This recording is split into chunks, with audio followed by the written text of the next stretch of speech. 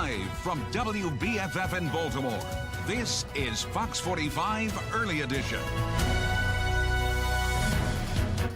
Happy early Friday morning to you. It is March 23rd. We're at the end of your work week.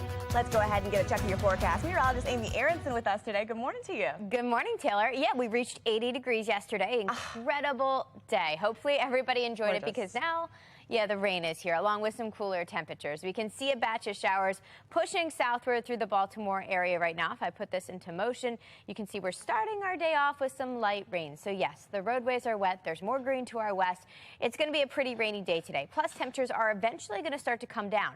Now, we are coming off that 80-degree day, so temperatures are slow to cool. Feels mild out there this morning. Upper 50s, low 60s to begin. Temperatures are actually going to be going in reverse today. That means temperatures will be falling as we head through the afternoon and eventually settling into the cooler mid-50s. So here's what to expect over the next couple of hours. I think these numbers are running a little low. I think temperatures are slower to cool, so just a light rain jacket's all you need. But I am giving your morning drive the yellow light because it is wet out there and the roadways are wet this morning. Coming up in 10 minutes, I'll walk you through an updated timeline for the rain today and tomorrow and let you know exactly what it means for all your weekend plans. Taylor? All right, let's get a check of your Len Stoller traffic network. We're taking you live to a few of our traffic cameras throughout the Baltimore region. It's a great time to get up and get started on the roads as they are pretty empty, but they are a tad slick. This morning in a city in crisis, Baltimore is recovering from one of the most violent days so far this year. In total, 11 people were shot, one person died.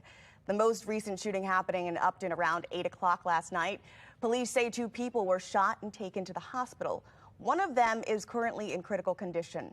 This is video from Jewett Hill Avenue, the crime scene that stretches to Ottawa Place where the shots were fired. The violent Thursday started with a mass shooting around midnight on Edmondson Avenue in West Baltimore. 1 person was killed, 5 others wounded. One of the survivors is a 15-year-old boy. And as of yesterday morning, the Baltimore Police Department reported 57 homicides and 114 people who've been shot and survived. Those numbers will go up significantly when this data is updated. Overall, homicides and non-fatal shootings remain down from this time last year. With just under 3 weeks left in legislative session, lawmakers are still butting heads on anti-crime bills. It took more than 2 months for the Senate to hold a hearing on Ivan Bates' illegal gun sentencing bill. The proposal from the Baltimore City State Attorney would raise maximum penalties for certain gun crimes from 3 to 5 years across the board. At the Senate hearing this week, Bates defended the bill. He argues it is not related to mass incarceration. Rather, he says, policies like these send a message to criminals. I've gone to too many funerals. I've gone to and watched too many people and young boys and young men and young kids and young ladies who look like me and you that are dying and losing their life. I understand the wraparound services, and I agree with that. And I don't want to see mass incarceration, but we will see accountability.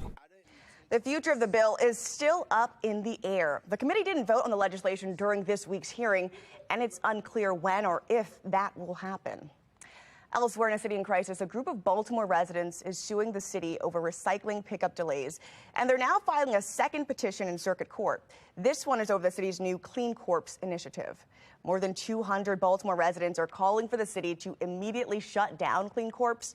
The city invested nearly $15 million hiring residents to empty trash cans, maintain vacant lots, and clean up trash. The lawsuit claims the program is a misuse of public funding and that money should be going to DPW to address the staffing shortages in the department. It's frustrating when you elect representatives to do a job and that job is ignored. And that's just the position that the mayor is putting us in. If these employees were employed by DPW rather than this cleanup effort, we'd be closer to getting recycling back on track. Members of the group tell FOX45 News because they filed an emergency injunction, they're hoping to get a court date within a week. DPW Director Jason Mitchell says he's delaying his resignation until June after saying he'd stepped down in April earlier this year. Mayor Brandon Scott says Mitchell will remain on staff through June 30th to complete ongoing projects.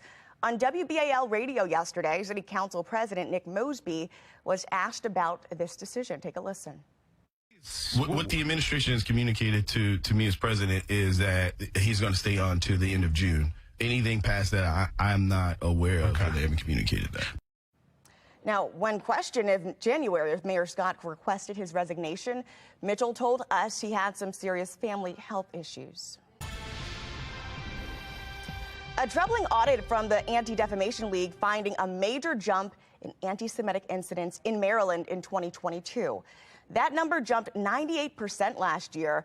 A total of nearly 3,700 such incidents were reported last year across the U.S., including assault, harassment, and vandalism. 106 of those were right here in Maryland. Governor Wes Moore addressed the Anti-Defamation League's findings. He says hate crimes have no home in Maryland, and the recent crimes against the Jewish community are absolutely unacceptable. After the break, new video shows the moments leading up to the fatal crash that happened on the Baltimore Beltway, what the short clip reveals about this incident.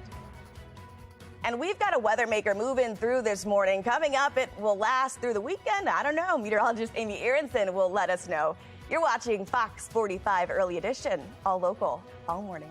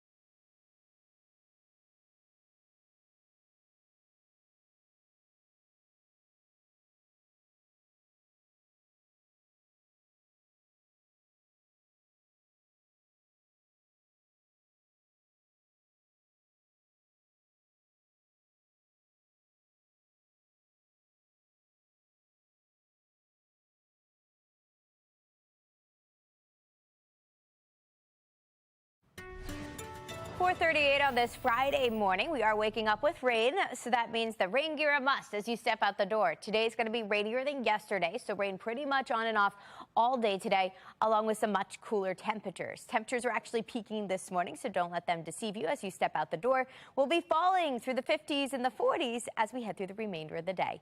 And rain will actually linger now as we kick off your weekend, too. I'll explain exactly how long it lingers and what it means for your outdoor weekend plans in 10 minutes. Taylor?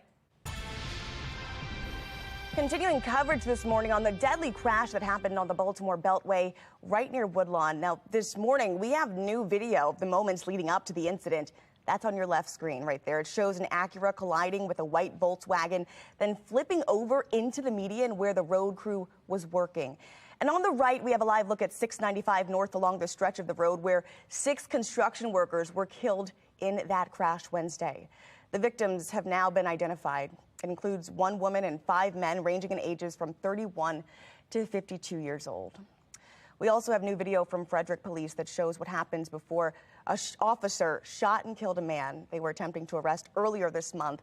We want to warn you, this video could be disturbing to some people. Somebody called and said he's here. Well, he's not here. Let me see your hands. Come on. Drop the knife. No. Drop the knife. No. Drop the knife. You're gonna have to shoot me. No. Drop the knife. No, why are you Get out of the way. Get out of the way. Out of the way. No. Are you watching him? Yes. He's right there. Hey, hey, hey, drop the knife! Hey! Drop the knife! Before the gunshots, police were met by a woman who told them the man they were after wasn't in the home. The man is 44-year-old Joseph Sherrill. Police eventually made it inside and find Sherrill hiding in that closet you saw. You can hear him tell police, tell him to drop the knife before he moves towards them. That's when he's shot and killed. The responding officers are Robert Hess and Fahad Miraz. The state is still investigating this incident. Download that FOX45 News app for your breaking news, up-to-the-minute coverage, traffic conditions, school closings, weather, anytime. Just search WBFF in your app store. The district attorney who may bring charges against former President Trump firing back at his critics. I'm Scott Thuman in Washington with a look at the latest in the grand jury proceedings. And more problems plaguing Baltimore's DPW. The new legal action coming from one group of residents in the hopes of improving garbage collection. And here's what's ahead this morning on the National Desk. I'm Jan Jeffcoat. This morning on the National Desk, America's news now. The Fed raising interest rates again, but who's watching out for your hard-earned tax dollars? We look at wasteful government spending this morning on the National Desk. America's news now, weekday mornings. You can watch the National Desk on our sister station, CW Baltimore, weekdays from 6 to 9 a.m. You're watching Fox 45 Early Edition, all local, all morning.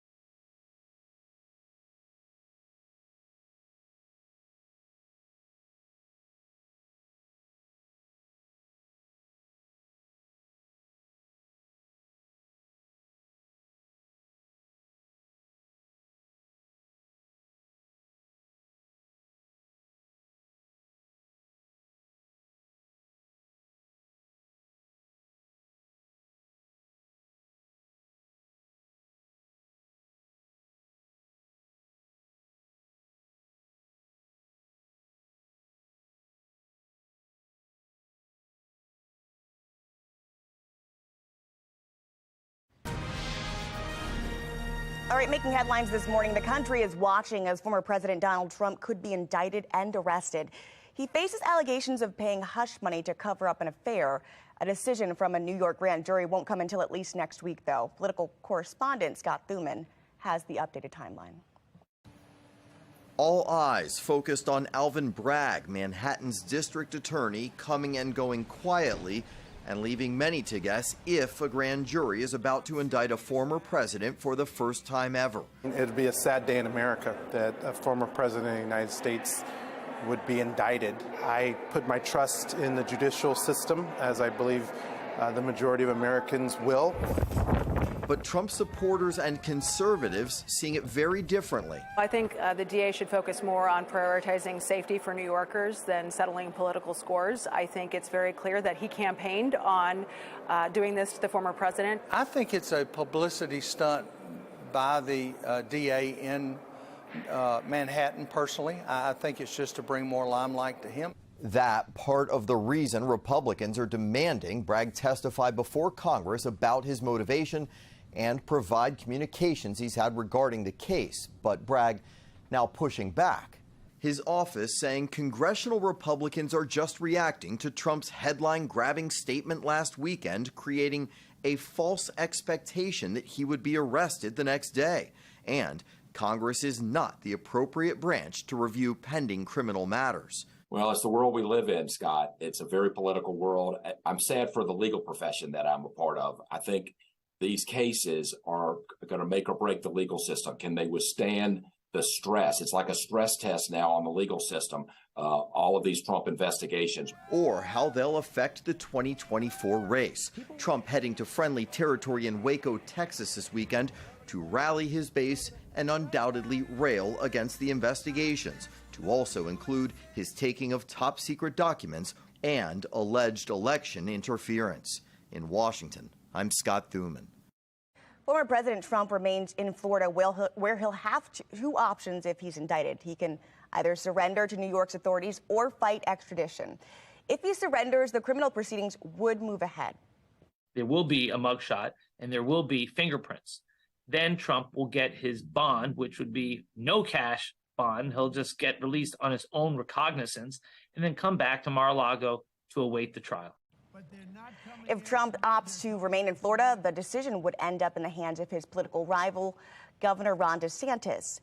He would have to be the one to sign the paperwork, but the most he can do is delay possible extradition, according to a Palm Beach County state attorney in Florida. And I'm certainly not feeling like Florida today here. A lot slicker than it was yesterday. It was gorgeous yesterday afternoon. It was awesome yesterday. Even this morning, it doesn't feel bad right now, but it's kind of deceiving because temperatures are going to be falling throughout the day. But yeah, if we take a look at the scene down at the Inner Harbor, it doesn't look bad, but you can kind of see the dark clouds overhead there, and we are tracking rain at this hour. So not a pretty start to your Friday. Low 60s to begin. Mid-50s is where we'll end today, so temperatures are actually going down.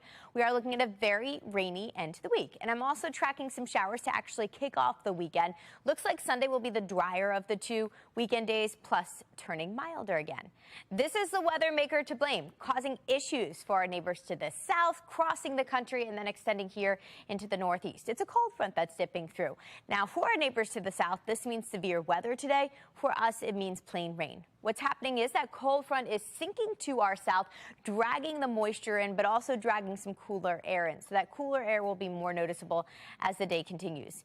If we take a closer look at what's happening on our HD radar right now, you can see some light rain scattered about the region. We've got some showers showing up all around the Baltimore area. So we're far from dry this morning, but we're not tracking the heaviest rain just yet. That's going to happen later this morning. Future scan pegs that happening between 8 and 9 a.m. I think that's a little early. I think it happens right at the end of your morning drive. And then scattered showers will continue pretty much on and off all day today. Not much in terms of dry periods today for anything you want to do outside. Friday night looks like a washout. Pretty soggy tonight with showers still streaming through. Around daybreak tomorrow, we're actually just mostly cloudy and mostly dry to start. We get our last round of rain pushing through right around 10 a.m. tomorrow. That's the actual weather maker lifting through our area. After that, we'll start to dry out. So the second half of Saturday doesn't look that bad. I'm actually optimistic that we'll see just a little bit of clearing before sunset Saturday evening. And that leads us into a drier day on Sunday. For today, though, we're far from dry. We have on and off showers throughout the afternoon. Our automated forecast model showing upper 40s. I think will be a little milder than this today, but it will be noticeably cooler than that 80 degrees we enjoyed yesterday. Temperatures actually don't change much this evening. At that point, I think we do drop back into the upper and mid 40s with rain ongoing for your Friday night plans. As you plan out your weekend, plan on rain Saturday morning, but wrapping up by midday. After that, we're drier for the rest of the weekend. So not bad if you want to make a trip down to see if any of the blossoms are still on the trees in D.C. If you end up doing that this weekend, we want to see your pictures. Send them to us by going to foxbaltimore.com/chime in. And a quick look ahead shows we'll brighten things up and warm things up on Sunday with highs in the mid-60s. We stay dry through Monday, but it looks like turning unsettled again Tuesday into Wednesday. Taylor? All righty, let's go ahead and get the check of the Len Stoller Traffic Network. Your live camera's looking pretty clear out there. Let's go ahead and check with MTA, though. Mark Jones with the MTA. Good morning to you. Well, good morning, Taylor. Good morning, everyone. Out there on the MARC train system, you'll find 10 train 403. At present, it's running about 8 to 10 minutes late, but that train could take delays up to 15 to 20 minutes late due to some mechanical issues. Be aware of that in your travels out there this morning on the Penn line of MARC. 10 train 505 running 8 to 10 minutes late. Light rail link with the service disruption still with us between Falls Road and Timoleum Fairgrounds, and you'll find shuttle buses in place bridging the gap there for maintenance. Allow time for travel on light rail link. Metro subway link off and running on time. No delays or issues between Owings Mills and Hopkins Station. For the MTA Transit Team, I'm Mark Jones. All right, thanks, Mark. Let's go ahead and invite you to come out and join us at the Be More Healthy Expo. It's happening tomorrow, March 25th, at the Baltimore Convention Center. Starts at 10 a.m., goes till 4. The expo will help guide you on your journey towards a healthier lifestyle. You can get some free health screenings, check out some cooking demonstrations, and even learn about some life-saving skills. An alarming spike in loaded guns confiscated at airport checkpoints across the U.S., especially here in Baltimore. What law enforcement officials say you must do before you fly with a weapon. And the first law requiring kids get parental permission to use social media. Still to come this morning, why supporters say the new restrictions will make sure kids are safe online. You're watching Fox 45 Early Edition, all local, all morning.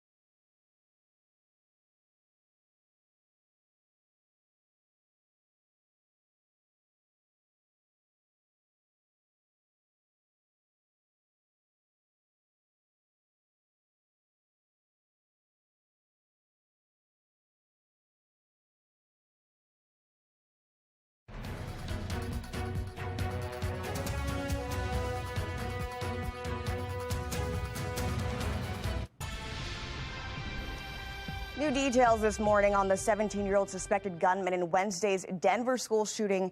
He was found dead near his abandoned car south of the city. Police say Austin Lyle shot 2 deans while he was being patted down, part of a safety agreement due to recent bad behavior. Now, it was a chaotic scene outside the school, and one Fox News reporter was actually reunited with her son live on air. Take a look. Just really, I'm so sorry. I'm so sorry. Oh. I just finishing this real quick, okay? Okay, all right, okay. Are you good? Okay, I'm so sorry. I just, there's no way you would have let your kid walk by. Lisa, if you need to step aside, please do. So, okay. He's okay. He's good. You good? Okay. Wow. Denver East High School is closed again today. The school will have 2 resource officers on the staff for the rest of the school year as a precautionary measure. In Michigan, a state appeals court says the parents of the teenager who killed 4 students at Oxford School can face trial. James and Jennifer Crumbly face involuntary manslaughter charges after being accused of failing to secure a gun and ignoring mental health needs of their son. The court says the deadly shooting would not have happened if they hadn't purchased the gun for now 16-year-old or if they had taken him home from school after staff expressed concerns. Ethan Crumbly pleaded guilty to terrorism and murder charges and could be sentenced to life in prison. All right, now to an update on a woman responsible for storming the U.S. Capitol back on January 6th in 2021. She broke into then House Speaker Nancy Pelosi's office. The Pennsylvania woman is sentenced to 3 years in prison. 23-year-old Riley June Williams was one of the first felony defendants charged in the January 6th riot. She was suspected at the time of stealing Pelosi's laptop and told people she did. A jury convicted Williams in December of civil disorder and resisting police, but deadlocked on a charge that she obstructed Congress and helped someone steal the laptop. She's on tape telling rioters to steal it, but her lawyers argue it's unclear if the rioters heard her. She did not take the computer, okay? And that's really why she became so infamous. Prosecutors wanted Williams in jail for more than 7 years, arguing Williams dialed up the mayhem at the Capitol that day. All right, now to Consumer Alert, taking you live to Capitol, where TikTok CEO Shou Chew faces questions on a range of issues related to the app's ties to China. Yesterday, lawmakers chew on if the engages in heating content that's promoting or suppressing posts on certain topics. The CEO says that process is done and approved by local teams in America, noting that certain subjects that would be banned in China, like posts about the 1989 Tiananmen Square massacre, exist on the app in the U.S. That kind of content is available on our platform. You can go and search it. I will remind you that making false or misleading statements to Congress is a federal crime. I understand. Lawmakers also fear TikTok's Chinese owners provide user data on American users to the Chinese government, prompting calls for a ban of the app in many states, prevent use of the app on government devices, including in Maryland. All right, now let's take a look at the countries that have enacted partial or total bans on TikTok. You got Belgium, Canada, Denmark, the EU, New Zealand, Norway, and the UK, along with the U.S., have banned the platform on government devices. Then Afghanistan, India, Pakistan, Taiwan have implemented an outright ban for the public. Several of these claim privacy and security concerns, along with moral objections from the content. Now, this brings us to our question of the day. Do you think TikTok is damaging American society? You can scan the QR code on your screen to vote, or head to foxbaltimore.com/vote. Click on the Pulse tab. The results update as you participate. 11 people shot in one day. Just ahead, we're live in West Baltimore with the criticisms over the city's crime-fighting strategy. And the U.S. retaliating after a strike in Iran. We'll keep you updated here at the Live Center on the latest and the update on the conditions of the civilians who are hit. And we're looking at a rainy start to your Friday. I do have an updated look at the timeline as we get into the weekend, though. I'll let you know exactly how long the rain sticks around in a couple of minutes.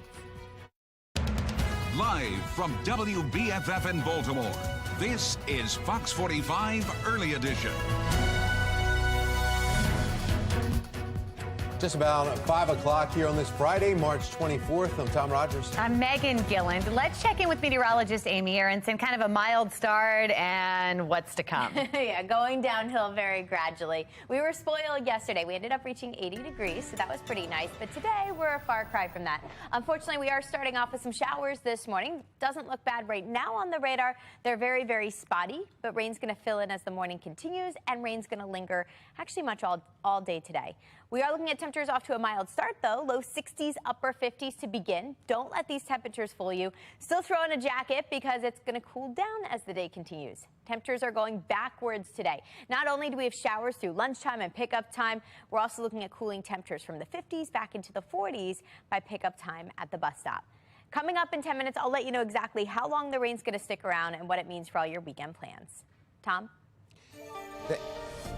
Thank you, Amy. Taking a look at your Lens Solar Traffic Network and some of the area cameras, and you can still see the wet roads that will greet you out there and sporadically throughout the morning.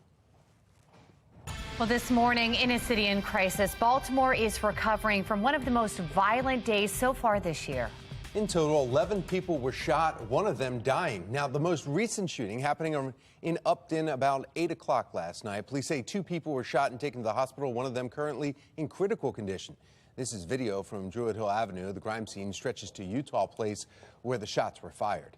Well, the violent Thursday starting with a mass shooting around midnight on Edmondson Avenue in West Baltimore. 1 person was killed, 5 others hurt. One of the survivors is a 15-year-old boy. This makes it one of the most violent days of the year in the city. And Shannon Lilly is joining us with the latest on these multiple investigations and calls for change in the way the city is fighting crime. Shannon?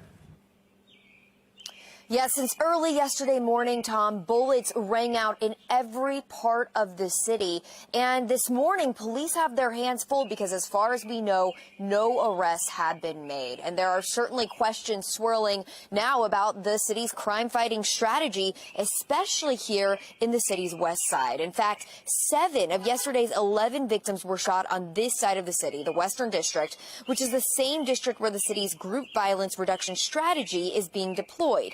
Remember, that's the strategy working to target those with the potential for gun violence, and it's also a strategy the city plans to duplicate in other areas.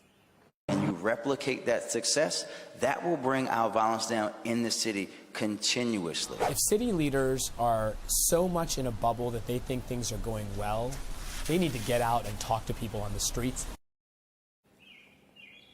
And yesterday was just another example of that. In fact, it was mid-afternoon when another round of gunfire rocked the city's west side, this time in the 200 block of North Monroe, where 1 woman was raced to the hospital with a gunshot wound. Just hours earlier, another round of gunfire turned an Edmondson Avenue strip mall into the scene of the city's latest mass shooting. 1 gunshot victim is dead. 5 others are in the hospital. And on the other side of the city, gunshots injured a 46-year-old on Barclay Street, and another person was shot at a business on Eastern Avenue. And at least 2 of yesterday's shooting victims are teenagers. So despite the city's efforts, we are seeing crime just rampant in the city. Although it is important to note, though, that the homicide rate from this time last year is actually down from what we were seeing at this time last year. Reporting live in West Baltimore, I'm Shannon Lilly, Fox 45 News, Early Edition. All right, Shannon, thank you. Let's take a closer look at those numbers. As of yesterday morning, Baltimore police reporting 57 homicides and 114 people who have been shot and survived. Those numbers will go up significantly when the data is updated today. But overall, as you heard Shannon mention, homicides and non-fatal shootings remain down from this time last year. Breaking overnight, President Joe Biden authorizes a precision airstrike in Syria after a suspected Iranian drone killed a U.S. contractor and wounded 5 other U.S. service members. Taylor Stewart is joining us now with the latest from our live center. Taylor? Yeah, that's right, guys. A live look from Washington, where military leaders are investigating an attack in the Middle East that killed a U.S. citizen, as you said, injured 5 other service members. I want to show you this tweet we've got from the Associated Press. It says that there was a strike behind this. It was an Iranian-made, let's just go up here. There was an Iranian-made drone that conducted the attack. American forces retaliated soon after with precision airstrikes in Syria, targeting facilities used by groups affiliated with Iran's Revolutionary Guard. Now, this is video of the ambulances rushing to the Syrian facility where this attack happened. And according to a statement from the Pentagon, the incident happened just after the drone struck a facility housing U.S. personnel. 2 of the wounded service members were treated on site, while 3 additional service members and the U.S. contractor were immediately medically evacuated to a local medical facility in Iraq. This is not the first time, though, that U.S. military has been at the receiving end of a drone strike from Iran. Take a listen to this line of questioning from U.S. Central Command leaders just hours before the attack. How often are you under attack from Iran with the unmanned aerial vehicles? Is it weekly, monthly? Can you give us a feel for how often you're being attacked? It is periodic. We see periods where they'll do more. There has been a number since 1 January 2021. The number is about 78 times that we have been attacked. Secretary of Defense Lloyd J. Austin said in a statement, quote, "No group will strike our troops with impunity." That's the latest here from the Live Center. Back to you. All right, Taylor, thank you. Coming up, body cam footage sheds light on a police shooting in Frederick County. What we are learning about the man police were after. Suspected driver in the deadly chase, crash, and building collapse faces new charges. What the judge's decision means going forward. And here's a look at what you need to pack today as you step out the door. Don't forget the umbrella, the rain jacket, the rain boots. You don't need the sunglasses. Not tracking much sunshine today, but tracking plenty of rain. I've got an updated look at the timeline of the showers in a couple of minutes. It's 5:05. You're watching Fox 45 Early Edition.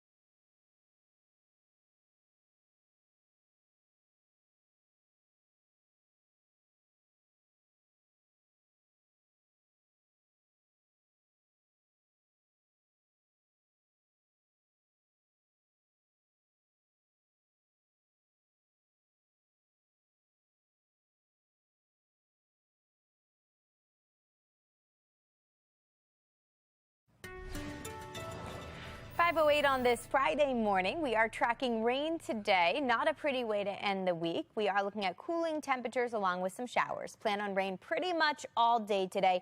Temperatures will actually be falling throughout the day. So this morning it doesn't feel bad, kind of muggy out there. But as we head into the afternoon, we'll settle back into the low 50s. The weekend will start off with more rain, but the weekend is far from a washout. I've got an updated look at exactly when you can plan on the rain this weekend and when you can plan on it being dry in just about 10 minutes. Tom, Megan.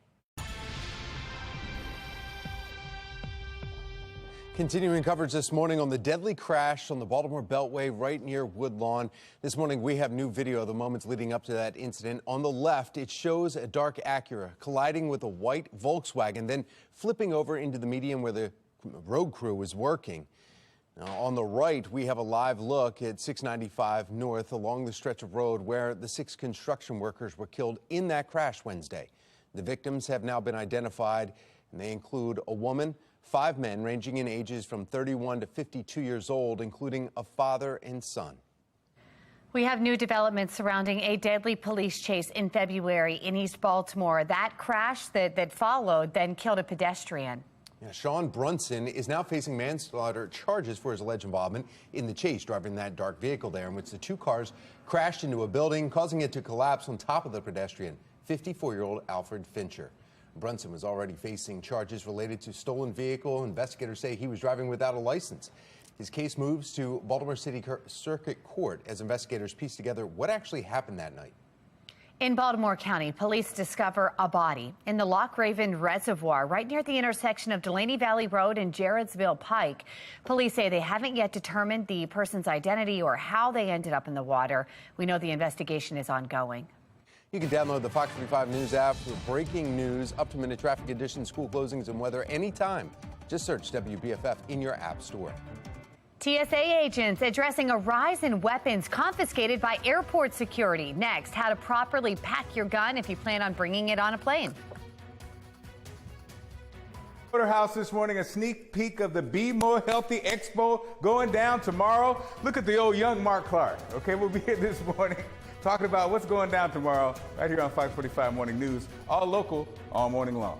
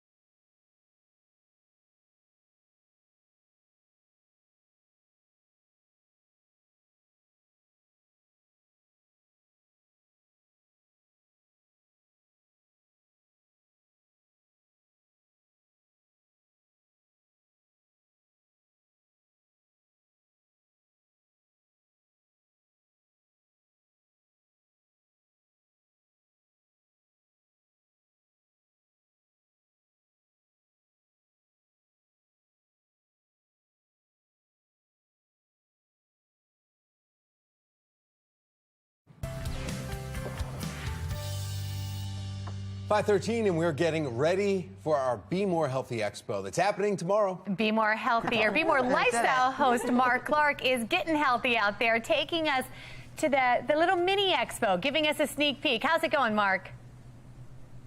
It's great, and of course, the Motor House it does so many great things here: health, art, community, and Camille, look at her, bam, it's the Dimples crew. We got Dimples, yes. Anyway, so in the spirit of the mini expo, tell us what you guys do at the Motor House. Motor House is an arts venue. We do music, we do dance, we do theater, we do parties, we do weddings. Anything you want to do that creatively expresses anything, you can do it here. We have programming all month long. Usually on Thursdays is when Motor House programming happens. But we're just fly. It's lit over here. It's fly and it's lit. And you know, it is true because I've done poetry here. I've hosted events here. Oh. You have like a little mini theater. I saw a comedy competition here. We have a lot of comedy. I think also with the art, you know, and so again, what I really love about it is it feels like Baltimore, because I think Baltimore is very much that. Yes. But it's also just a great space, including even the outside walls, the alley is even iconic, right? We are a part of Graffiti Alley, and it is an ever-changing entrance into the building. I love it. So we're here this morning, and again, in the spirit of the mini expo, right here at the Motor House. Neat venue. All right. Mark, and they hold church on Sundays too there. Really? Oh yeah. Wow. Yeah, there's a whole lot going on there at the Motor House. Really cool. Fox 45 invites you to come out and join us at the Be More Healthy Expo, and that's happening tomorrow at the Convention Center. It starts at 10, goes till 4. The expo can help guide you on your journey toward a healthier lifestyle. You can receive free health screenings, check out cooking demonstrations, even meet the governor. That's right. And you can learn more about life-saving skills.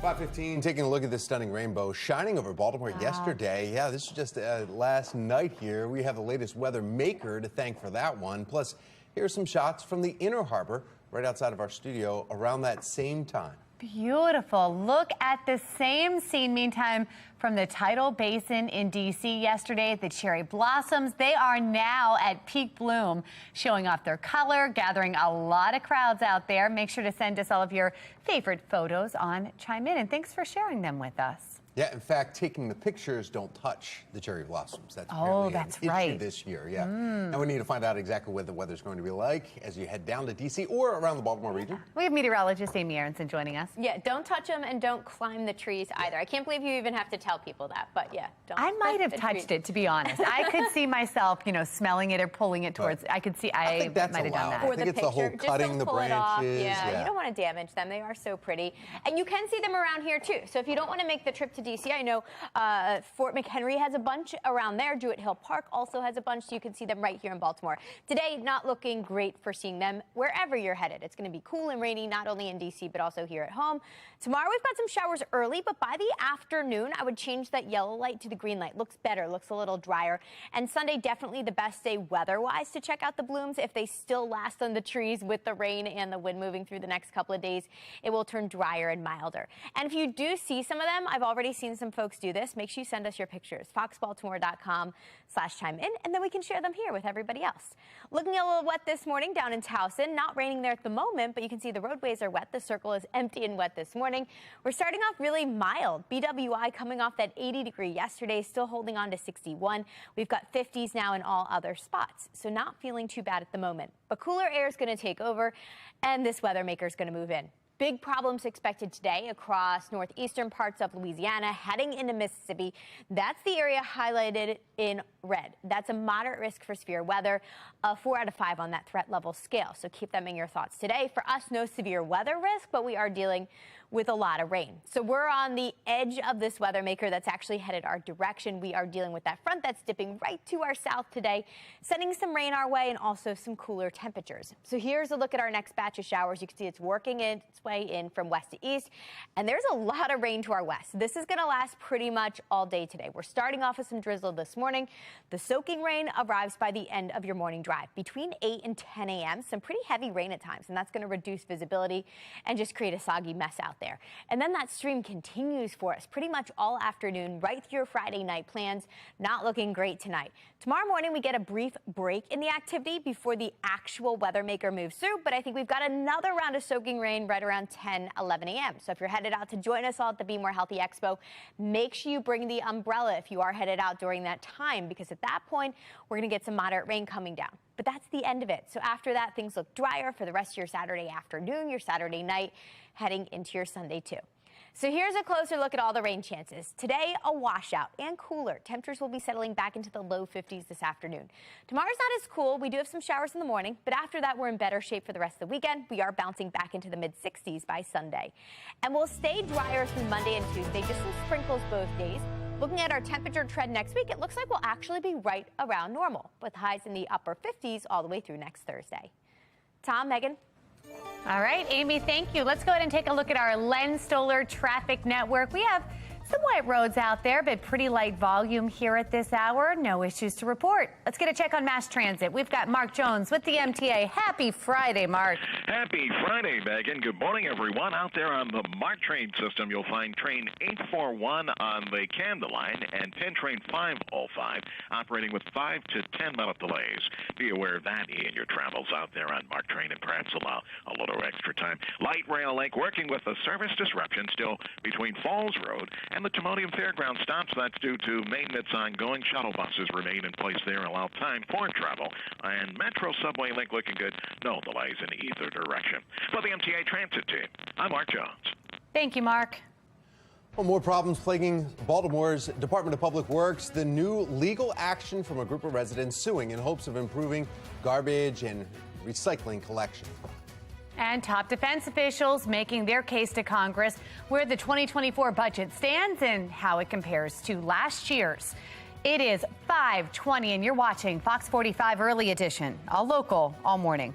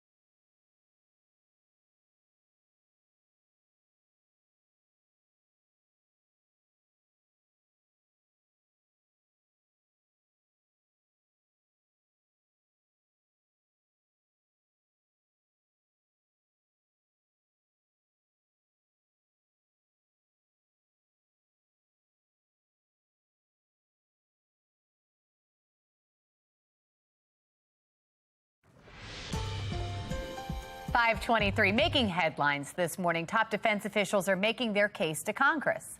Now, they are hoping lawmakers will approve their fiscal year 2024 budget request of $842 billion. It's about 3.2% more than they asked for last year and more than 13% higher than 2022's budget increase. The budget request includes a 40% increase in funding worth more than $9 billion for a stronger force posture in the Pacific. Tens of billions would also go to air dominance, sea power, and critical munitions. Officials say the main threat by far is China. This is a strategy-driven budget and one driven by the seriousness of our strategic competition with the People's Republic of China.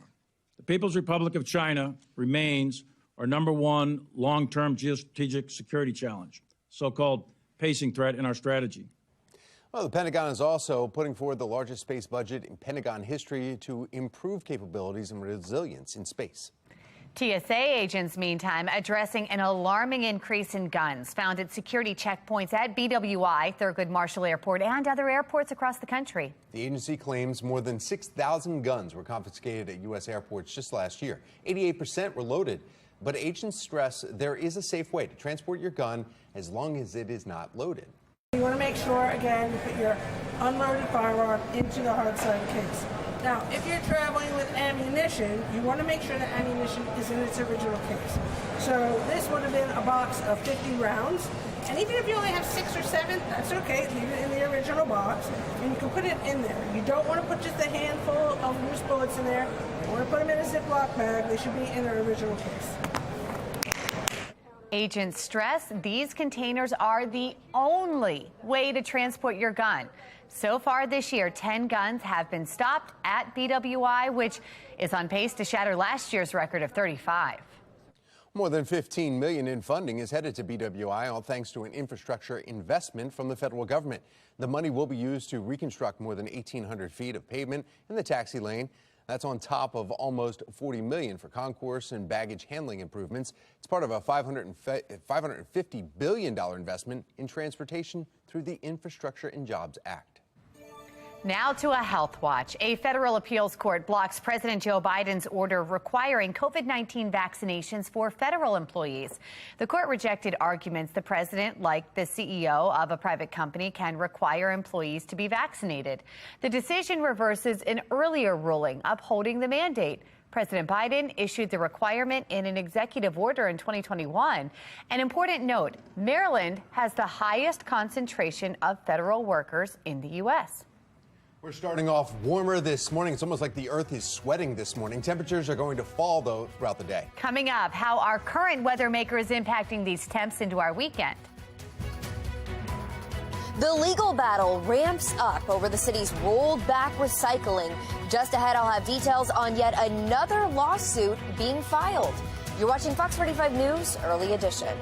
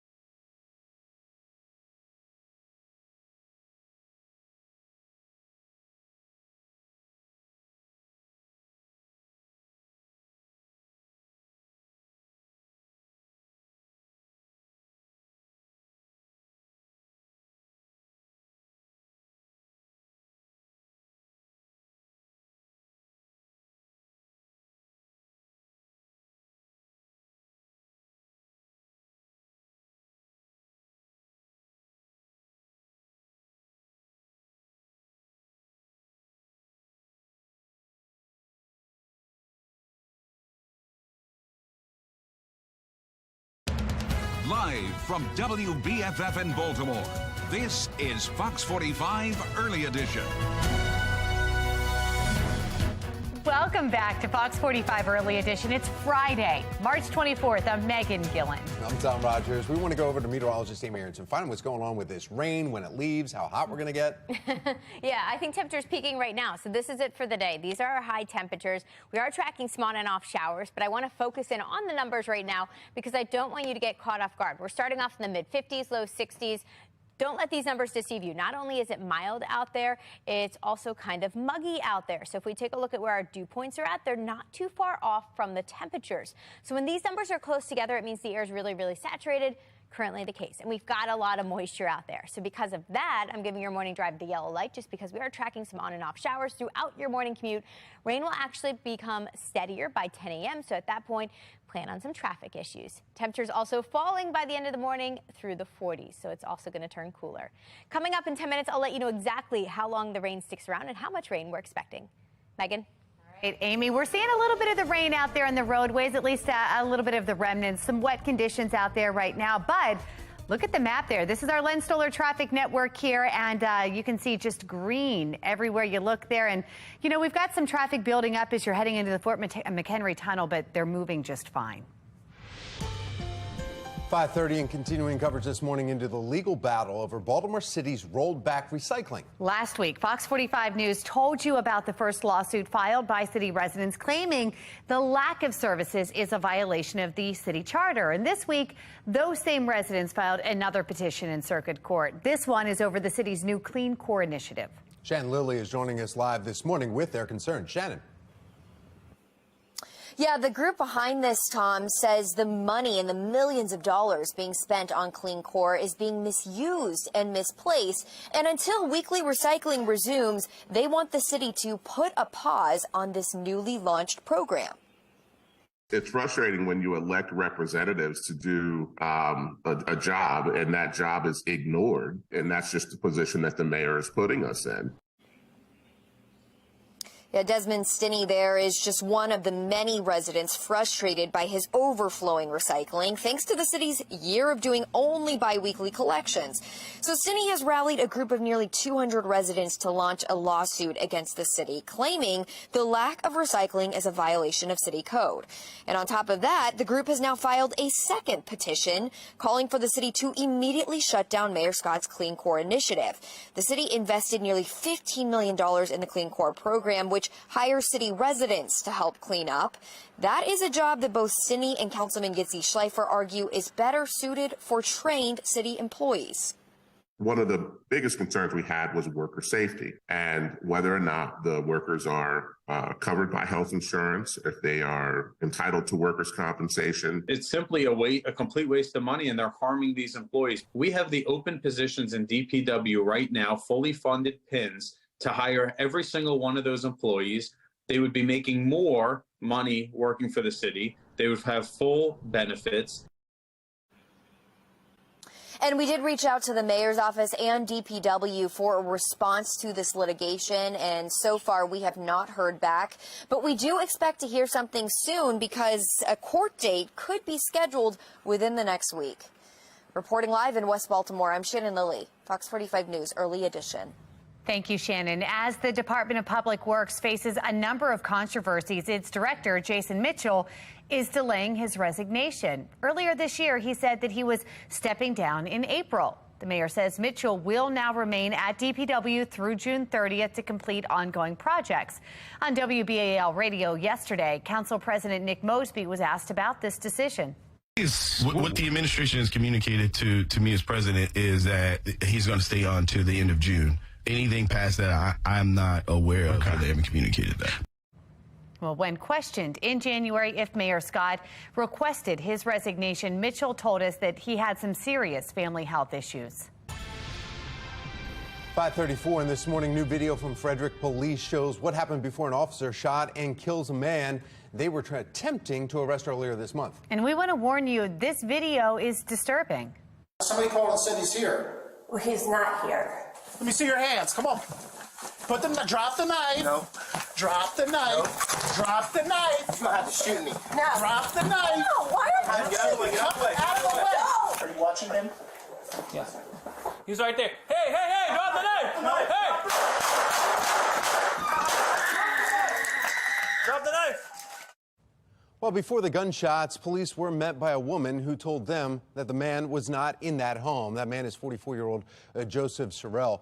And police eventually make it inside, find him hiding in the closet, as you just saw. You can hear police telling him to drop the knife, and you can hear him saying, "You're going to have to shoot me," before he moves toward them. That's when he is shot and killed. The state continues to investigate. A Frederick County deputy has been suspended without pay after being charged with second-degree child abuse and assault. Investigators say that he assaulted a 5-year-old right there. A 5-year-old child assaulted on Tuesday. Frederick County sheriffs say the actions of one deputy should not reflect on the entire agency. Well, the countdown to the Be More Healthy Expo is on. Yeah, Be More lifestyle host Mark Clark, he's joining us this morning, and he has a whole lot of what's going on tomorrow in a little mini expo today. Good morning, Mark. Good morning. I'm with Spence with the Motor House this morning in the spirit of the expo going down tomorrow, but we're featuring the Motor House this morning. And Spence, we got a lot. You guys do a lot here, and you're going to showcase that, right? Yes, so there's a ton of things, a ton of programming that we have here at Motor House. Happy Women's History Month. As you can see, this is our list of programming that we have for the month of March. If you're not doing anything next Thursday and Friday, Black Arts District is hosting Women of the World Poetry Slam here. But the thing that I love most about Motor House is that we celebrate women all year round. We don't need just one month. As you can see right here, we have the Baltimore Beat. They are a nonprofit, women-led, black-led newspaper here in Baltimore City. This is our monthly programming that we have here. So on each Thursday, we usually have a program. This is Unique Michael Robinson. She runs the Lighthouse Writers Workshop. That is the only place in the city where you'd be able to get a free writers workshop and not be associated with a program. This is the Storage Unit Collective. This handsome gentleman right there plays the drums. We played, this is the Open Jam Session. That is the second Thursday of every month. Right over here, yesterday was Mecca's Mic. This is award-winning poet Metamorphosis. She hosts her own poetry open mic here in our West Bay Gallery. And the West Bay Gallery, this is where everything, all of our programming occurs. And yeah, there's a ton of things that we offer here on like a weekly, monthly, daily basis. I didn't want to leave out the empanada lady. Often, like the smells that you hear, the smells that you smell in here, it's all due to these lovely ladies right here. Wow. They are open daily. And yeah, a little shot of all the activities at the Motor House. We're here this morning celebrating the expo coming up, the fire department. We'll do some CPR. And okay, no, Spence is not my body double. No more questions, please. No more questions, please. Well done. Thanks, guys. Thank you. A ban on a social media app without parental permission. Coming up from the Live Center, the details on a first-of-a-kind law that passed in one state.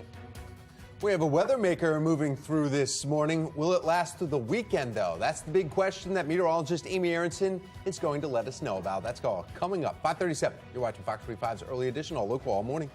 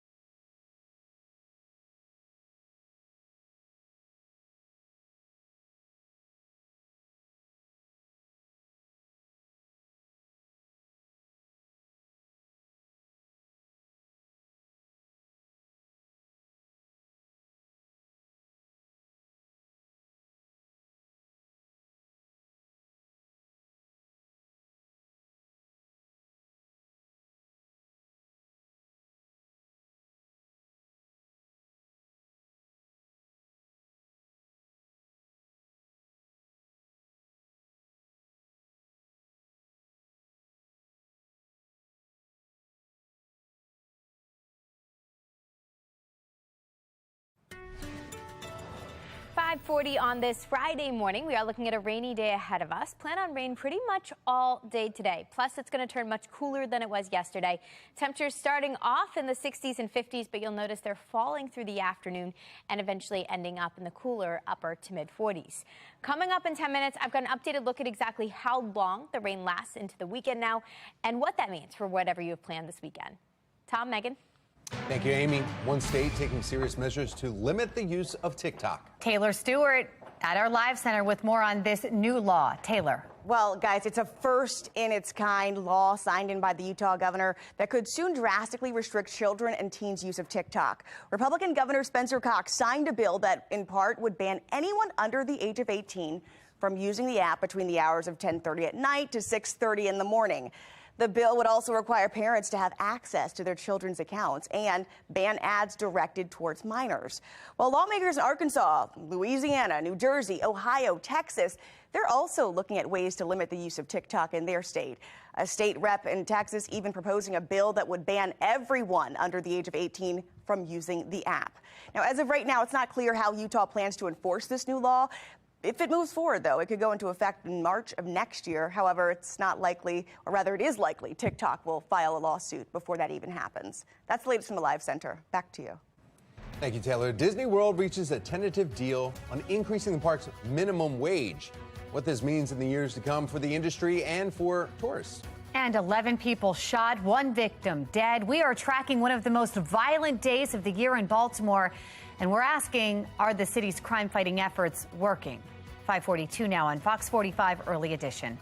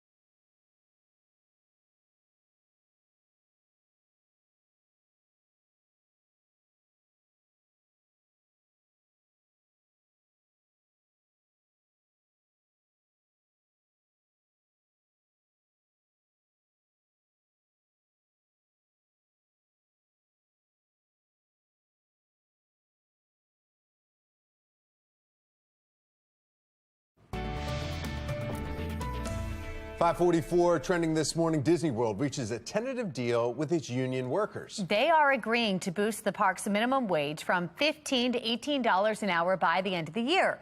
The 6 unions that make up the Service Trades Council Union Coalition will vote on the contract proposal next Wednesday. If accepted, the hourly pay for full-time workers could increase by at least $5.50 over the next 5 years. Unions have been negotiating with Disney over a new contract since August, with wage increases forming a major sticking point. The path to $18 an hour this year is a fantastic accomplishment. It's a tribute to the workers that are standing behind me and to the representatives that stayed at the bargaining table and continue to make our message known publicly and at the bargaining table. So we could not be more proud. Disney released a statement praising the deal, saying that it also includes industry-leading benefits in health insurance coverage and tuition reimbursement. Well, happening today, a last call for young female athletes to apply for this year's Baltimore City Schools Lift Conference, the 7th annual Leading and Inspiring Females to Thrive event, set for April 12th. It includes guest speakers like Ravens head coach John Harbaugh. Now, those who are accepted will get to go to the Under Armour Performance Center in Owings Mills for a day worth of workshops, group workouts, and a whole lot more. To apply, just head to BaltimoreRavens.com/community. Very cool. Well, we are just under 1 week away from opening day. Can you believe that? Yes, in just under 2 weeks, seeing the Orioles will fly in Camden Yards, kicking off their first home game of the season. I just can't believe we're that close. The team's countdown to opening day begins Wednesday, March 29th. We've got a meet and greet with the Oriole Bird at Brooklyn Park Elementary School.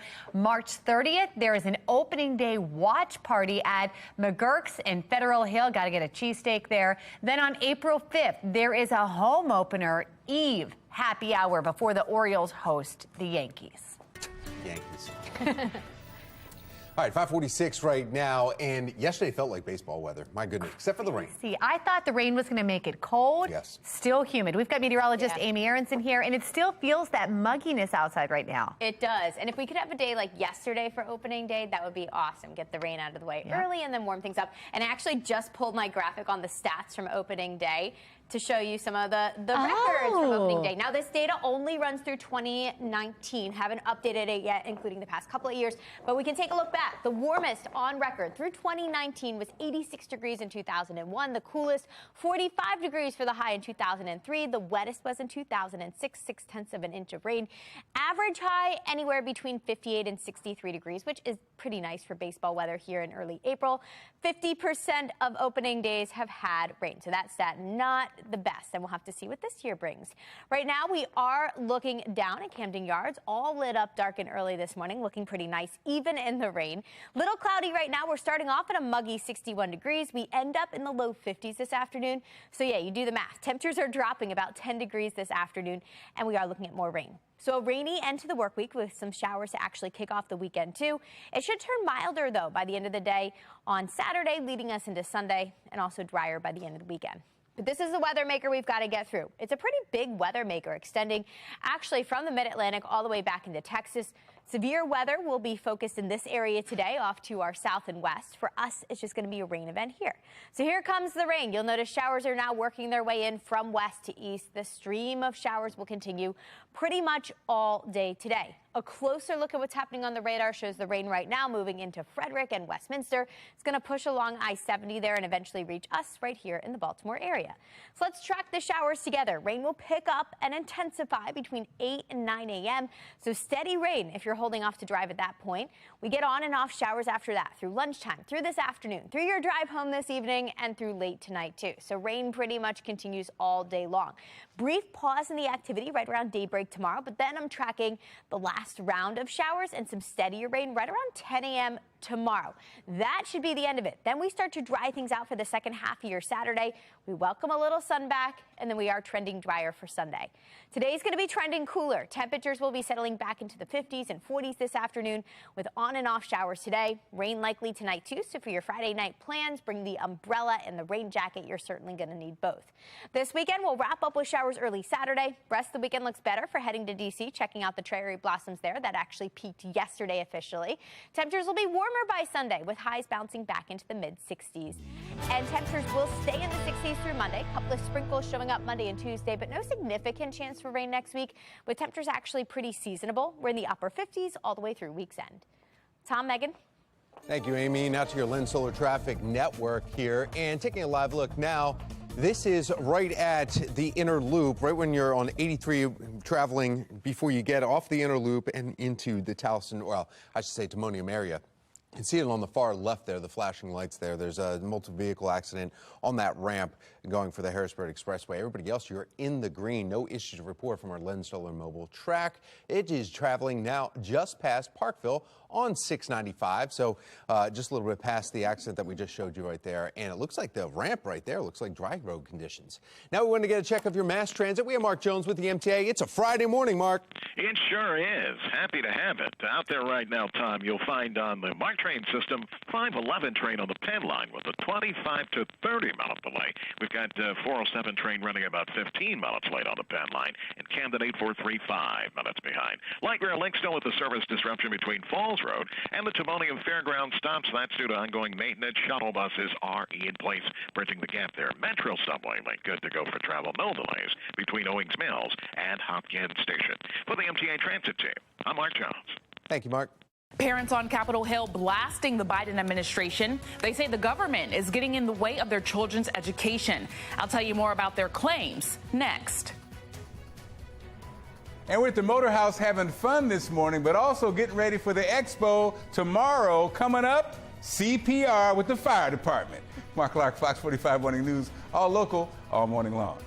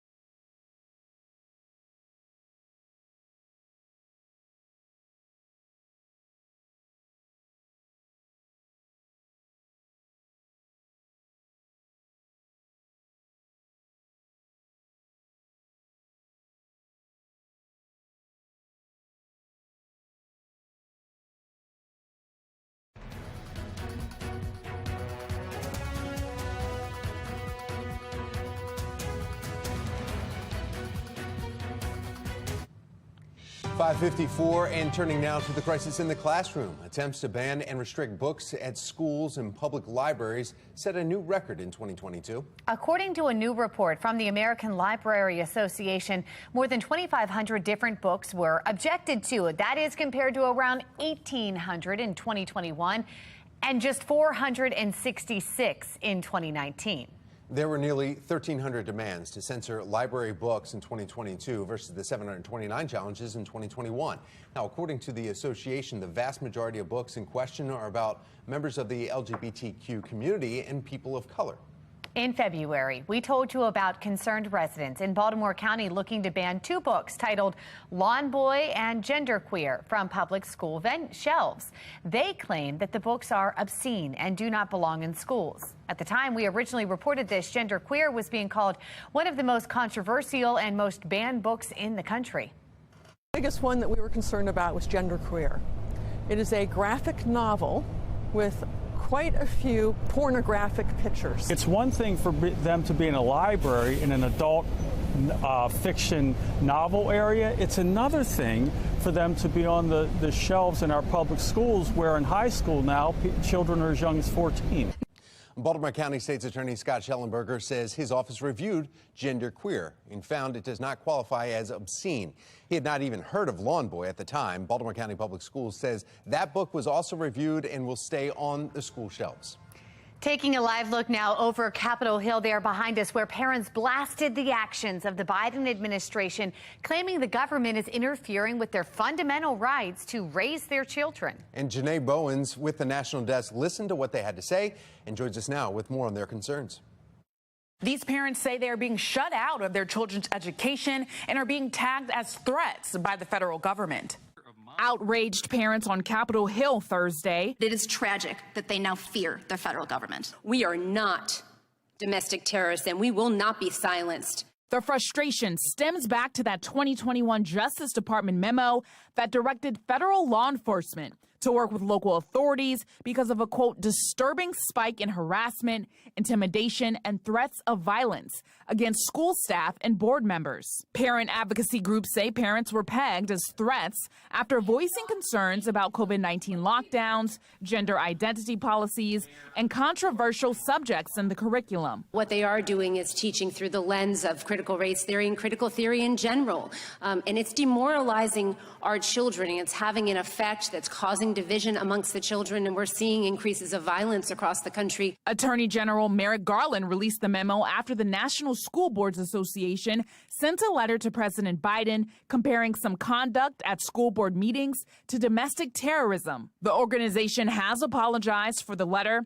They also say they regret sending it in the first place. This appeared to be a manufactured crisis. It was all put together for politics. The hearing comes on the heels of a House Judiciary report that found no legitimate basis for the memo. Despite calls to do so, Garland hasn't rescinded the memo. And it unquestionably chilled parents in exercising their rights. Democrats pushed back during the hearing, accusing the right of First Amendment violations when it comes to violent threats against school board members and book bans. Near my district in southeastern PA, school board members received threats of evoking gas chambers and acts of physical violence. And they invariably focus on books by Black and LGBTQ authors and on the teaching of American history that includes an honest examination of race and bigotry. We're seeing more parents push back against school board members and other elected officials in the form of recall elections. According to Ballotpedia, there were 29 recall efforts in 2020. The following year saw 92. Reporting for the National Desk, I'm Janae Bowens. 11 people shot in just one day. Just ahead, we are live with the criticisms over the city's crime-fighting strategies. Continuing coverage about the legal fight over recycling pickup in Baltimore. Why frustrated residents are taking aim at a second city organization. And more rain is moving into our area today. I'll let you know how long it sticks around in a couple of minutes. Live from WBFF in Baltimore, this is Fox 45 Morning News.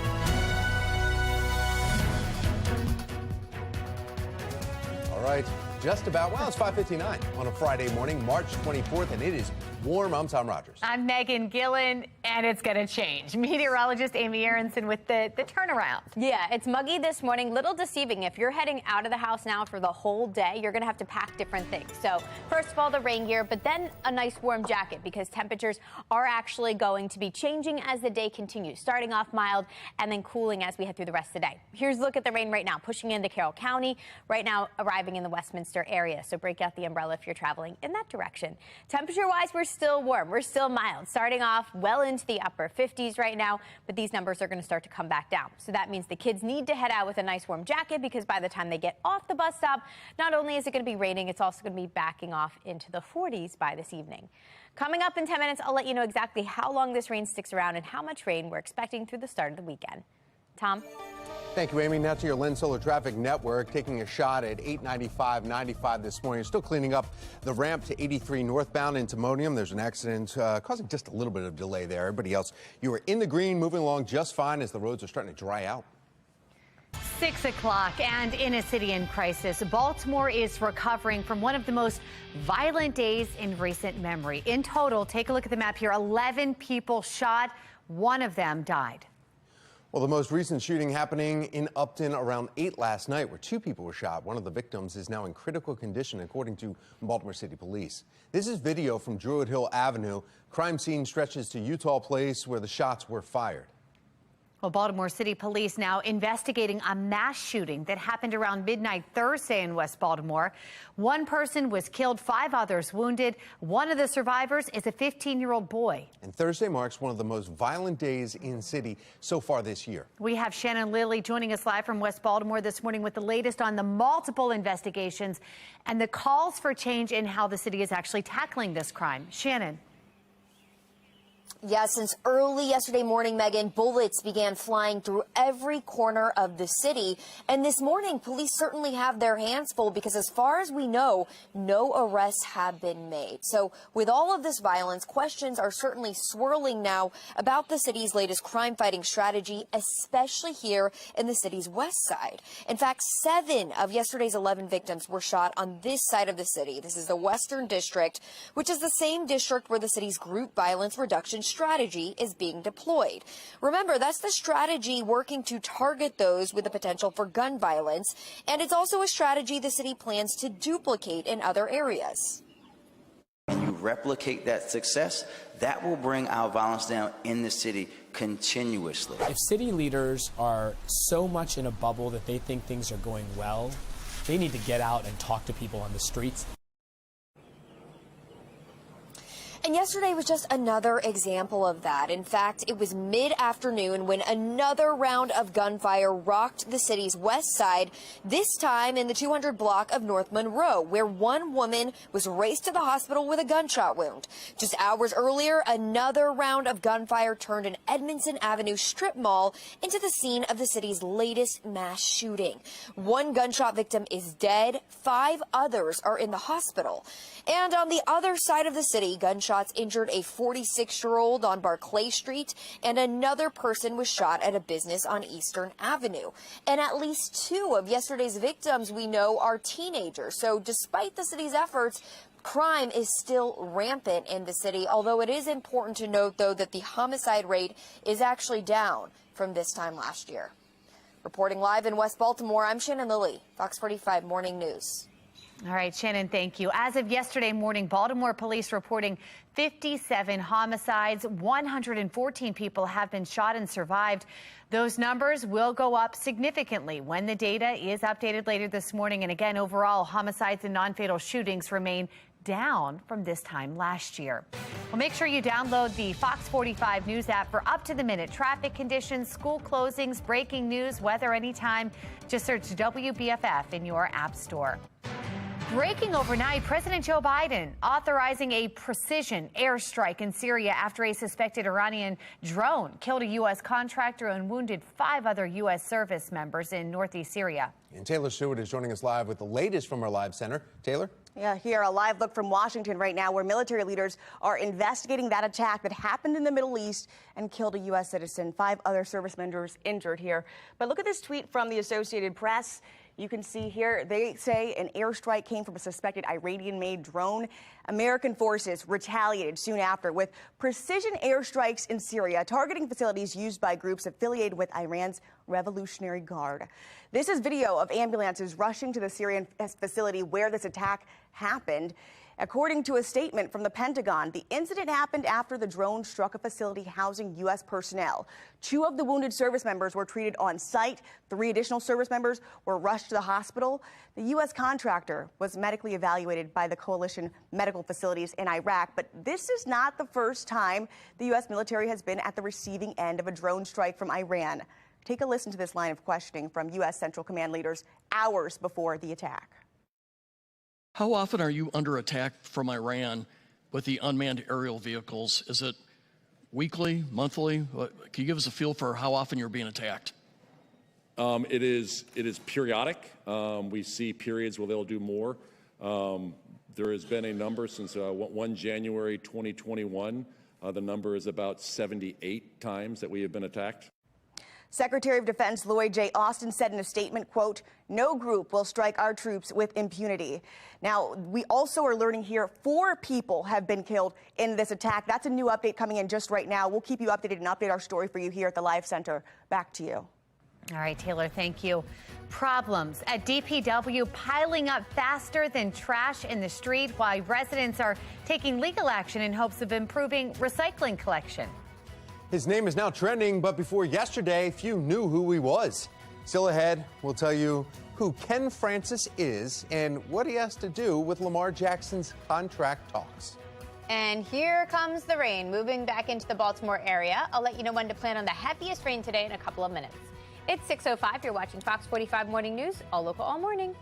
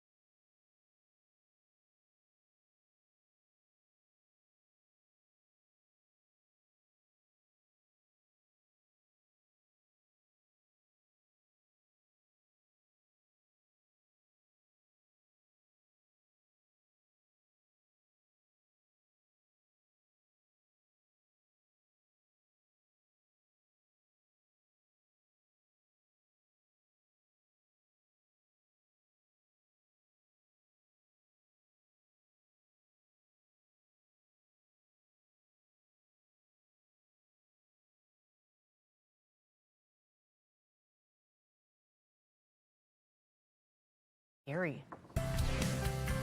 6:08, and we are getting ready for our Be More Healthy Expo. It's happening tomorrow morning. We're excited about this. Be More lifestyle host Mark Clark joining us live from the Motor House with a sneak peek of what we can expect. What's going on now, Mark?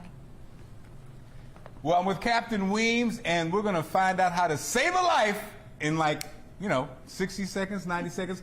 Is that right?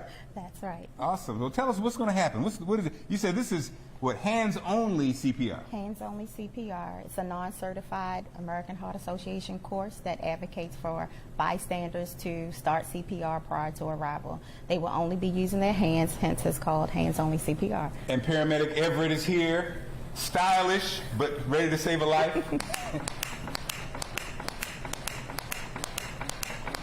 So we only focus on the compression component of CPR. We no longer breathe for the patient for this non-certified course, which is easy for bystanders. And so the click, when the exercise means that you're pushing. You're pushing deep enough, yes, exactly. So that's the reason for the click. However, in the real person, you wouldn't necessarily hear a click. So you would push hard and fast at least 100 times per minute and continue that until we arrive on location. 100 times a minute? At least 100 times a minute. Is there a trick? I know, is there a song? Is there something, roll your boat? Is there? No? There used to be a song. I mean, you know, Staying Alive. Staying Alive. The newer generation has used Pharrell's Happy, so yes, it's possible. Okay, so the older generation, my generation. Staying Alive. Staying alive, staying alive. Yes. And then Pharrell is what? Happy. Can you sing that for me? No, I cannot sing that for you. What do you use? Because I'm happy.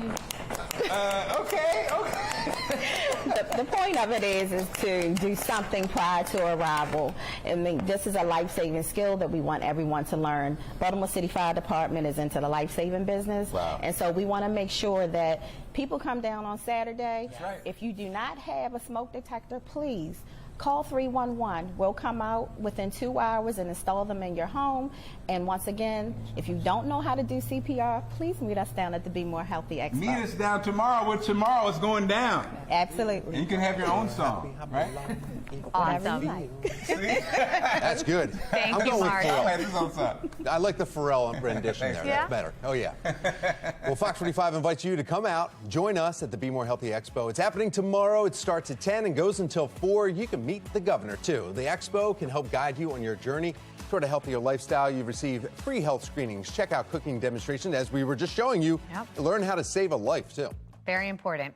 Well, the first law requiring kids get parental permission to use social media. Why supporters say the new restrictions will make sure kids are safe online. Former President Trump not facing charges this week. Why a decision will wait until possibly next week as lawmakers voice their concerns about the legality in this case. 6:11 is the time. You're watching Fox 45 Morning News, all local, all morning.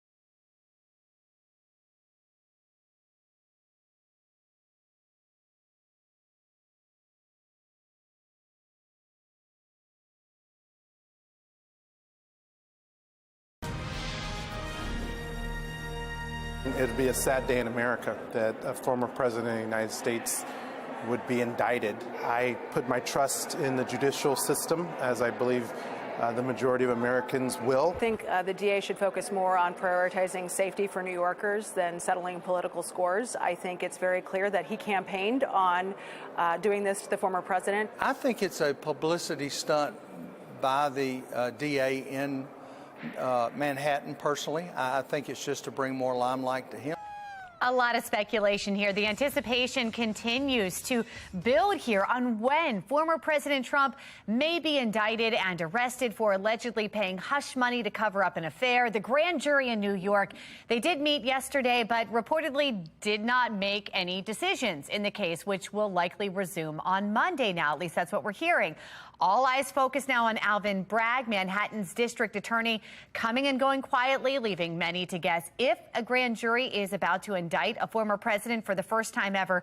Joining us live to weigh in this morning on the implications of this, political commentator Armstrong Williams. Armstrong, you know, if this does happen, then what? Does this impact the 2024 presidential campaign? I think that's the big question here. Well, a drone landed during the hearings on Monday, and Costello testified that the Trump campaign never paid Stormy Daniels $130,000. In fact, Michael Cohen wrote the money out of his personal account, and the campaign never reimbursed him. And the fact is that Michael Cohen is being shown to be a liar. And so the grand jury inside, and we have sources who made it clear that Mr. Bragg's don't meet the standard to indict the president. That's why there's this chaos right now that nobody's talking about. We don't know if Trump will be indicted now, Megan. We have no idea.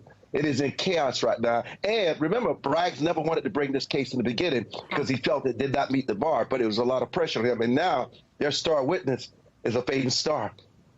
It's fascinating to watch this going on, but there is so much. You mentioned chaos in the courtroom. There's chaos in the world here this morning. The U.S. retaliating. We've been talking about the airstrikes in Syria after the Iranian drone strike killed a U.S. contractor. Is this the start of something as we look to what else is happening in the world right now?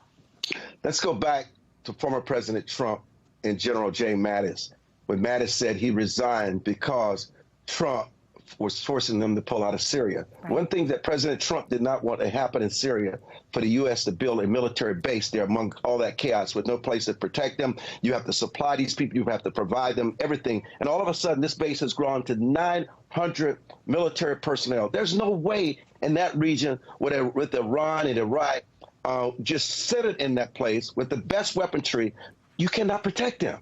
And so this will continue. Megan, this is just the start. It's just a matter of time now before you see more and more U.S. bodies and casualties taken out of that region. We should have never built a base. We did this in Afghanistan. Why are they doing this? Why is the Biden administration? No, this is not the Biden administration. No, this happened in Afghanistan. It happened in Iraq, where the military-industrial complex built these bases because it's about money, and they know, particularly in Syria, they have no protection. They're sitting ducks. It makes no sense at all, and we're just at the beginning of this.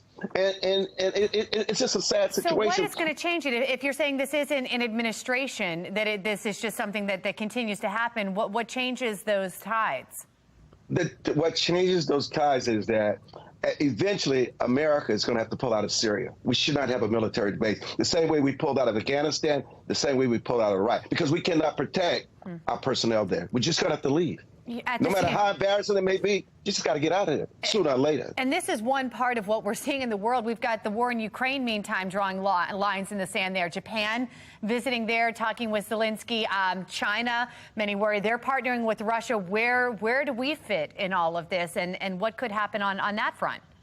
All this is doing is China's propaganda of growing their credibility, saying that they're the peacemaker and they're supplying Russia with arms and militia now. China would like to do anything it can to weaken America's superpower presence because China wants to be this lone superpower in the world. This is all about the Chinese. They've manipulated the world. They've invested in the world where the United States have been very negligent. And listen, I will tell you, this war has escalated, and we were just told Be prepared for a long, protracted war. If it's a long, protracted war, Megan, it's probably just a matter of time before U.S. troops are on the ground. And I don't think that is something the American people are willing to stomach. Armstrong, I know we threw a lot of questions at you there on all different parts of the world, but we have a lot going on here today, and we appreciate you weighing in. Thank you.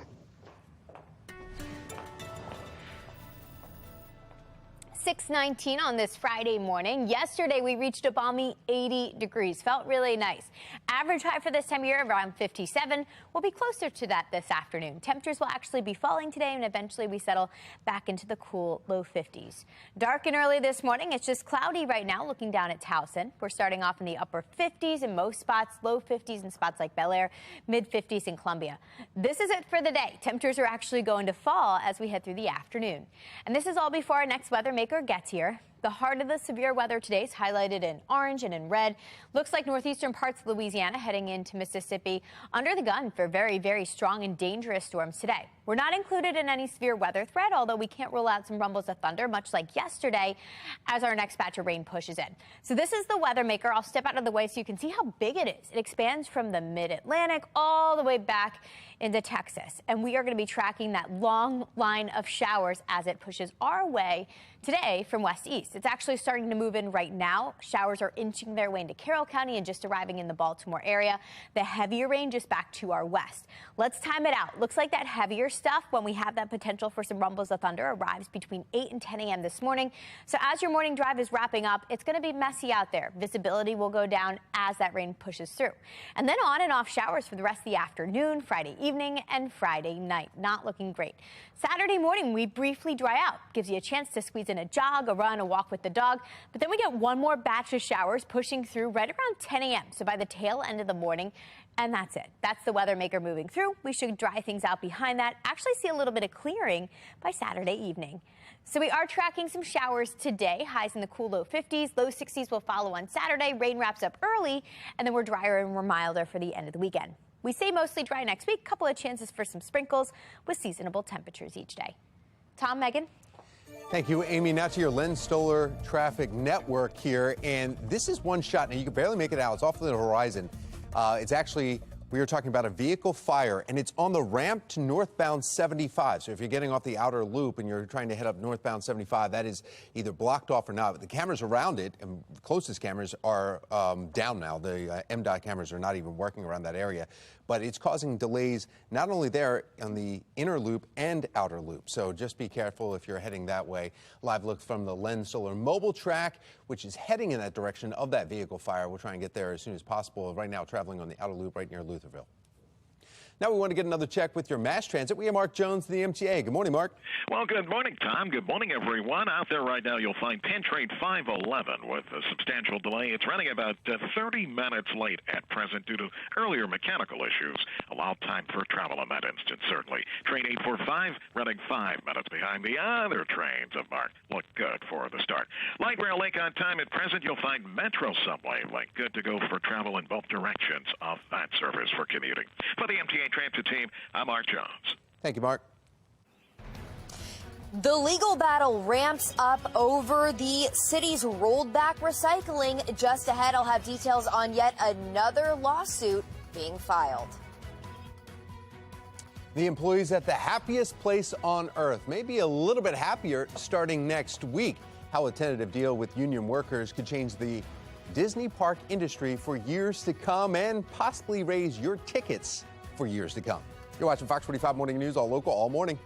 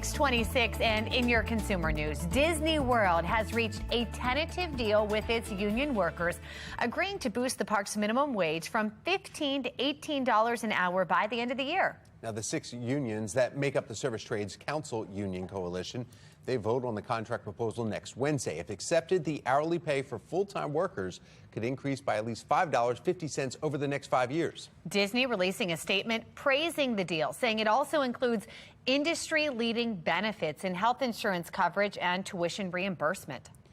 Spring just arrived, but Six Flags America is already looking ahead to the summer. The park just announcing its newest attraction, the Rip Curl Blaster. Ooh. It will be the park's biggest investment in more than a decade. Six Flags says that the water coaster will include multiple rip currents shooting riders over hills, drops, sharp turns. It's set to open for the first time this summer. Looks like fun. Well, we've got a rainy start to the weekend. Not so much fun. When will we see the sun again? Meteorologist Amy Aronson is going to let us know when things dry out in her full Weather Authority forecast. And we're getting ready for the Be More Lifestyle Expo tomorrow. And yes, our line dancers are going to show us a few new steps coming up next. Fox 45 Morning News, all local, all morning long.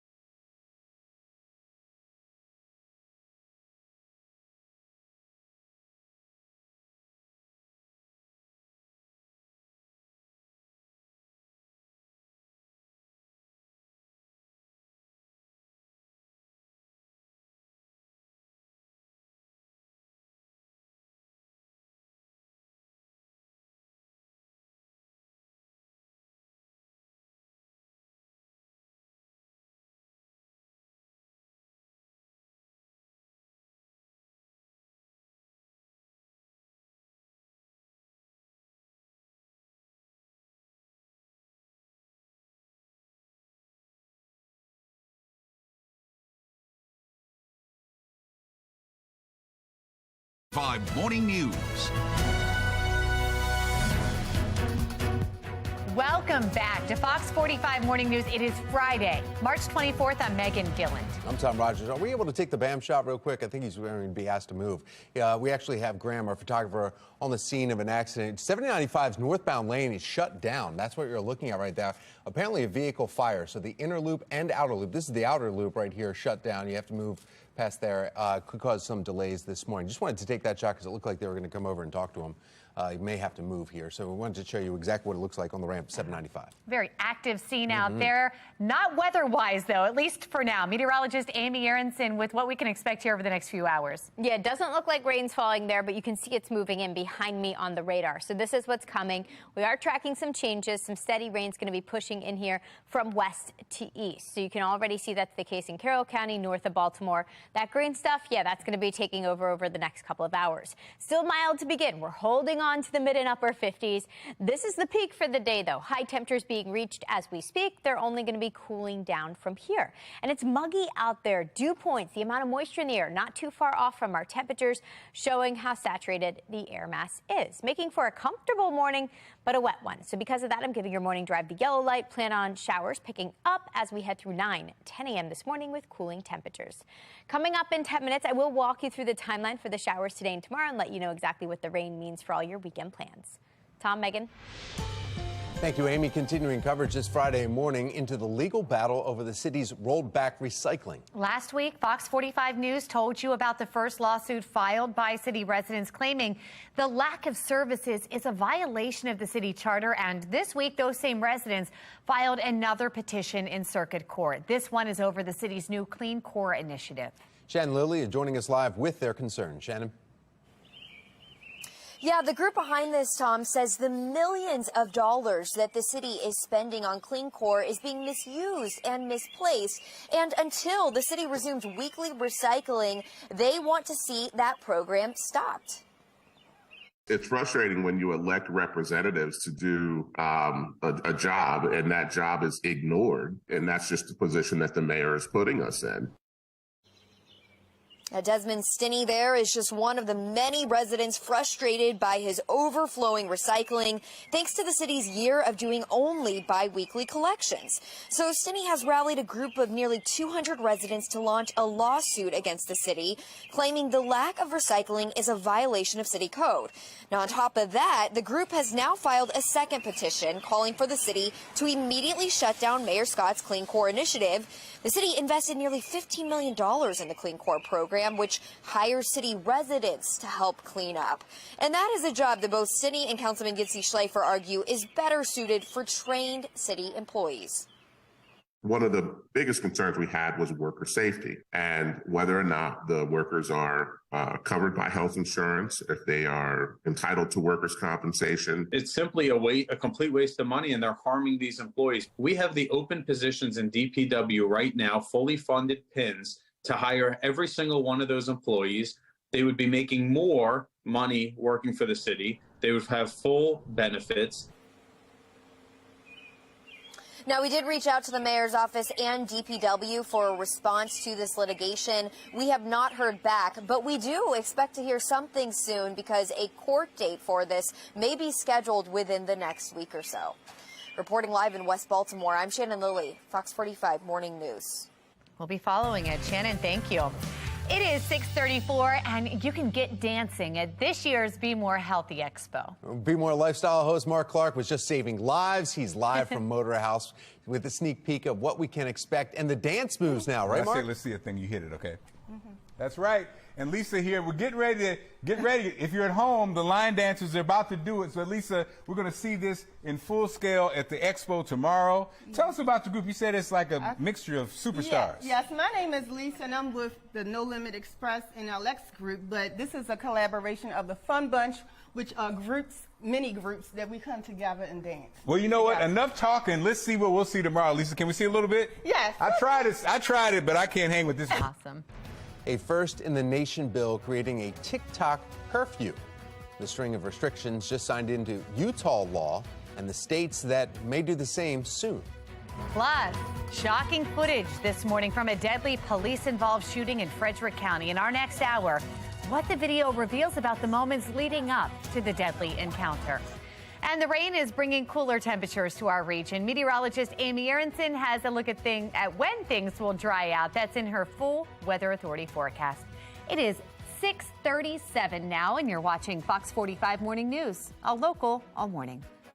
Weather Window, presented by the National Weather Desk. This partial fog bow spotted in South Carolina Thursday. Considered the rainbow's cousins, fog bows also need sunlight and water droplets to form, but the drops come from fog, mist, or clouds instead of larger raindrops. And D.C.'s cherry blossoms are now at peak bloom. The next few days will be packed as an estimated 1.5 million people try to catch a glimpse of the famous trees. For more content like this, like the National Weather Desk on Facebook.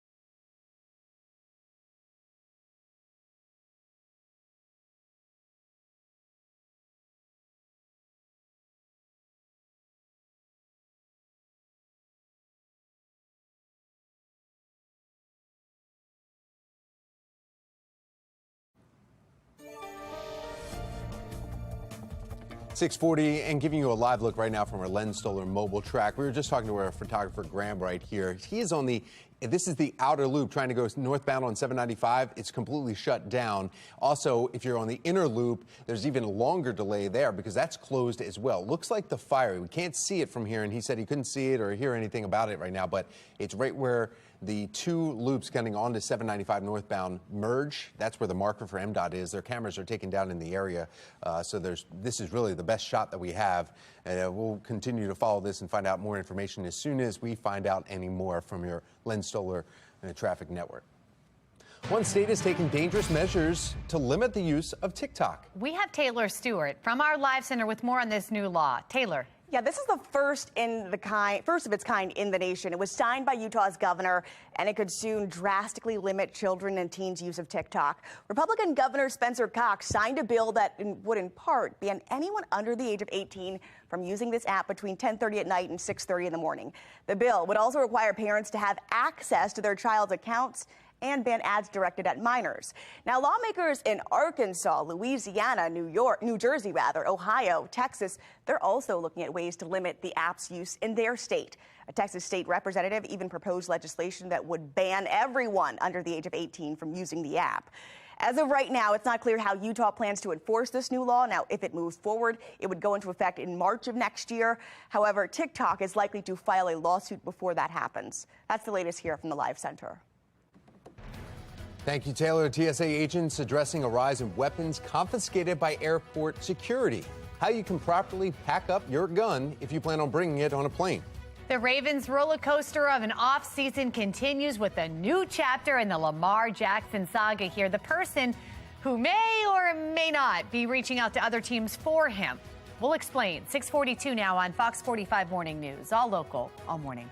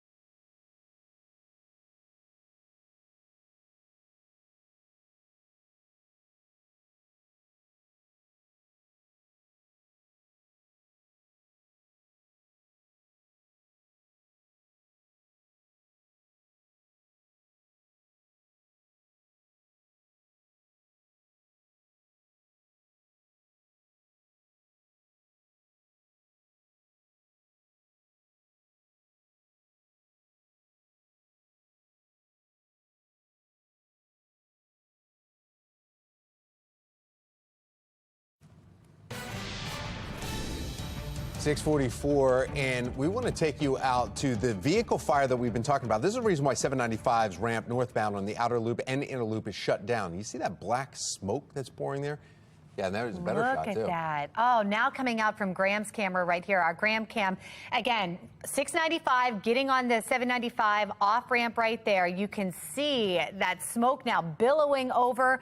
It sounds like it's just one vehicle involved. Yeah. Is that what we're hearing? That's what MDOT is posting there. They shut the cameras that are closest to it have been turned off. Graham is actually closer than the other cameras, but still a massive plume of smoke, though, wafting over that area. So we're not sure exactly what kind of vehicle. It just says one vehicle. That's the only information we're finding out here, but it is causing some delays. 795 southbound now, just getting onto the outer loop. You are also in a major delay, probably just because people are watching what's going on the other side. That'll catch your eye. All right, we'll check back in here in just a moment. We're going to move to your morning rush now. In Baltimore County, police are conducting an investigation after a body was recovered from Loch Raven Reservoir. Officers responding around 1:45 in the afternoon yesterday to Delaney Valley Road at Jarrettsville Pike for a report of a body in the water.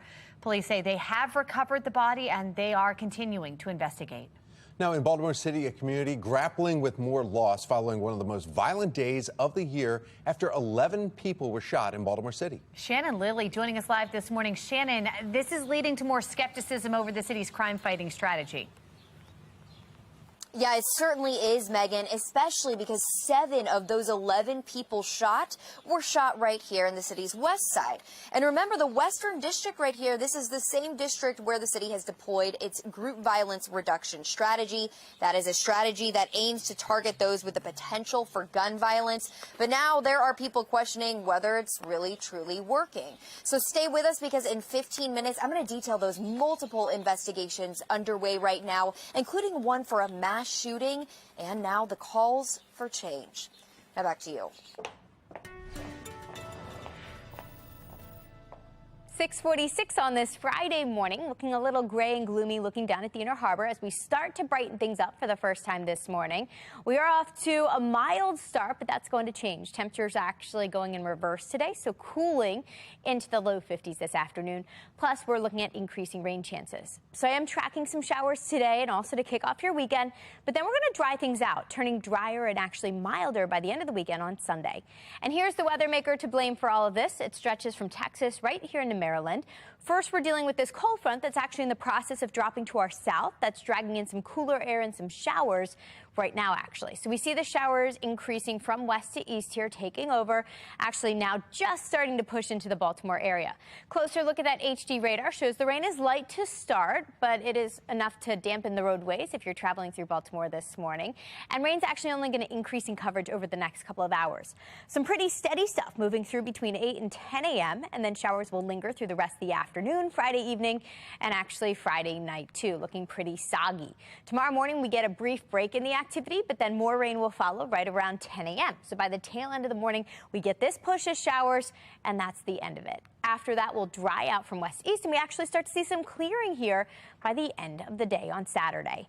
Today, we're not going to see much in terms of clearing. Rain for much of the afternoon with cooler temperatures starting in the 50s, dipping into the 40s by the time we reach the evening. For your Friday night plans, have the umbrella, the rain jacket with you. It's going to be a wet one. Rain will continue for much of tonight, and temperatures are going to be cooler and holding in the mid-40s. This weekend, we are back in the low 60s on Saturday. Showers to start, drier to end. Sunday looks like the better of the two weekend days for anything outside, including checking out the cherry blossoms. If you're making the trip to D.C., we want to see your pics. Send them to us, foxbaltimore.com/chime in, and then we can share them here for everyone else to see. 60s this weekend, showers to start, drier by Sunday. We actually stay drier for much of next week now. A couple of little itty-bitty disturbances try to push through, sending us a couple of opportunity for some sprinkles, a passing shower at most. But otherwise, it's seasonable next week with highs holding in the upper 50s all the way through next Thursday. Tom, Megan? Thank you, Amy. Now we want to go back out in our Lens Solar Traffic Network to what we're finding out. Just found out, our producer is saying that this is a tanker that is now on fire, and a tanker team has been assembled. That's why the ramps are shut down. 795 North. If you're just joining us right now, this is the outer loop view right here. Our photographer Graham right there in the Lens Solar track is showing you the ramp that is shut down at 795. This is where they merge. Cameras around the area are seeing this large plume. In fact, you're backed up on 795 to McDonough, and look at this. This is a view from our Towson camera that you can see how large this smoke is. And if you're coming around Liberty Road on 695, you'll just see it, and it could be a distraction for you. But this is a tanker. We'll find out exactly what kind of tanker it is. Hopefully we'll get some more details. But again, just finding out. That's why it's such a massive shutdown right now and that large plume of smoke. We want to move to Sports Unlimited now this morning. Ravens quarterback Lamar Jackson is trending yet again, and so is the name Ken Francis. Right, and you want to know that name because the NFL sent out an official memo to all teams letting them know that Francis, who is not an NFL PA certified agent, may be contacting teams in an attempt to get them to negotiate with Lamar, and that's a major no-no. Can't do it. Article 48 of the NFL collective bargaining agreement states that an offer sheet may only be negotiated with the player if he is acting on his own behalf or with the player's NFL PA certified agent. Lamar, who represents himself, does not have a certified agent. Lamar Jackson took to Twitter and commenting on the situation. He tweeted, "Stop lying. That man never tried to negotiate for me." Interesting. So we got Taylor Stewart, meteorologist Amy Aronson here to weigh in. I feel like he should just get an agent. Why doesn't he get an agent? It's too much money to not have an agent. You know? I don't know. I just think it's so weird that this guy who doesn't represent him is negotiating deals for him. I mean... Well, or attempting to. That's what we were saying. He may be saying, okay, well, I know Lamar, I can get this worked out, and then get something started with the team and then try and contact Lamar. So Lamar may be completely innocent of all aspects of this. We don't know that right now. So much drama. So much money to not have an agent, right? It seems like, and if you're looking for $200 million, you want someone who can negotiate those terms legally, fairly for everyone. Another day in the drama. Oh, Lamar. Gotta love it. TikTok's global CEO taking heat from all sides Thursday on Capitol Hill. I'm Kayla Gaskins with that story straight ahead. Every hour is happy hour on National Cocktail Day, but especially in our 9 o'clock hour, we're celebrating with a local business making a splash in the beverage industry. We're making a splash here at this hour, right now. Right now, it's time for a coffee break.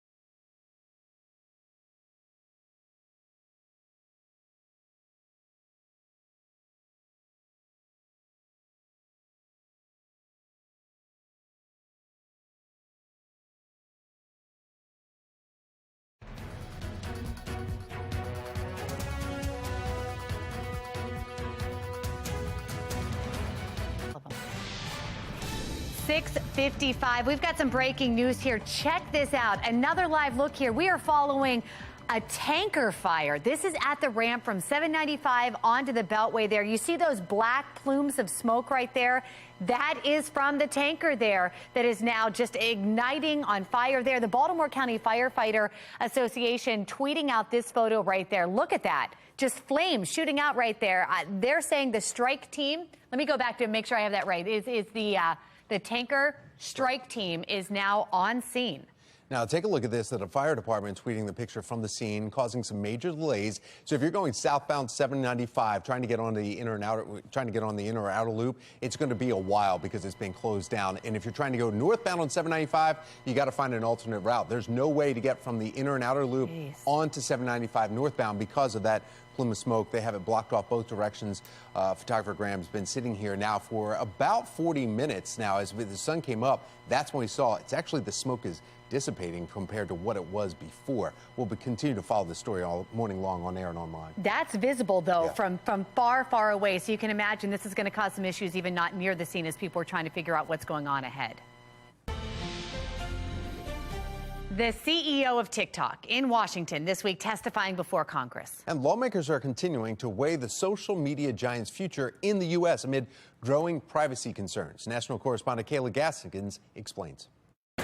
TikTok's global CEO, Shou Chow, fighting for the app's future in America. There are more than 150 million Americans who love our platform. Republicans and Democrats highly concerned about the app's links to Chinese parent company ByteDance. I'm one that doesn't believe that there is really a private sector in China. And what that means for the access and data the Chinese government has on American users. That is 150 million Americans that CCP can collect sensitive information on and control what we ultimately see, hear, and believe. A Wall Street Journal report published Thursday says the Chinese government firmly opposes the Biden administration's demand for ByteDance to sell TikTok. China claiming a sale involves exporting technology and thus has to be approved by the government. Despite your assertions to the contrary, China certainly thinks it is in control of TikTok. More alarm bells ringing over the app's content. Congresswoman Kat Kammick drawing attention to a violent video targeting the committee. This video has been up for 41 days. It is a direct threat to the chairwoman of this committee. That video taken down shortly after Kammick's comments. And parents also concerned about the power TikTok has over their kids. TikTok bombards our children with pornography, radical transgender ideology. The CEO making a direct appeal to American users ahead of the hearing. Some politicians have started talking about banning TikTok. Now, this could take TikTok away from all 150 million of you. But his testimony not appearing to assuage fears. I have seen no evidence that the Chinese government has access to that data. They have never asked us. We have not provided. Well, you know what? I find that actually preposterous. TikTok failing to reverse Washington skepticism at a moment when lawmakers are mulling their next steps. I'm Kayla Gaskins reporting. All right, Kayla, thank you. And this brings us to our question of the day. Do you think TikTok is damaging American society? You can scan the QR code there on your screen to vote or head to foxbaltimore.com/vote. Click on the Pulse tab and the results actually update as you participate. Top U.S. defense officials say Chinese leader Xi Jinping's recent meeting with Russian President Vladimir Putin sends a troubling message, but there's no immediate threat of an aggressive action. Both the People's Republic of China and Russia have the means to threaten our interests and our way of life. But war with Russia or China is neither inevitable nor imminent.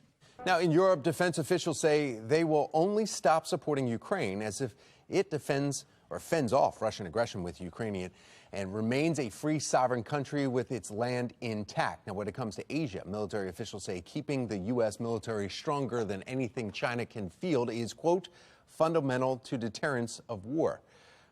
General Mark Milley says that China's military has advanced to a world-class army. He says it's still not as strong as the U.S. military, but they are closing the gap very quickly. There's no signs yet of China sending Russia any lethal aid. A Pennsylvania woman is sentenced to 3 years in prison for storming the U.S. Capitol on January 6, 2021, and breaking into then House Speaker Nancy Pelosi's office. 23-year-old Riley June Williams was one of the first felony defendants charged in the January 6th riot. She was suspected at the time of stealing Pelosi's laptop and told people she did. A jury convicted Williams in December of civil disorder and restricting police, but deadlocked on a charge that she obstructed Congress and helped someone steal the laptop. She's on tape telling rioters to steal it, but her lawyers argue it's unclear if the rioters heard her. She did not take the computer, okay? And that's really why she became so infamous. Well, prosecutors wanted Williams in jail for more than 7 years, arguing that Williams dialed up the mayhem at the Capitol during the insurrection. An attack in the Middle East kills at least one U.S. citizen. How military leaders are responding to the strike. 11 people shot in one day. Just ahead, we are live in West Baltimore with the criticisms over the city's crime-fighting strategy. And here comes the rain moving in now as we speak. I'll let you know when we're tracking the heaviest rain and what it means for all your weekend plans in a couple of minutes. Live from WBFF in Baltimore, this is Fox 45 Morning News. At 7:01 on this Friday, March 24th, I'm Tom Rogers. I'm Megan Gilland. Let's check right in with meteorologist Amy Aronson. She's got a look at our forecast, and I think one thing people are seeing in the sky, the plume of smoke From the tanker fire and a little bit of rain. And a little bit of rain. Not a ton of rain right now, so that's helping us out with the morning drive, but a little bit. We're easing into it. We had some rain yesterday. We're tracking more rain today. If we put this radar into motion here, you can see the green is taking over from west to east. We're going to see more and more of this as the day continues. So it's going to continue to move in from west to east pretty much all day today. At least we're mild to start. We're starting off in the mid and upper 50s right now. Air feels kind of muggy, and that's because we've got a lot of moisture to work with. Dew point's not too far off from the temperatures, showing that the air is somewhat saturated. Morning drive gets the yellow light because we are up against some rain, and showers will increase in coverage, especially as we head towards midday. And temperatures will actually go in reverse, cooling down. So bring a nice warm jacket. We're back in the mid 40s by the end of the day.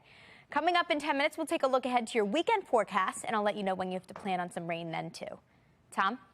Thank you, Amy. Now we want to get back to your Lynn Solar Traffic Network, and this is the headline this morning. This massive plume of smoke, you can see it from miles. It's because of a tanker truck fire. Look at that, both those shots. On your left there, that is from downtown Baltimore shooting across to 795, 695. On the right, that's our camera in Towson, also showing just how wide this is. And you can see it from the harbor camera there on the left because of how long this has been going on. Probably at least 45 minutes to an hour now. There was also photos taken from the Baltimore County Fire Department that showed fire spread across the roadway. So 795 northbound from the inner and outer loop is closed right now because they're still dealing with this. There's a tanker striker team on there that is actually trying to handle that, and so maybe they should be able to wrap that up quickly. Of course, we'll continue to follow this. We are sending a team there. We have a reporter that's been out there showing the shots for us from 695's closure here on the loop and the inner and outer loop. But you can see following that smoke, as you see on the left side, how far it's spreading across. That's from one tanker truck that looks like it spilled or flipped over. We're still trying to find that out on 795 northbound or getting off at 695. In a city in crisis, Baltimore recovering from one of the most violent days in recent memory. In total, take a look at the map, 11 people shot. One of them died. Now, the most recent shooting happening in Upton around 8 last night. 2 people were shot, 1 man in critical condition this morning, according to Baltimore City Police. This is video from Druid Hill Avenue. The crime scene stretches to Utah Place, where the shots were fired. 56-year-old, 36-year-old, both taken to the hospital for treatment. 36-year-old injuries were said to be life-threatening. And it was a violent start to the day as a mass shooting took place around midnight on Edmondson Avenue in West Baltimore. 1 person was killed, 5 others hurt. One of the survivors is a 15-year-old boy. Thursday marks one of the most violent days in the city so far. You see it on the map. Shannon Lilly joining us live this morning with the latest on the multiple investigations and the calls now for change and how the city is tackling all this crime. Shannon. Yes, since early yesterday morning, Megan, bullets began flying in every corner of the city. And this morning, police certainly have their hands full. As far as we know, no arrests have been made in any of these cases. Well, this morning also, there are questions still circling about the city's latest crime-fighting strategy, especially here on the city's west side. In fact, 7 of yesterday's 11 victims were shot on this side of the city. This is the Western District, which is the same district where the city's group violence reduction strategy is being deployed. Remember, that's the strategy working to target those with the potential for gun violence. And it's also a strategy the city plans to duplicate in other areas. And you replicate that success, that will bring our violence down in the city continuously. If city leaders are so much in a bubble that they think things are going well, they need to get out and talk to people on the streets. And yesterday was just another example of that. In fact, it was mid-afternoon when another round of gunfire rocked the city's west side, this time in the 200 block of North Monroe, where 1 woman was raced to the hospital with a gunshot wound. Just hours earlier, another round of gunfire turned an Edmondson Avenue strip mall into the scene of the city's latest mass shooting. 1 gunshot victim is dead, 5 others are in the hospital. And on the other side of the city, gunshots injured a 46-year-old on Barclay Street, and another person was shot at a business on Eastern Avenue. And at least 2 of yesterday's victims are teenagers. So despite the city's efforts, crime is still rampant across the city, although it is important to note that the homicide rate is actually down from this time last year. Reporting live in West Baltimore, I'm Shannon Lilly, Fox 45 Morning News.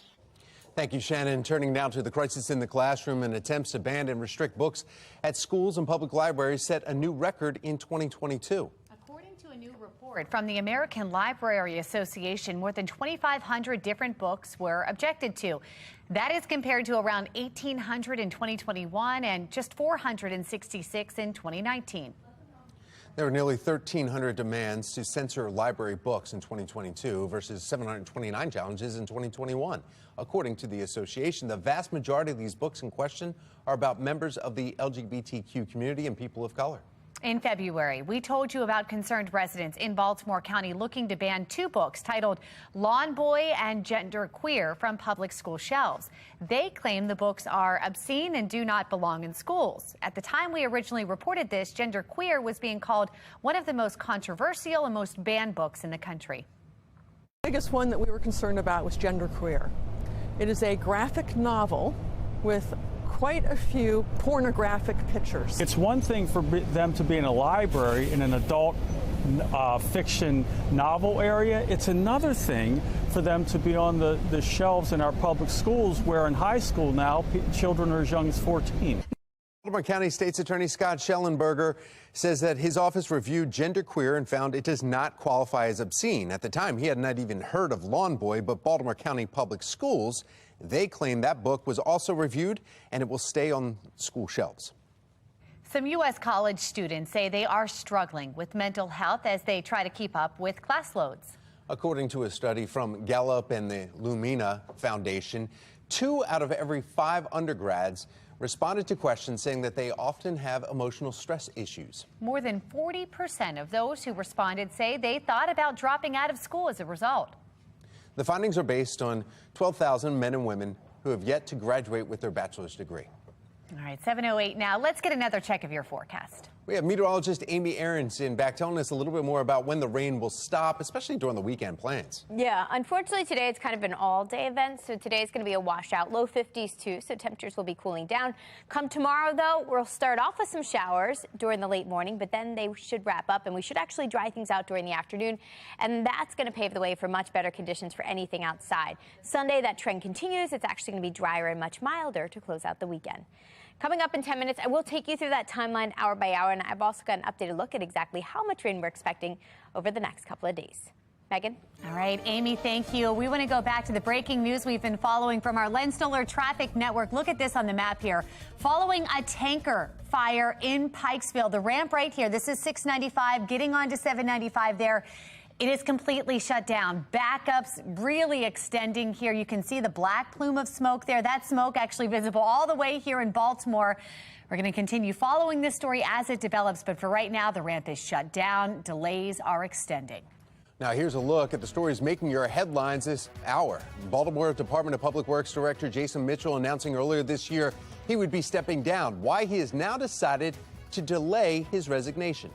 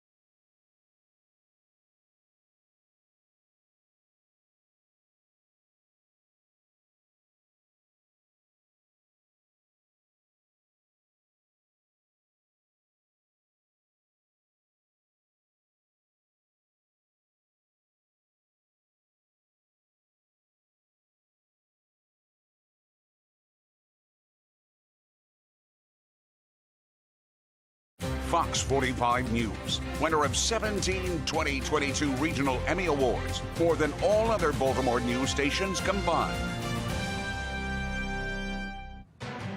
7:12 and breaking overnight. President Joe Biden authorizing a precision airstrike in Syria after a suspected Iranian drone killed a U.S. contractor and wounded 5 other U.S. service members in northeast Syria.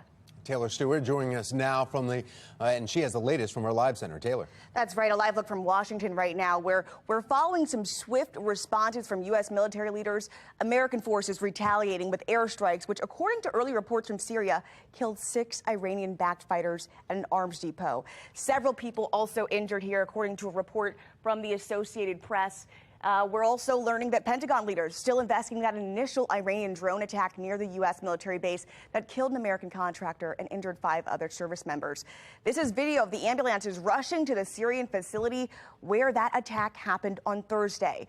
According to a statement from the Pentagon, the incident happened after the drone struck a facility housing U.S. personnel.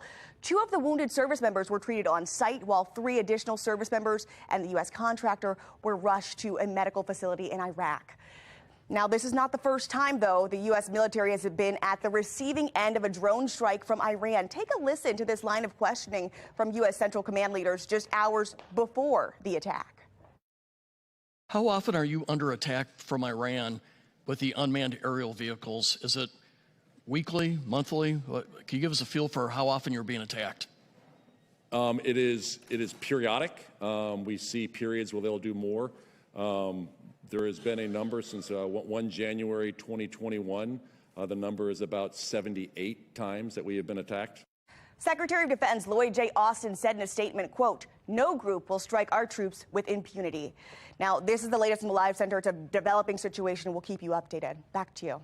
All right, Taylor, thank you. 7:14, and it's time to get another check of our forecast. Meteorologist Amy Aronson talking about the spring-like feels that are kind of going back to where they're supposed to be. Exactly. 80 degrees yesterday, 50s today, big drop here, up and down, right? It's spring in Maryland. We had 80 degrees yesterday as our high officially at BWI. Low 50s will follow today. It's going to feel much different by this afternoon. Looking gray and gloomy now. You can see the smoke in the distance, of course, from what's causing major issues on the roadways this morning. We are starting off mild still, so we still have the 50s, the upper 50s right now. Not bad, but these numbers aren't going to last. Temperatures will actually be cooling today. We're also tracking big problems in the south from Louisiana into Mississippi. They are looking at a very, very high threat for severe weather there. That's a moderate threat. It's a 4 out of 5 on the threat level scale, so it's up there. So that's the area of concern today. For us, no severe weather threat, but we will be getting our fill of the rain. And it's all part of the same system, actually. The actual cold front still cutting through Texas. We're dealing with this front that's now sinking to our south, dragging in not only the rain, but also the cooler air. Steady stream of rain to our west. That's what's going to continue to push through our area pretty much all day today. So we're starting off with light rain right now. Over the next couple of hours, I think between 8 and 10 a.m., we get the steadier rain. That's the yellows and oranges you're seeing here on FutureScan. That's going to reduce visibility, make driving kind of a mess. On and off showers will continue after that through the afternoon, through the evening, and through your Friday night. We get a brief break in the action Saturday morning. We put the rain on pause, gives us a chance to get the dog out, squeeze in a jog, maybe a run, and then we get this last push of showers as we head through the end of the morning on Saturday. Right around 10 a.m., that's when that moves through. After that, we'll continue to drying out, clearing out as early as Saturday evening, and that's going to lead us into a much better day come Sunday. Quick look at how much rain we're tracking today. Looks like just about a ½ an inch in most locations. You add Saturday into the mix, and I think most locations end up with 6/10, 7/10 of an inch of rain. And we actually need the rain. We haven't seen a ton of it so far this month. And we are getting some of it over the next 2 days, especially today. That's when the bulk of the rain moves through. A cooler afternoon with temperatures dropping back into the low 50s. Some showers show up tomorrow morning, and after that, we'll start to dry things out. Dry things out and actually warm things back up. Low 60s on Saturday. Mid 60s will follow by the end of the weekend on Sunday. Beyond the weekend, it's mostly dry actually next week and pretty seasonable. Couple of chances for some sprinkles, a passing shower Monday and Tuesday. Upper 50s will follow Wednesday and Thursday. Tom, Megan? Thank you, Amy. Now, we want to bring you right back out to the breaking news we've been following this morning, our Len Stoller mobile track. You see vehicles coming the opposite direction down a ramp here. This is happening in Pikesville, where we're tracking a tanker fire It's the ramp between 695 and 795 northbound. Northbound lanes for 795 are shut down in both directions. Southbound 795 is open, but with some lanes closed, it's moving very slowly. And take a look at this. The Baltimore Fire Department tweeting this picture earlier this morning. This was the start of it all. The flames flying high into the air as a result of what you see there. We are tracking this story. We know those plumes of black smoke visible all the way to Baltimore City. So if you see that, you know what's going on there. We'll continue following this and let you know when those delays start to relieve itself. This Fox 45 News segment is sponsored by the University of Maryland Medical Center. 7:18 now, and we are getting ready for our Be More Healthy Expo. It's happening tomorrow. Be More Lifestyle host Mark Clark joining us live from the Motor House with a sneak peek at what we can expect here today. Mark. That's right. We're here with Nurse C.J. Meyer, who has the best hair in the business, okay? Come on. Who are we fooling? So tomorrow there'll be demonstrations. You know, it's like a little mini expo this morning. And one of the things we'll be talking about is how to control bleeding, right? Correct. Bleeding control. Bleeding control. Yep. The number one preventable death after injury is controlling bleeding. Wow. So if something happens, you see this, and you learn what to do. So what do we do? So you can use something as simple as a shirt. If you have an injury that is bleeding, you can just take a shirt and put it on top and hold pressure, and that will allow people to have time to get there. If you have gauze, you can easily pack the wound, and when you pack it, you really want to push your gauze inside the wound so that you can stop the bleeding inside that wound and then hold pressure. Wow. And then lastly, if you have a kit that has a tourniquet in it, you can apply a tourniquet. You can secure the tourniquet, and then the patient can get to the hospital to have bleeding control. Boom, just like that. The best part is at the expo tomorrow, you can actually sign up and learn how to do this. You know, this is a great skill to have. And again, not to pick on you anymore, but do not ever show this ring in front of my wife, okay? Just don't ever do that. Don't have CJ around because. Sorry. But then again, so you can see her tomorrow at the expo. We'll be there. All right, thank you, Mark. Thanks. Fox 45 invites you to come out and join us at the Be More Healthy Expo. And again, it's happening tomorrow morning. Doors open at 10 and we go until 4. The expo can help guide you on your journey toward a healthier lifestyle. You can receive free health screenings, check out cooking demonstrations, and as you just saw right there, you can learn some life-saving skills and even meet our governor. New body camera video showing what happened as police killed a man they were trying to arrest in Frederick, how these images could affect the investigation into the incident. Plus, former President Trump not facing charges this week. Why a decision will wait until next week as the Democratic prosecutor sounds off against Republicans in Congress. It is 7:20. You're watching Fox 45 Morning News, all local, all morning.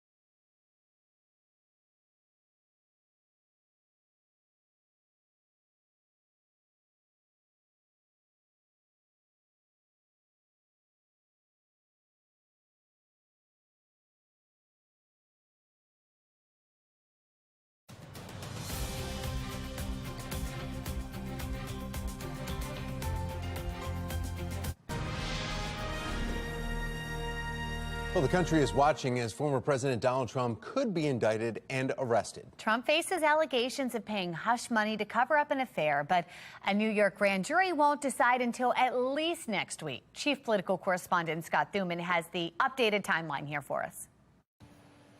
All eyes focused on Alvin Bragg, Manhattan's district attorney, coming and going quietly and leaving many to guess if a grand jury is about to indict a former president for the first time ever. It'd be a sad day in America that a former president of the United States would be indicted. I put my trust in the judicial system, as I believe the majority of Americans will. But Trump supporters and conservatives seeing it very differently. I think the DA should focus more on prioritizing safety for New Yorkers than settling political scores. I think it's very clear that he campaigned on doing this to the former president. I think it's a publicity stunt by the DA in Manhattan, personally. I think it's just to bring more limelight to him. That part of the reason Republicans are demanding Bragg testify before Congress about his motivation and provide communications he's had regarding the case. But Bragg now pushing back. His office saying congressional Republicans are just reacting to Trump's headline-grabbing statement last weekend, creating a false expectation that he would be arrested the next day. And Congress is not the appropriate branch to review pending criminal matters. Well, it's the world we live in, Scott. It's a very political world. I'm sad for the legal profession that I'm a part of. I think these cases are going to make or break the legal system. Can they withstand the stress? It's like a stress test now on the legal system, all of these Trump investigations. Or how they'll affect the 2024 race. Trump heading to friendly territory in Waco, Texas this weekend to rally his base and undoubtedly rail against the investigations, to also include his taking of top secret documents and alleged election interference. In Washington, I'm Scott Thuman. All right, Scott, thank you. Former President Trump remains in Florida, meantime, where he'll have two options if he is indicted. He can either surrender to New York authorities or fight extradition. If he surrenders, the criminal proceedings would move ahead. There will be a mugshot and there will be fingerprints. Then Trump will get his bond, which would be no cash bond. He'll just get released on his own recognizance and then come back to Mar-a-Lago to await the trial. Now, if Trump opts to remain in Florida, the decision would end up in the hands of his political rival, Governor Ron DeSantis. He would have to be the one to sign the paperwork, but the most he can do is delay possible extradition, according to Palm Beach County State Attorney in Florida. Well, taking a live look over Towson on this rainy morning here, meteorologist Amy Aronson letting us know how much longer this little weather maker sticks around. Taking a live look from the Beltway in Pikesville as that tanker fire causing some major delays. This plume of smoke definitely dissipating now. We continue to following this incident, bring you any updates all morning long. 7:26 the time. You're watching Fox 45 Morning News, all local, all morning.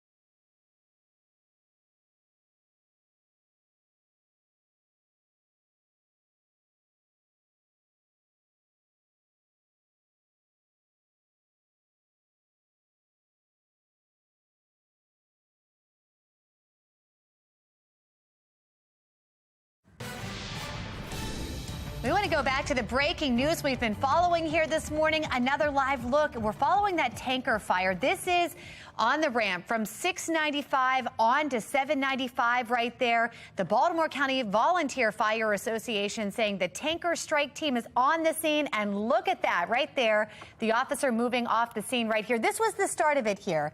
The fire department tweeting this picture from the scene.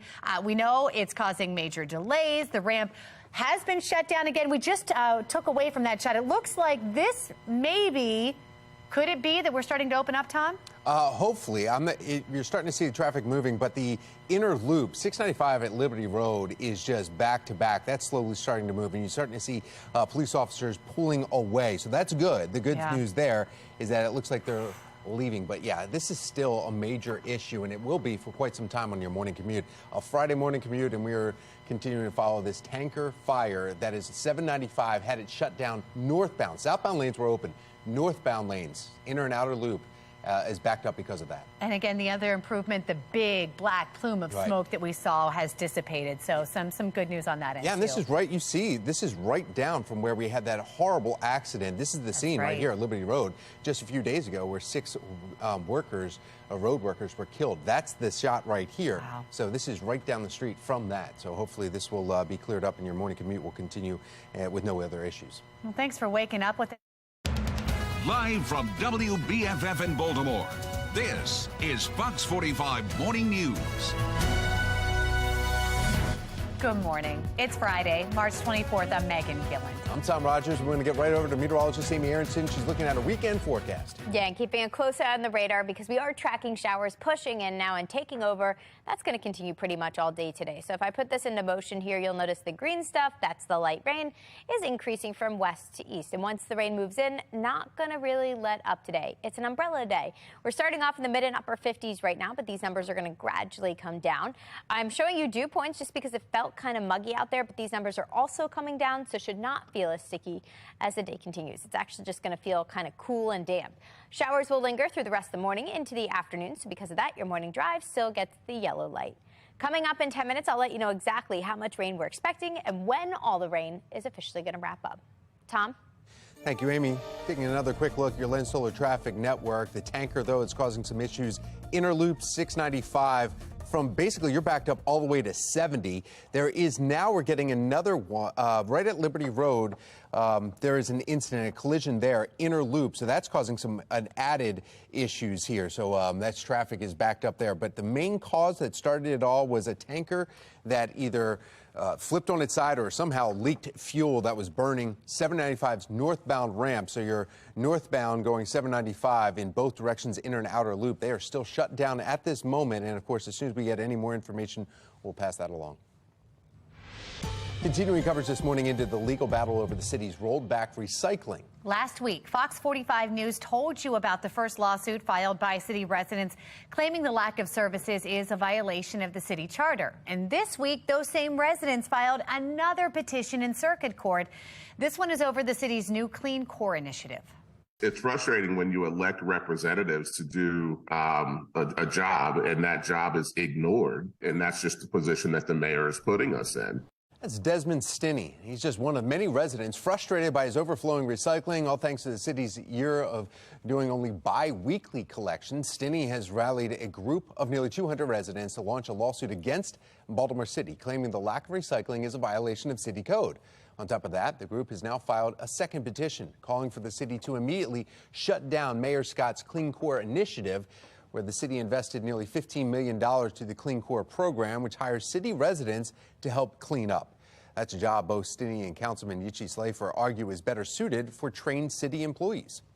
One of the biggest concerns we had was worker safety and whether or not the workers are covered by health insurance, if they are entitled to workers' compensation. It's simply a complete waste of money, and they're harming these employees. We have the open positions in DPW right now, fully funded PINs, to hire every single one of those employees.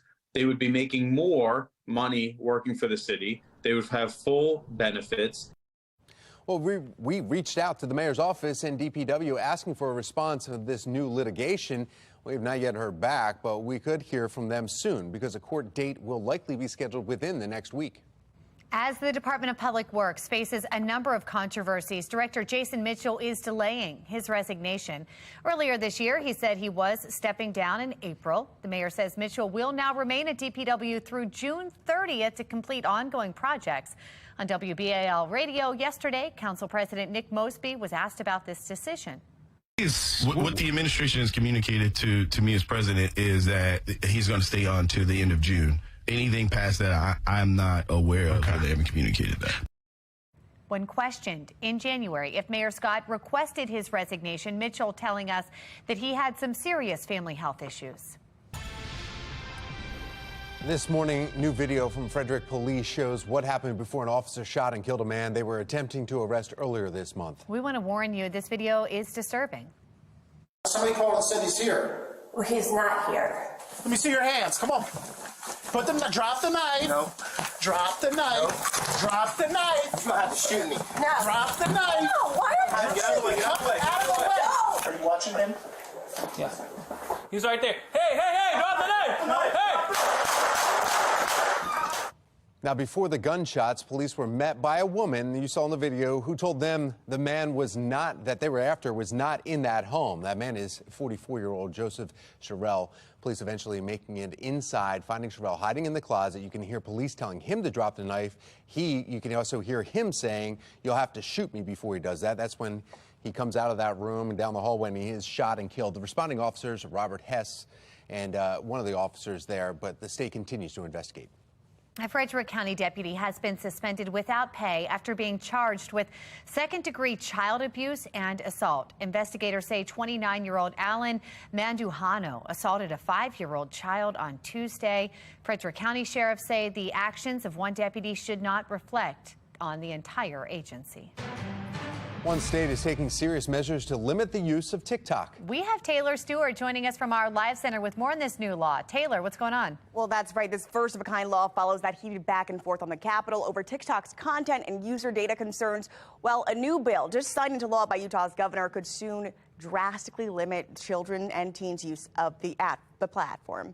Republican Governor Spencer Cox signed that bill in part that would ban anyone under the age of 18 from using the app between the hours of 10:30 at night and 6:30 in the morning. The bill would also require parents to have access to their child's accounts and ban ads directed at minors.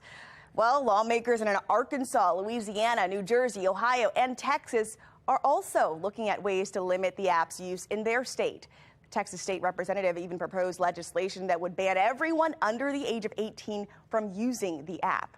As of right now, it's not clear how Utah plans to enforce this new law, and if it moves forward, it would go into effect on March 1st of next year. However, TikTok is likely to file a lawsuit before that happens. That's the latest from the Live Center. Thank you, Taylor. Hope springs eternal. As we are just days away from the beginning of 2023 Orioles season, coming up, how you can prepare to cheer on the birds.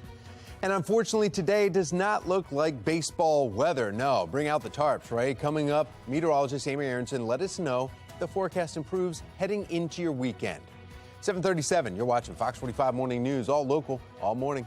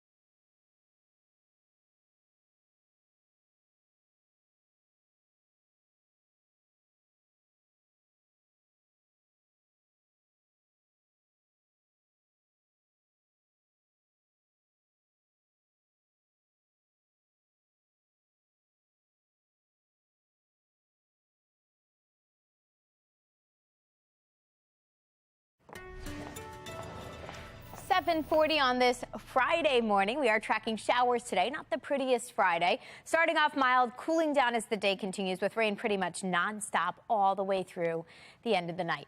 But tomorrow doesn't look like a washout at all now. So coming up in 10 minutes, I've got an updated look at the future scan that will take us all the way through the weekend. Back to you. Thank you, Amy. 7:40 on this Friday morning, and happening today, a last call for young female athletes to apply for this year's Baltimore City Schools LIFT Conference. The 7th annual Leading and Inspiring Females to Thrive event, LIFT, is set for April 12th and includes guest speakers like Ravens head coach John Harbaugh. Those who are accepted will get to go to the Under Armour Performance Center in Owings Mills for a day of workshops, group workout, and a whole lot more. To apply, just head over to BaltimoreRavens.com/community. We are just under 1 week away from opening day. And in just under 2 weeks, seeing the Orioles flying in Camden Yards, kicking off their first home game of the season. It's happening. The team's countdown to opening day begins Wednesday, March 29th. We've got a meet and greet with the Oriole Bird happening at Brooklyn Park Elementary School. On March 30th, there is an opening day watch party at McGurk's in Federal Hill. Then on April 5th, there's a home opener eve happy hour before the Orioles host the Yankees.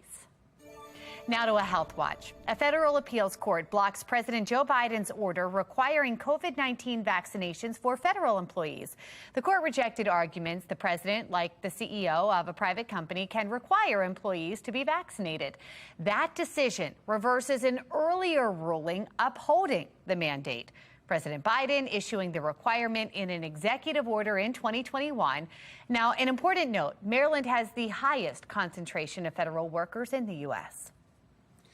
A lawyer has found himself at the center of January 6th conspiracy theory, why he is now demanding an apology from Fox News. The pre-Be More Expo is going on this morning, and coming up, we'll talk about testing. It'll all be going down Saturday at the Expo. That's coming up right here on Fox 45 Morning News. All local, all morning long.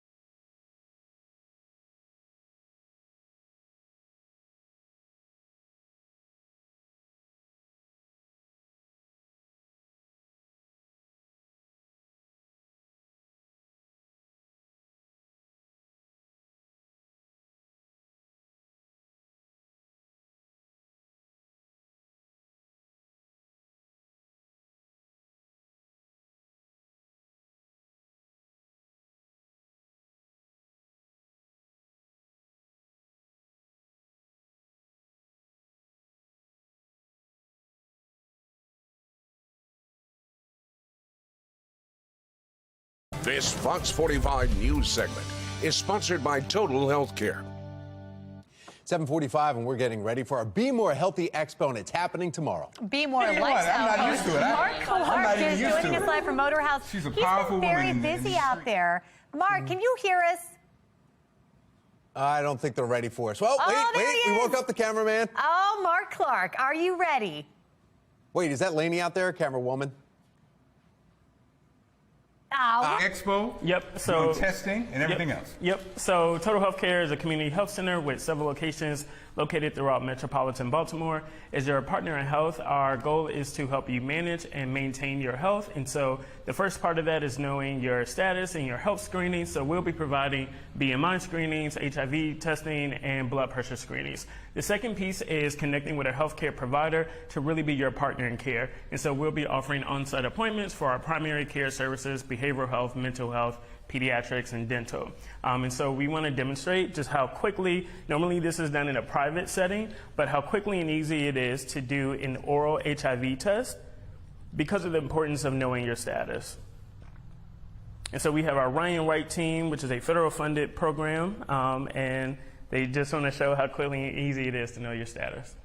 It's just like that. And again, it will be at the expo. You guys will be there. So many things going on, activities, testing, opportunities to sign up, opportunities to get tested. That's what the whole thing is about, guys.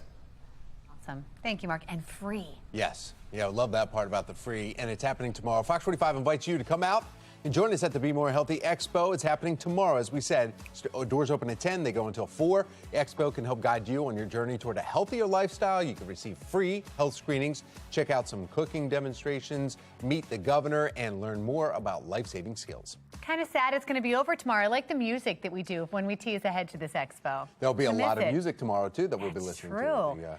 Yeah, Convention Center. And we need to find out exactly how we need to dress heading out there. Meteorologist Amy Aronson, grab the umbrellas to bring them out there, and then by the time it's over, we should be dry, right? We should be dry, yeah. It's going to be kind of right when it starts that we're tracking some rain. So if you're coming earlier, bring the umbrella. If you're coming later, you won't need it. Looks cloudy right now. We've been tracking some rain pushing back into the area. This is just the start of a very rainy 24 hours. A very rainy end to the week and start to the weekend. Temperatures will be cooling today. We're in the upper 50s right now. We end up in the low 50s today, but we are drier and milder by Sunday. So Sunday's the better of the days for outdoor plans. Saturday, plan to come to the expo. Stay inside, stay dry. We are tracking this big weather maker. It's a cold front. It's another front stretched up to the mid-Atlantic. That's impacting us right now before part 2 gets here tomorrow. Rain overspreading the region. A lot of rain is streaming our direction. It's kind of like a hose that's just not going to be turned off all day long. So rain will continue to push through the area, and that's going to last from here on out.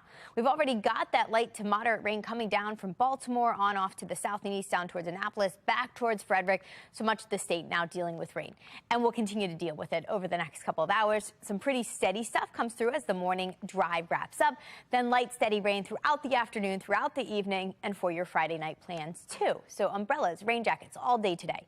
Tomorrow morning we get a brief break from the rain, so perfect excuse to squeeze in a jog, a run, maybe just a walk with the dog.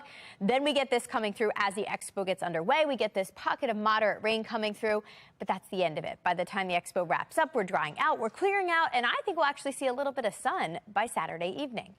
So first for today, not tons of sunshine, more clouds than anything else with on and off showers, cooling temperatures too, that actually bring us below average day. Tonight's going to be a messy one, perfect for indoor plans. Good movie night. We've got showers pretty much all evening and all night long, with temperatures staying steady in the mid-40s. Weekend starts off with some morning showers, but then starts to dry out and actually warm up. So if you're planning to get down to D.C. to see the cherry blossoms that actually reached peak yesterday, looks like Sunday's the better of the 2 days weather-wise. We'll end up in the mid-60s, so we're drier and we're milder by the end of the weekend. I am tracking a couple of sprinkles both Monday and Tuesday. Otherwise, temperatures will actually be near normal every single day next week. We end up in the upper 50s all the way through next Wednesday and Thursday. Tom, Megan? Thank you, Amy. Now to your Lynn Stoller Traffic Network, and we're looking at bumper-to-bumper traffic. The inner loop after the tanker fire earlier this morning, it's basically up and around that curve. There was smoke. There was a plume of smoke. Now we have 2 accidents. You can see on the bottom of this screen right here, an officer, a trooper sitting there next to 2 vehicles. Just up a little bit past the sign around that corner, you see other flashing lights. That's another accident from cars in this bumper-to-bumper traffic. The tanker is over to the left around the curve. They've closed down. You see a little bit bit of smoke in the top left corner of your screen there, and that is still ongoing as they shut that down because of a tanker truck earlier that shut down. 75 northbound is still closed, inner and outer loop. If you're trying to get on 795 northbound, still closed. What a traffic nightmare there. Well, the head of Baltimore's Department of Public Works planning on resigning in the midst of major scandals. Why one analyst says he is leaving the department in shambles as he goes. And Disney workers getting a pay bump, maybe. How much employees will be making after their union and the House of the Mouse reach a labor contract. But for something we can all agree to right here, right now, no strings attached. It's a coffee break deal, and it's pretty magical. Time for coffee. We've got ears. Say cheers.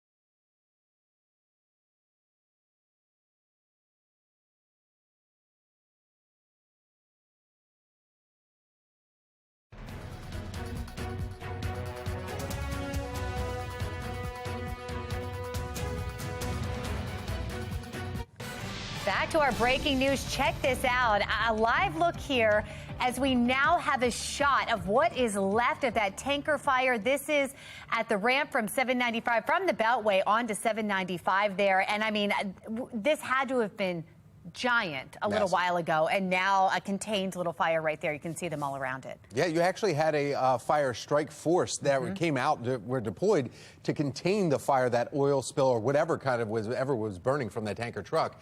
And that was that massive plume of smoke that you can see for miles here. The traffic has been backed up all morning long. We're now into 2, maybe even 3 hours at this point of this fire. So there's a containment there. And of course, we continue to follow this on air and online right at FOX45.com. Well, making headlines now this morning. In Baltimore County, police are conducting an investigation after a body was recovered from Loch Raven Reservoir. Officers responding around 1:45 yesterday afternoon to Delaney Valley Road at Jarrettsville Pike for a report of a body in the water. Police said that they have recovered the body and they are continuing to investigate. And Arundel County police officers are now investigating after a peeping Tom incident occurred at a hotel. This was in the 1300 block of Concourse Drive in Linthicum Heights. A female hotel guest entered the women's restroom on the main floor. According to police, an unknown suspect entered the bathroom and pointed a cell phone at her from beneath the stall wall. The victim shouted and the suspect fled the bathroom. Northern District detectives are investigating this incident. In Prince George's County, a U.S. District Judge has sentenced John Frimpong of Upper Marlboro to 114 months in federal prison, now followed by 3 years of supervised release. He's charged with conspiracy to commit wire fraud, conspiracy to commit securities fraud, and securities fraud in connection with a $28 million Ponzi scheme involving a wealth management and financial literacy company. A state appeals court says the parents of the teenager who killed 4 students at Michigan school will face trial. James and Jennifer Crumbly face involuntary manslaughter charges. They are accused of failing to secure a gun and ignoring the mental health needs of their son. Ethan Crumbly, seen here, pleaded guilty to terrorism and murder and could be sentenced to life in prison. The lawyer for Ray Epps, the man at the center of a right-wing conspiracy theory about the January 6th Capitol riots, is calling on Fox News to apologize. Specifically, he wants news host Tucker Carlson to publicly issue a retraction. This over claims that Epps was hired by the federal government to instigate the attack, that is. Epps denies the conspiracy and says that he and his wife have been threatened and harassed over the claims. It comes as Fox News faces a $1.6 billion defamation suit brought on by Dominion Voting. The company accuses the network of amplifying lies that their voting machines were rigged during the 2020 election. And taking a live look here at some video just into our newsroom here this morning. This is that tanker fire that we've been telling you about. Someone capturing this video here as they were traveling. It looks like that would have been along 795 going the other direction there. And just incredible video just into our newsroom here. That would have been at the height of this, crash leading to this fire. Again, now dwindling to a much smaller contained fire here at this hour. Rainy and cool today. Temperatures in the upper 40s, low 50s. Coming up, meteorologist Amy Aronson letting us know how long the wet weather sticks around. 7:57. You're watching Fox 45 Morning News, all local, all morning.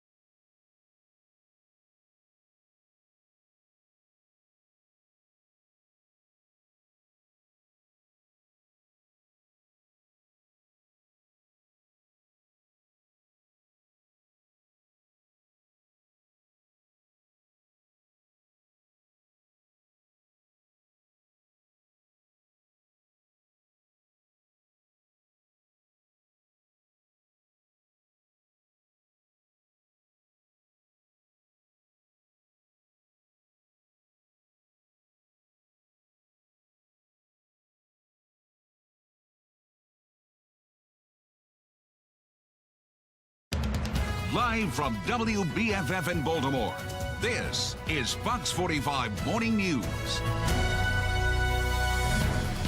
Straight up 8 o'clock on this Friday, March 24th. Thanks for waking up with us. I'm Tom Rogers. I'm Megan Gillen. We have meteorologist Amy Aronson here with us in studio, taking a look at some rain. Yeah, a little bit of rain, increasing each time I look at the radar, turning mostly green right now. More rain, lower temps? Yeah, more rain, lower temps. Eventually, right now we're still holding on to some milder temps, but eventually they're going to start to come down. So increasing rain chances today. Lots of green on the radar right now, and I'll break down this timeline in more detail in just a couple of minutes. All right, Amy, thank you. We have breaking news. We've been following this now for some time. A live look. Hey, this has gotten much better here. This is a shot of that tanker fire at the ramp from 795 onto the Beltway. What, Tom, about 10 minutes ago, there were flames still shooting up there. And this was causing some major delays in your morning commute this morning for the last 3 hours now. The ramp, northbound 795 is shut down. 695 or 795 southbound lanes, you saw them. They were just driving by there. But you could see the backup all the way to 70 this morning on the inner loop. Not as bad when you're coming from the Parkville area, but if you're coming up from Security Boulevard, it is bad. This is what we saw earlier this morning.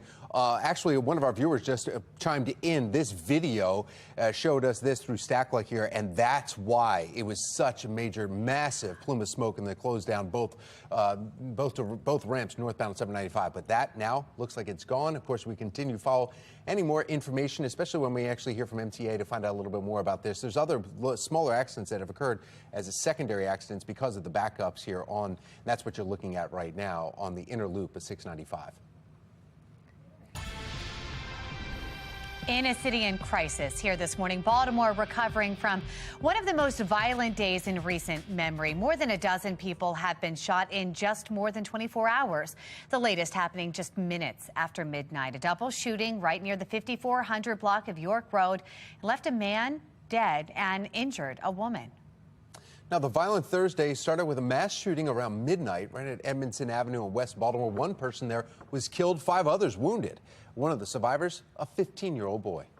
Well, despite yesterday's mass violence, overall homicides and non-fatal shootings remain down from this time last year. New numbers just released from police show 58 people have been killed this year in Baltimore City. That's down 18 from this time last year. Another 120 have been shot and survived. That's down 35 from this time last year. Download the Fox 45 News app for your up-to-minute traffic conditions, school closings, breaking news, weather anytime. Just search WBFF in your app store.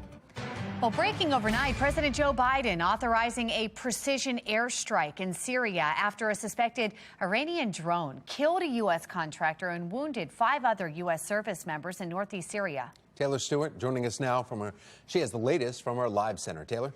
Yeah, you guys, a live look right now from Washington, D.C., where military leaders acted swiftly responding to that attack.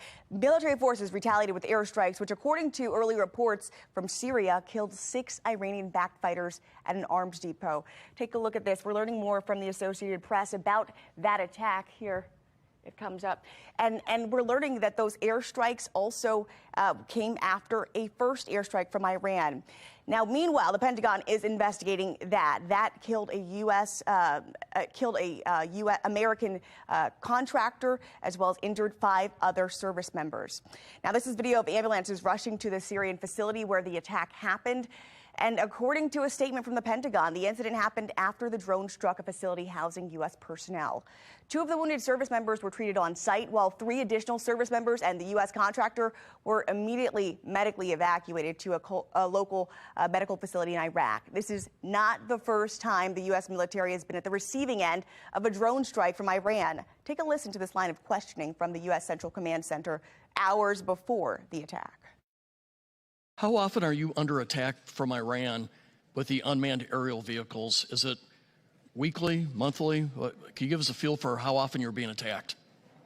It is periodic. We see periods where they'll do more. There has been a number since 1 January 2021. The number is about 78 times that we have been attacked. 78 times. Secretary of Defense Lloyd J. Austin said in a statement, quote, "No group will strike our troops with impunity." That's the latest from the Live Center. We'll keep you updated. Back to you, Tom. Thank you, Taylor. Problems at DPW piling up faster than the trash in the streets. Why residents are taking legal action in hopes of improving recycling collection. And we're getting ready for the expo tomorrow. Johns Hopkins has something going on. We'll be talking to a representative from Johns Hopkins coming up on Fox 45 Morning News, all local, all morning long. And I am tracking rain moving into the area. I'll break down the updated timeline for when all the rain's going to get out of here in just a couple of minutes. It's 8:05. You're watching Fox 45 Morning News, all local, all morning.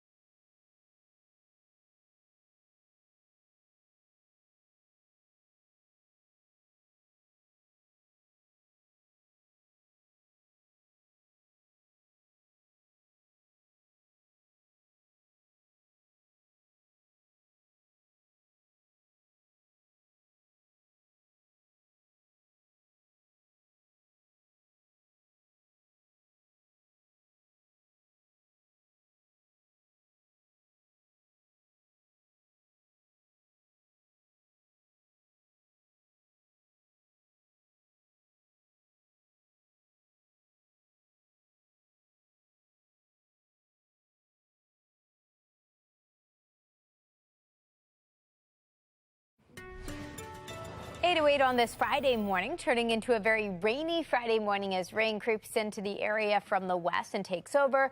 Plan on rain all day today. Not much dry time outside. Temperatures will also be falling with winds eventually coming in out of the north at 5 miles an hour, bringing us into the much cooler low 50s this afternoon and tonight. Now, the rain's not going to last all weekend. Actually, it's not even going to last all day tomorrow. So coming up in 10 minutes, I do have an updated look at the timeline of when the rain gets out of here and what it means for all your weekend plans. Megan, Tom. This Fox 45 News segment is sponsored by Johns Hopkins University and Medicine. We're getting ready for our Be More Healthy Expo. It's happening tomorrow. Be More lifestyle host Mark Clark joining us live from the Motor House with a little sneak peek of what to expect. Hey, Mark. What's going on, guys? So look, we're getting excited about the expo all morning. We've been talking about it, and now we're talking about jobs. Joseph was with Johns Hopkins. See, I said it correct this time. You're good. Thank you so much. So, Joseph, you said people should bring their resumes, right, tomorrow? Man, people need to bring their resumes. They need to bring an open mind. They need to bring their questions. What Hopkins Local is really trying to do is leverage the economic force behind Johns Hopkins University of Medicine, and we want to get out in the community, and we want to hire some people. We can't wait to see you tomorrow. Now, how should people be concerned? I mean, should they dress properly, or is that, how should I come? And let's say I'm looking for, I don't know, a part-time job or something. What should I do? How should I be dressed? Of course. I always tell people dress in a way that you feel best represents you. Okay. So you want to come out, you want to have your resume, you want to have your questions. We want to kind of demystify what it takes to be hired at Johns Hopkins University of Medicine. And this is the opportunity where you get to meet us and we get to dialogue back with you. Now, normally on the morning show, I usually have a drink in my hand. Should I also have a drink in my hand if I come? You can have a drink. I mean, if you want to bring me one, bring me a Starbucks. I'm not going to complain. So Johns Hopkins is a monster in our community. They hire a lot of people in the community. And like you said this is an effort to try to diversify, maybe bring people untraditional or not necessarily. Is that what this is really about? Absolutely. We want to connect local talent to our local opportunities. Love it. And that's really what we're trying to do. So people who maybe didn't consider Johns Hopkins before, or have the stereotype you need to be a doctor or something of that nature, we have a litany of opportunities for someone to be hired with. Love it, and I love that suit, man. That looks like one of those, a Mark Clark number he's got on. So guys, it's going down. Again, we've been celebrating the Be More Expo all morning long, and more to come, and we can't wait for tomorrow. Yeah, my husband's going to help with the expungement clinic out there tomorrow too, Mark. Awesome. We'll be out there. Lots of opportunity. And you can even shake hands possibly with the governor. Fox 45 invites you to come out and join us at the Be More Healthy Expo. It's happening tomorrow, as we just said. The doors open at 10, that goes till 4. The expo can help guide you on your journey toward a healthier lifestyle. You can also receive free health screenings, check out cooking demonstrations of dances, even learn about life-saving skills. A first-in-the-nation bill creating a TikTok curfew. A stream of restrictions just signed into Utah law, and the states that may do the same soon. The head of Baltimore's Bureau of Water and Wastewater is resigning, while one analyst believes he's leaving the department in terrible shape as he goes. It's 8:11 and you're watching Fox 45 Morning News, all local, all morning. Fox 45 News, winner of 17 2022 Regional Emmy Awards, more than all other Baltimore news stations combined.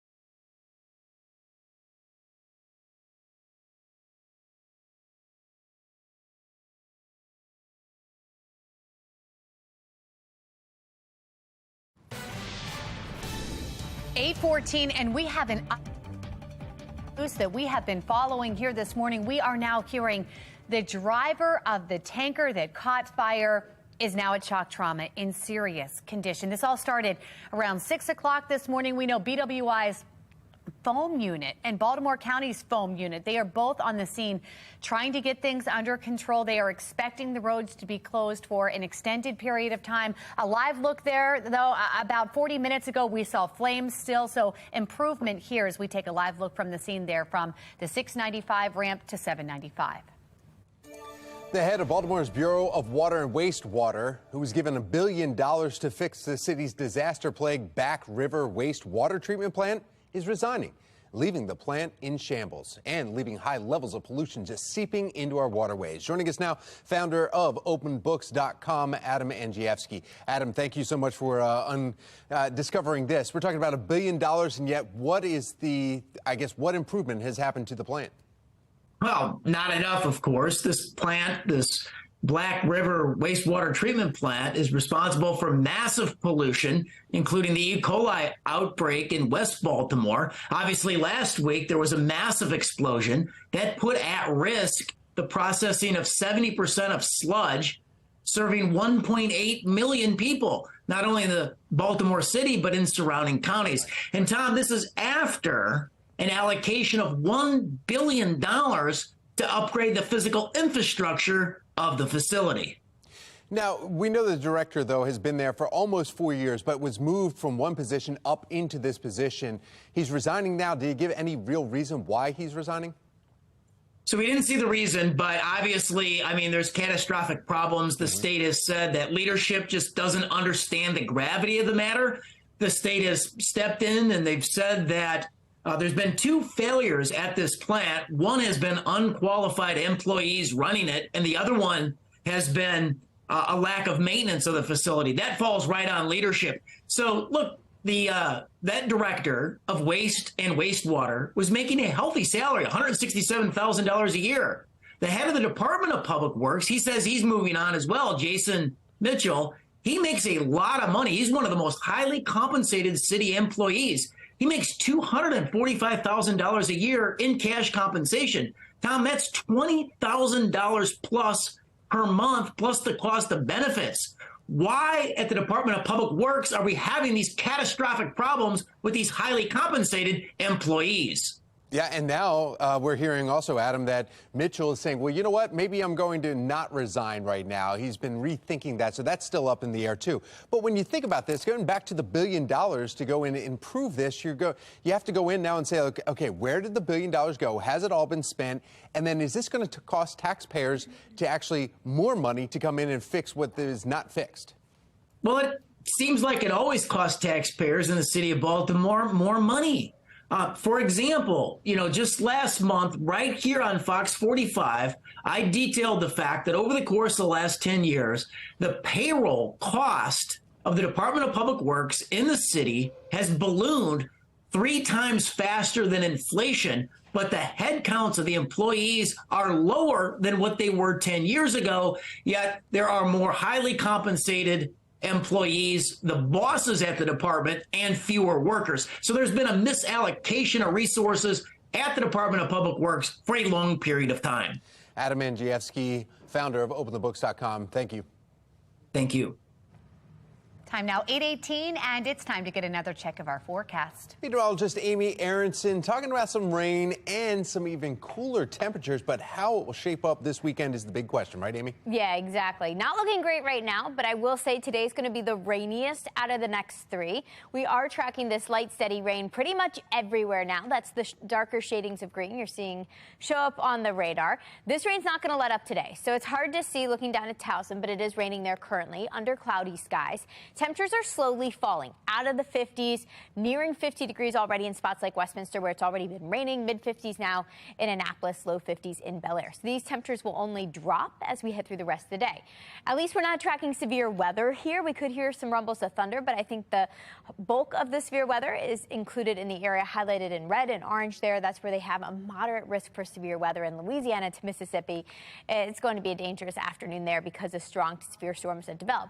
But for us, it's just a rain rain events. So we are at the tail end of this weather maker right now. You'll notice that stream of rain coming in from the west here. That's going to continue all day long. There's a lot of rain to our west there that has to move its way through.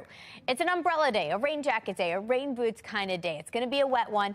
Rain doesn't let up this afternoon, this evening, and tonight. We get a brief break in the rain very, very early tomorrow morning, but then we get another batch of showers pushing through right around 10 a.m. tomorrow. Then that's the end of it. We'll dry things out during the afternoon. We'll start to see some clearing. We see some sun, actually, briefly before sunset tomorrow.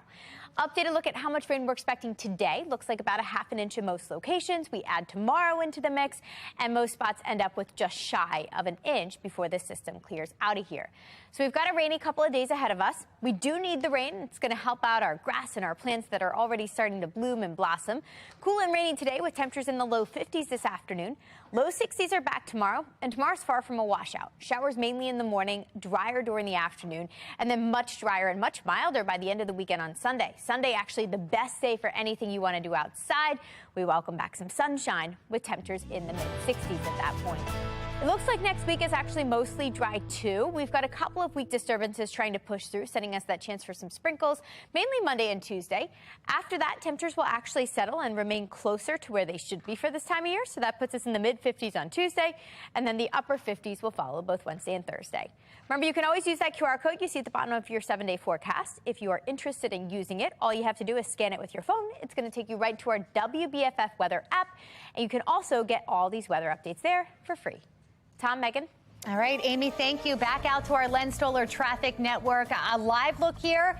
695 at Liberty Road. This is an improvement, guys. Still some delays and backups, but this was all the way towards the end of the shot there. So slowly starting to see some improvement out there after a tanker fire on the ramp from 695 to 795. Live look there here this morning from our Len Stoller mobile track. You can see crews out there. Looks like the fire is now out. That's the good news.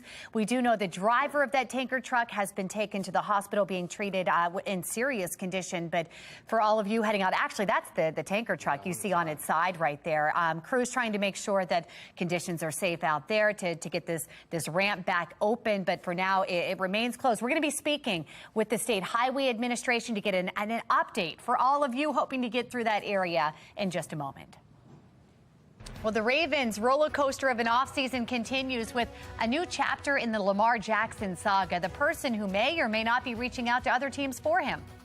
The employees at the happiest place on earth may be a lot happier starting next week. How a tentative deal with union workers could change the park industry and tourist costs for years to come.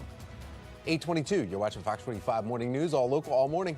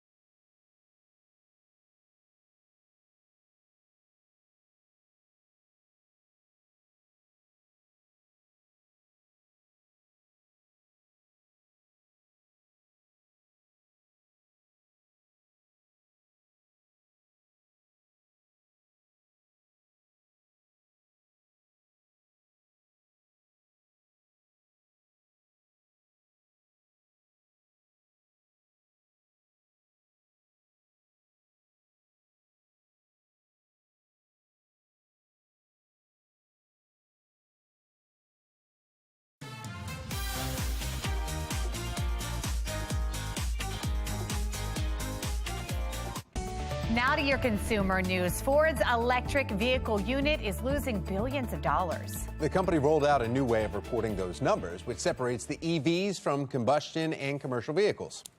Well, the new financial reporting system is meant to give investors more clarity. They believe Ford's electric unit will be profitable in the year 2026. The next time you get a coffee at Starbucks, your barista could be the new CEO. Laxman Narasimhan says that he plans to work a half-day shift once a month in one of the company's stores.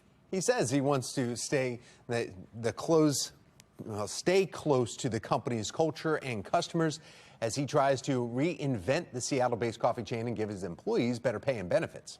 Well, Disney World, meantime, reaching a tentative deal with its union workers, agreeing to boost the park's minimum wage from $15 to $18 an hour by the end of the year. The 6 unions that make up the Service Trades Council Union Coalition will vote on the contract proposal next Wednesday. If accepted, the hourly pay for full-time workers could increase by at least $5.50 over the next 5 years. Disney releasing a statement praising the deal, saying it also includes industry-leading benefits in health insurance coverage and tuition reimbursement. Spring just arrived, but Six Flags America is already looking ahead to the summer. And the park just announcing its newest attraction. It's called the Rip Curl Blaster and will be the park's biggest investment in more than a decade. Six Flags says the water coaster will include multiple rip currents, shooting riders over hills, drops, sharp turns. It's set to open the first time this summer. The rain bringing cooler temperatures to our region. Meteorologist Amy Aronson has a look at when things will dry out ahead in her full Weather Authority forecast. Meantime, we're on a bit of a water slide. It's 8:26 now, and you're watching Fox 45 Morning News, all local, all morning.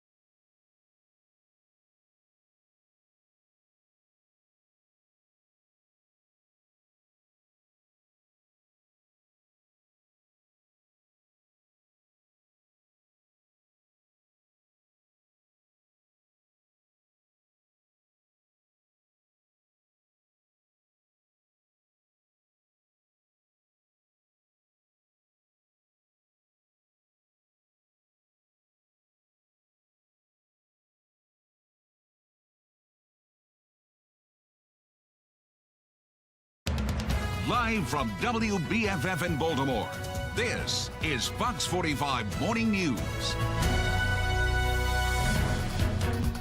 Welcome back to Fox 45 Morning News. It's Friday, March 24th. I'm Megan Gillen. Friday is good. That's a good sound. I'm Taylor Stewart. Let's go ahead and check your forecast for this weekend. Meteorologist Amy Aronson for an update. Good morning. Good morning. Yeah, a little soggy out there right now, but I promise it's not going to rain all weekend long. We're getting the rain out of the way early on. We've got some soaking rain pushing in now from west to east here. If I put this into motion, you'll notice rain is kind of picking up. We're starting to see some yellows come in from the west, and that's going to be our steadiest rain. Right on cue, expected to arrive between 8 and 10 a.m. this morning for the second half of your morning drive. Temperatures are starting to fall. We can already see that in spots like Westminster. We're at 50 degrees there, holding on to the mid-50s in Cockeysville and Bel Air, but these numbers are all going to be falling from here on out. So as you plan out the rest of your morning drive, plan on leaving a little extra time because roadways are wet. We're tracking showers all the way through midday. Temperatures eventually falling as we head through the afternoon, so it will be cooler by the time you commute home from work and school later on today.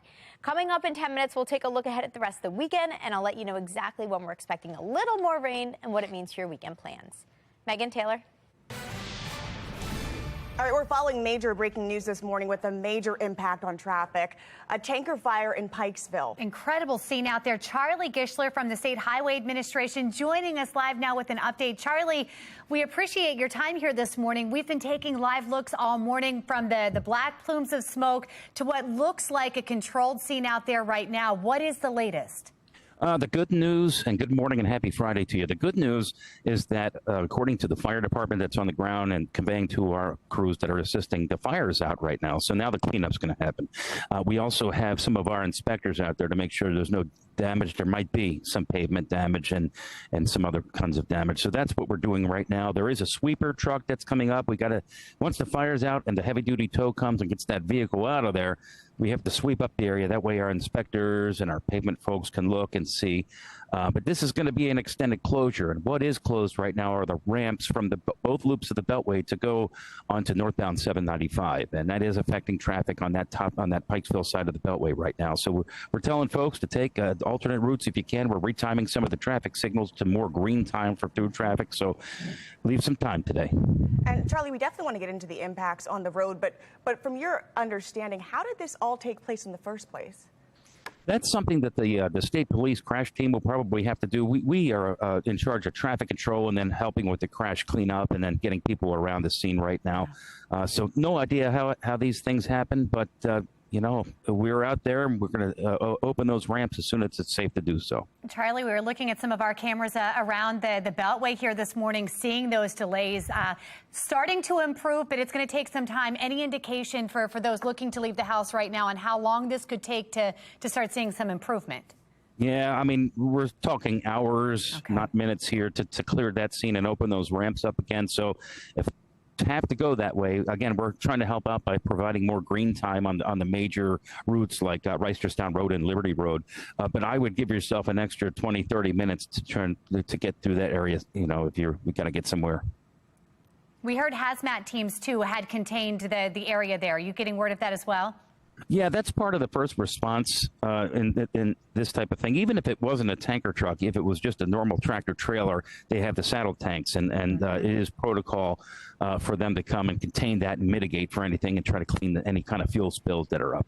Well, Charlie, again, we appreciate your time. We know it's been a busy morning for you guys, and thank you for that. We'll keep an update on the situation out there. We want to remind our viewers as well that you can download the FOX45 News app for up-to-the-minute traffic conditions for school closings, breaking news, weather anytime. Just search WBFF in your app store. And one more note to add on that story. We have learned the driver of the tractor trailer is now at shock trauma in serious condition. Lane, where do you want her? All right. Like right here? And coming up, again, we're getting ready for the expo tomorrow. You can get some fitness in. Rochelle, give us a little some We'll tell you all about it coming up next on Fox 45 Morning News, all local, all morning long. That's how to get the day started. We've got a rainy start to the weekend, though. When will we see the sun? Meteorologist Amy Aronson letting us know when things dry out in that full Weather Authority forecast. Time now 8:34. You're watching Fox 45 Morning News, all local, all morning.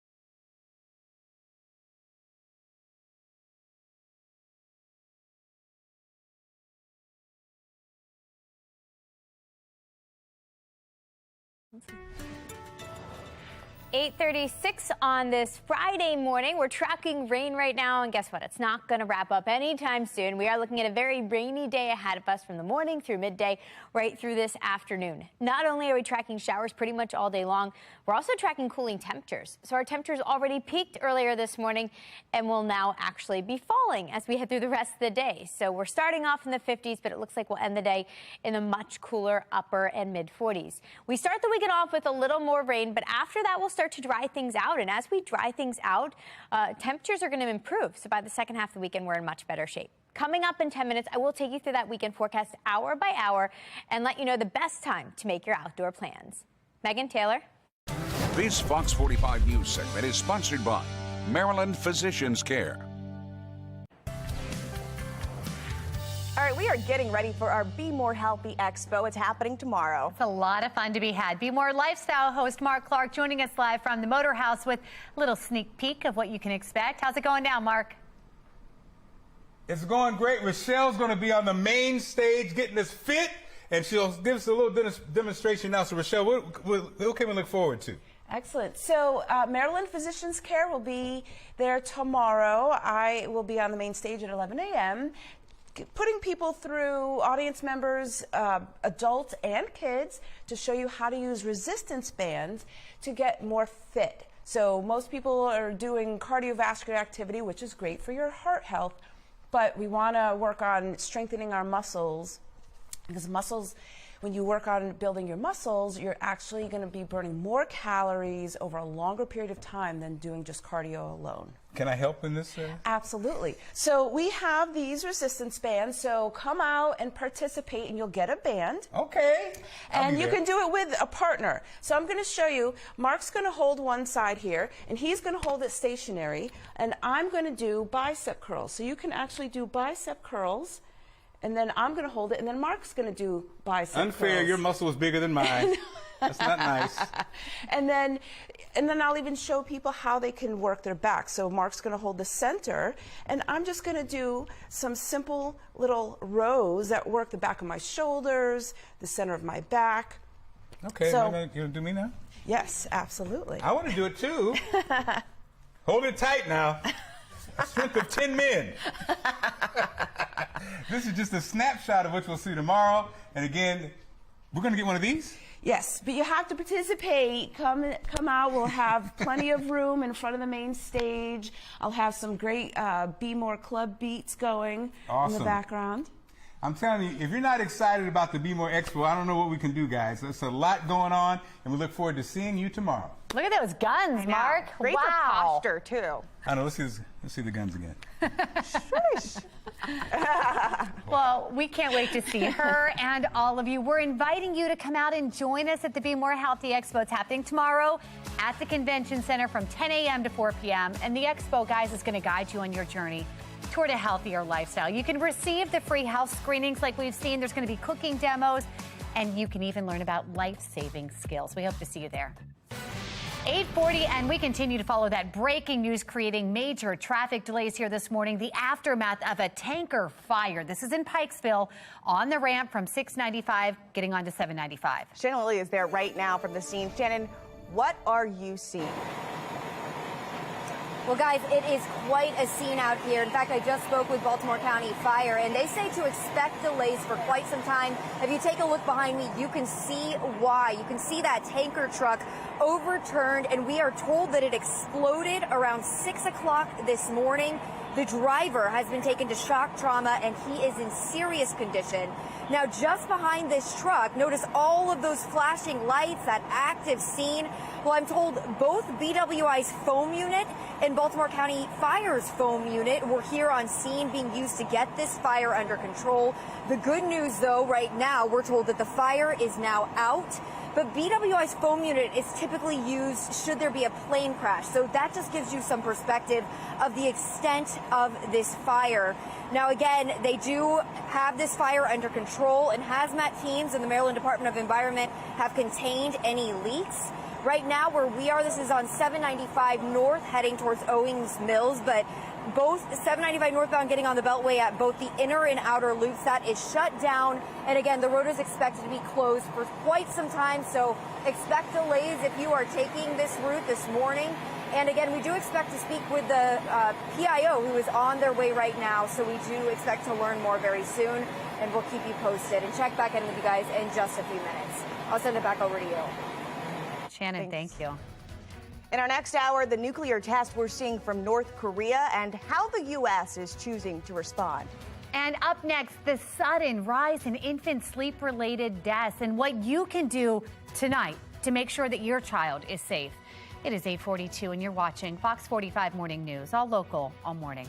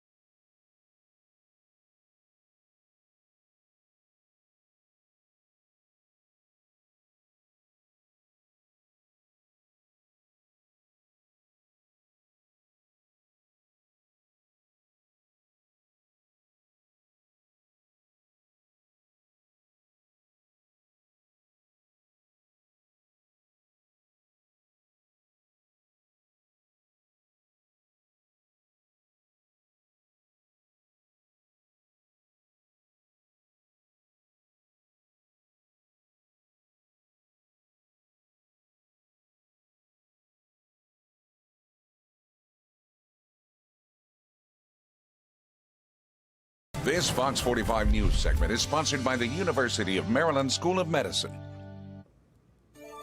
It is 8:45. A sudden rise in infant sleep-related deaths in Baltimore raising concerns. According to reports, in 2022, there were 18 total deaths compared to 16 in 2021, 14 in 2020. This morning, we have Dr. Natalie Davis standing next to me, a pediatrician and neonatologist at the University of Maryland School of Medicine, along with nurse Karen Hardingham, a nurse and Safe Kids coordinator at the University of Maryland Children's Hospital. They are both joining us live here in studio this morning with the ABCD method that could save lives here tonight, starting now. Thank you both so much for being here. Thanks for having us. Dr. Davis, I want to start with you. Why are we seeing this spike? Yeah, it's really tough. And I think one of the things the Department of Public Health is looking into is what are the common factors. And so I know that they released data that a number of these babies had some cough and cold symptoms beforehand. Some of them did test positive for a virus called RSV. But one of the things they all had in common were unsafe sleep practices. So that's something we can definitely educate the public about and really hopefully make a big impact. We've got baby Marcus with us here this morning, and you are going to walk us through what is called the ABCD method. Moms, dads, grandparents, anyone who is helping care for a child, listen up. This is something that you can do tonight, and you are going to walk us through this, and we're going to show you what this looks like. And you're right, that's important because it's not always the mom that's taking care of the baby. So yes, we follow what the health department teaches is the ABCD, and it's very simple. So babies should sleep alone. They should sleep on their backs So I'll go ahead and put Marcus in. In a crib. And this is hard. Again, I'm a mom. I've got two little ones. It's very hard. You have to put them in alone. Let them sleep because you can hurt them if you're sleeping with and being a mom, especially a new mom, is extremely exhausting. You're sleep deprived. But once you get your baby into a sleep, you want to put them in their own place to sleep. Okay.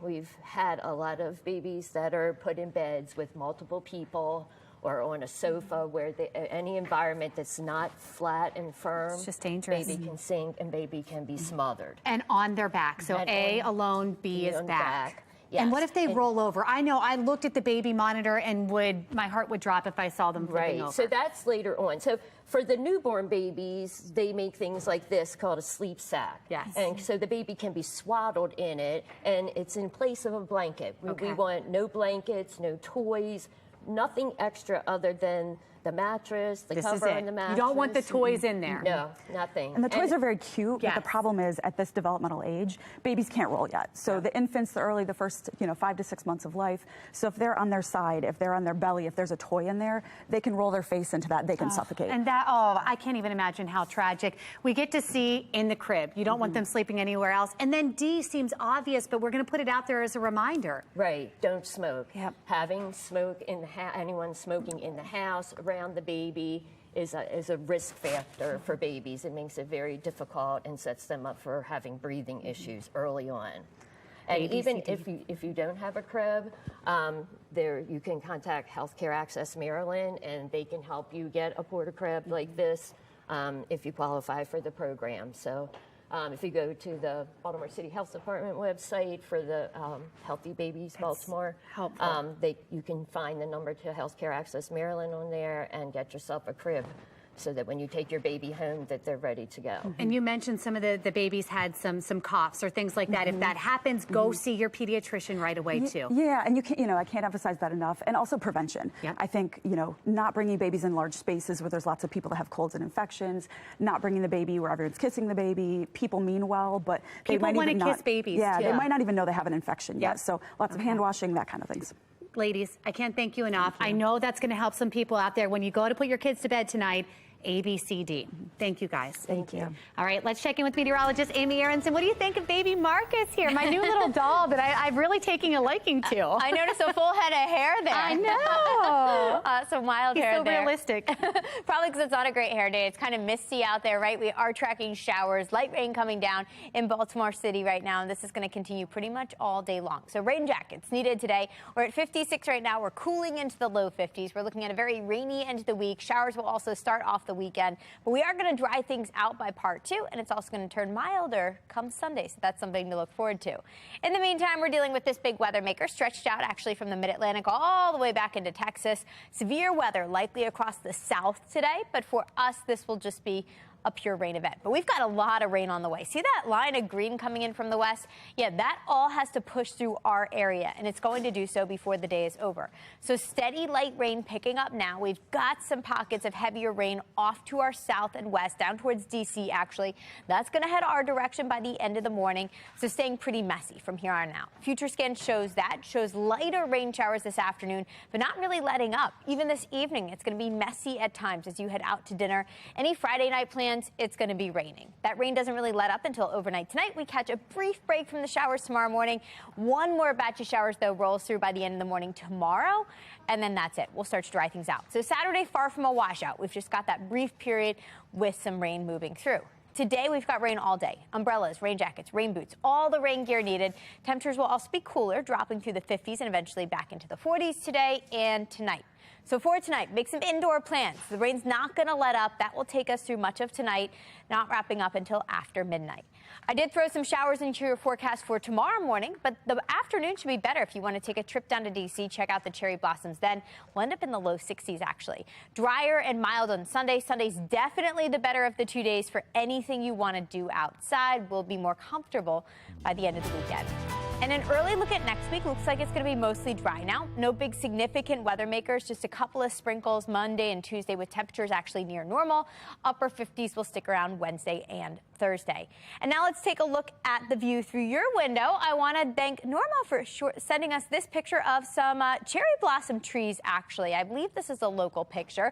Such a beautiful shot, and yesterday was such a beautiful day to enjoy any trees that are blooming around our area. And we'd like to see the view through your window, so just go over to our website, foxbaltimore.com/chime in, or scan that QR code you see right there on your screen, and you can send us your pictures that way. Megan Taylor. All right, and here's another live look from the breaking news from that tanker fire in Pikesville. That fire's out now, but this area will not be open for quite some time. Now to Sports Unlimited. Ravens quarterback Lamar Jackson is trending, and so is the name Ken Francis. Okay, well, that's because the NFL sent out an official memo to all teams letting them know that Francis, who is not an NFLPA certified agent, is contacting teams in an attempt to get a deal negotiated with Lamar. And that's a major no-no. Can't do it. Article 48 of the NFL collective bargaining agreement states that an offer sheet may only be negotiated with the player if he is acting on his own behalf or with the player's NFLPA certified agent. Lamar, who represents himself, does not have a certified agent. Lamar Jackson took to Twitter to comment on the situation. He tweeted, "Stop lying. That man never tried to negotiate for me." And we're getting ready for the expo tomorrow. Up next, we'll talk about some food. You know, I love the food now. Let's go up. And every hour is happy hour on National Cocktail Day. Still ahead, we're celebrating the big local business making a splash in the beverage industry. Oh, speaking of beverages, I could go for one. I could jump right in, splash for some coffee. Let's take a coffee break.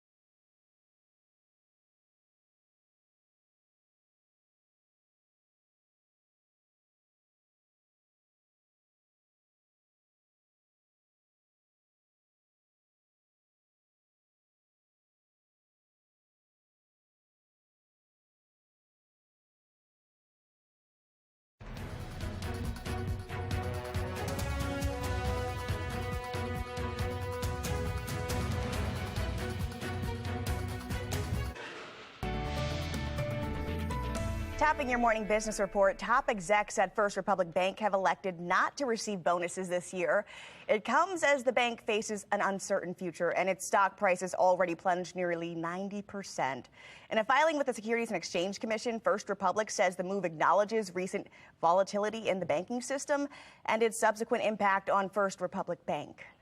Well, Ford is reporting its electric vehicle venture lost more than $2 billion last year.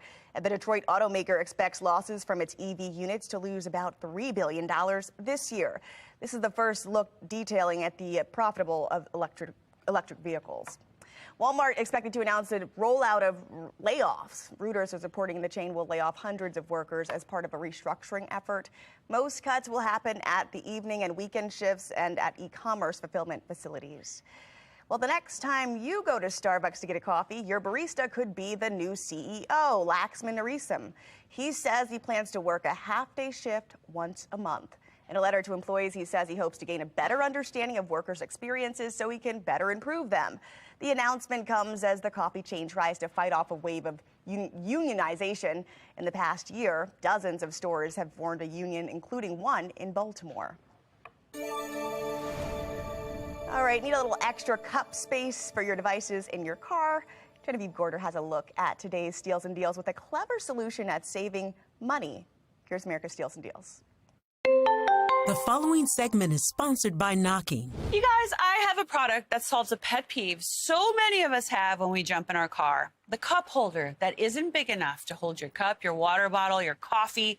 You know exactly what I'm talking about. This is the solution. This is the Cup Captain from Sharper Image. It's a 2-in-1 cup holder that rotates 360 degrees and doubles your storage space. You just twist to fit any size cup holder right here, and it locks it in place so nothing will tip. Now, here's my favorite part. You know, you all have this water bottle that doesn't fit in the cup holder, and it rolls around on the ground, on your lap. It's annoying. This will adjust to fit large or small. So gone are the days of your water bottle falling on the floor and clanking around. This expands and contracts to fit any size cup, just right. And the great news is that it's not just for drinks. The Cup Captain is perfect for all kinds of things. It holds food containers, tablets right here, even your wallet. We all have these organizational systems for our desks, our nightstands, our kitchens, our closets.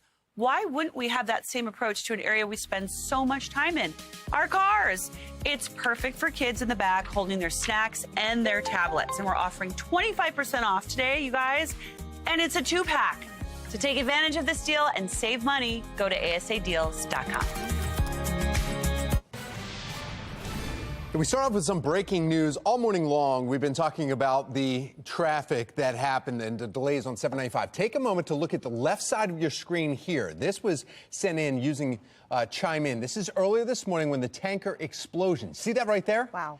Ball of like flames right here. Now, our other video that was also sent in by Drew, it looks like, look at your right-hand side of your screen. This is the tanker that flipped over on its side. Whew. Watch this.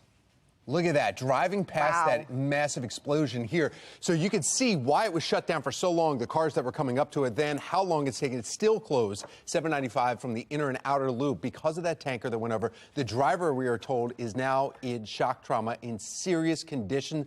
So we'll continue to follow that and see the drivers and update you as soon as the driver's condition is released. Live from WBFF in Baltimore, this is Fox 45 Good Day Baltimore.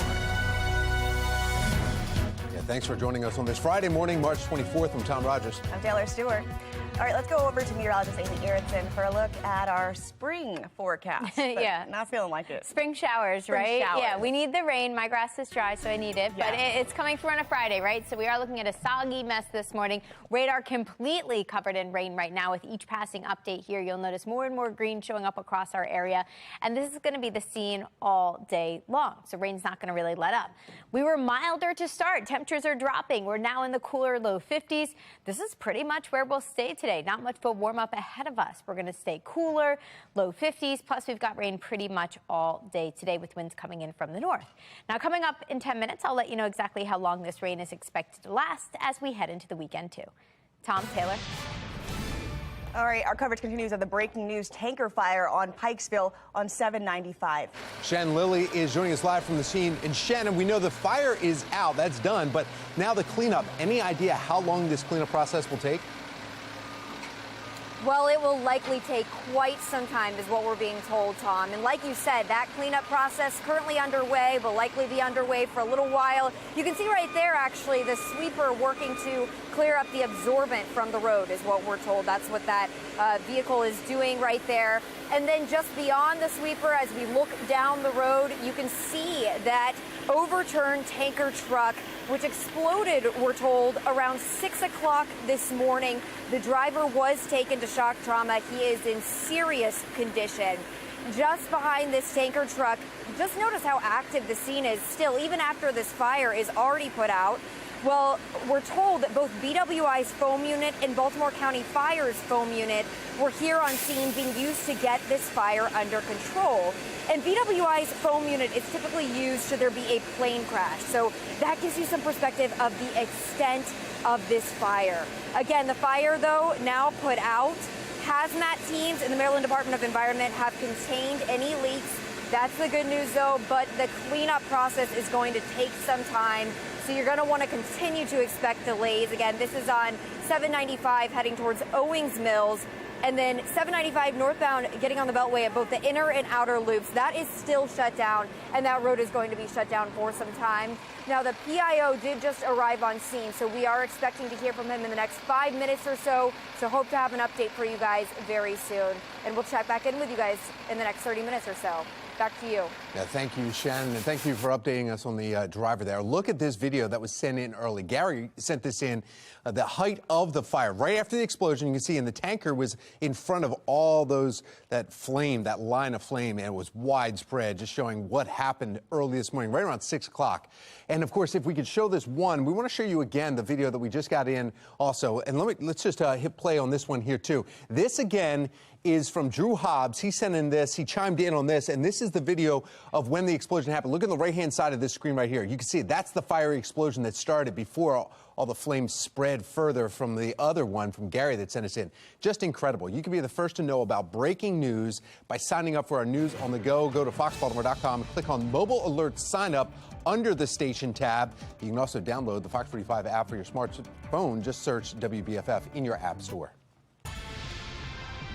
We're also following breaking news out of the city. More than a dozen people have been shot in just 24 hours. The latest shooting happening just minutes after midnight, a double shooting that left one man dead, another woman injured.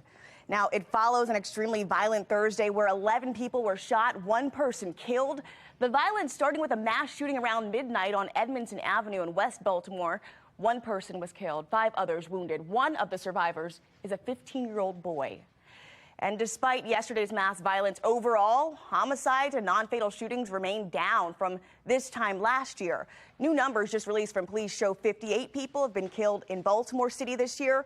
That's down 18 from this time last year. Another 120 people have been shot and survived. Again, that is down 35 from this time last year.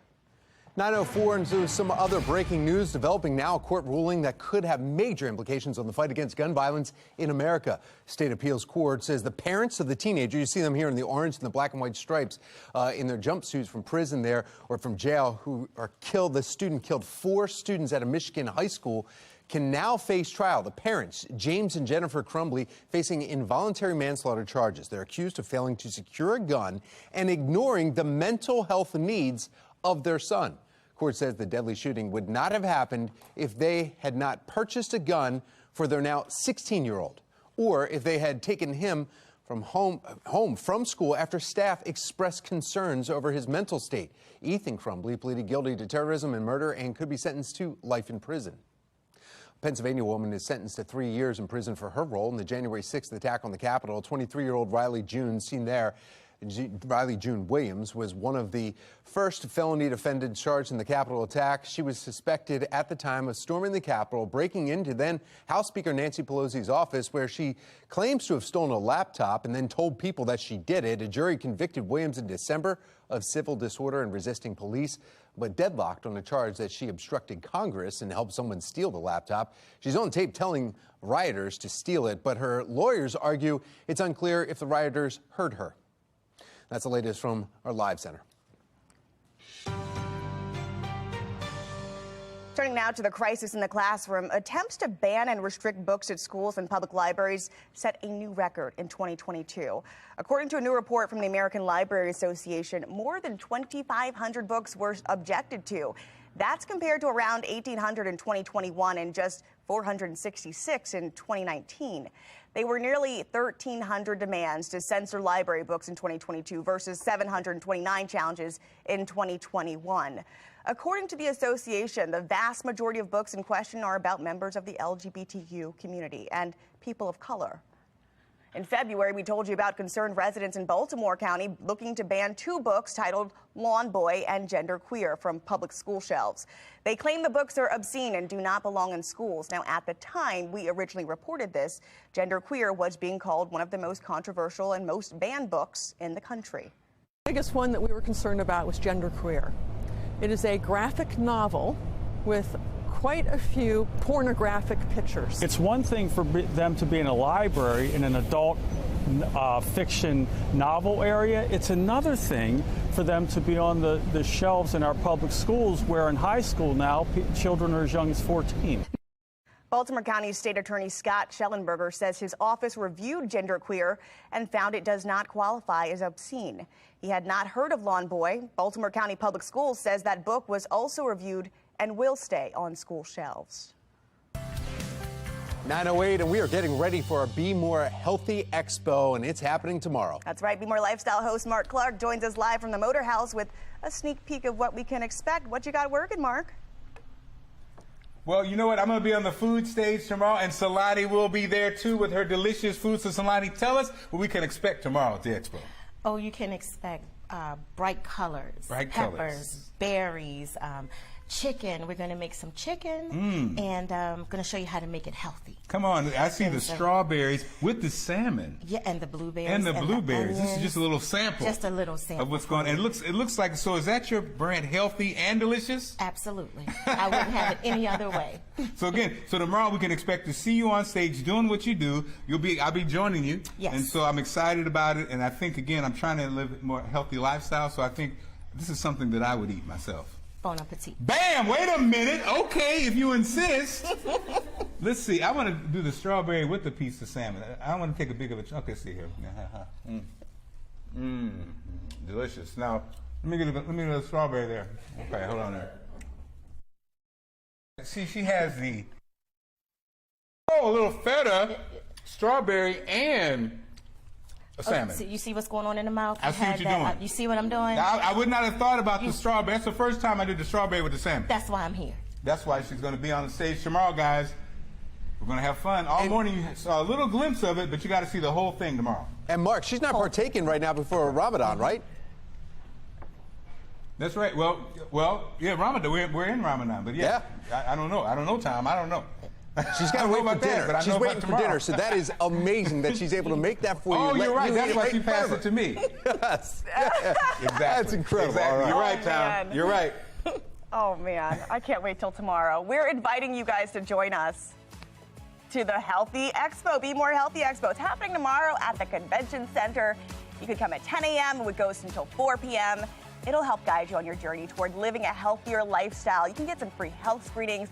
You can check out cooking, as we just saw, and even learn about some life-saving skills. All right, let's get another check of your traffic and weather. Yeah, that's right. We have meteorologist Amy Aronson here, and the rain is coming down for a lot of people that are out there right now, and it's actually bringing down the temperature with it. Yep, exactly. So cooling us down today. Things you need as you step out the door, no matter where you are. The umbrella, the rain jacket, and the rain boots. The one thing you can leave at home or in your car today, the sunglasses. You do not need them. I don't think we're tracking much in terms of sunshine. Note for the weekend, I'm optimistic. We'll actually enjoy a little sliver of sun. So I'll let you know exactly when it's going to going to be wet this weekend, when it's going to be dry, and what that means for all your weekend plans, including heading out to the expo in just about 10 minutes. Tom, Taylor. Happening now in D.C., lawmakers demanding answers, calling on the heads of two big banks to testify about last month's failures. We're following breaking news. Happened overnight. President Joe Biden authorizing precision airstrike in Syria after a suspected Iranian drone attack kills multiple U.S. service members. We'll go live to D.C. for a closer look at the response in Washington. 9/11's the time. You're watching Fox 45. Good day, Baltimore.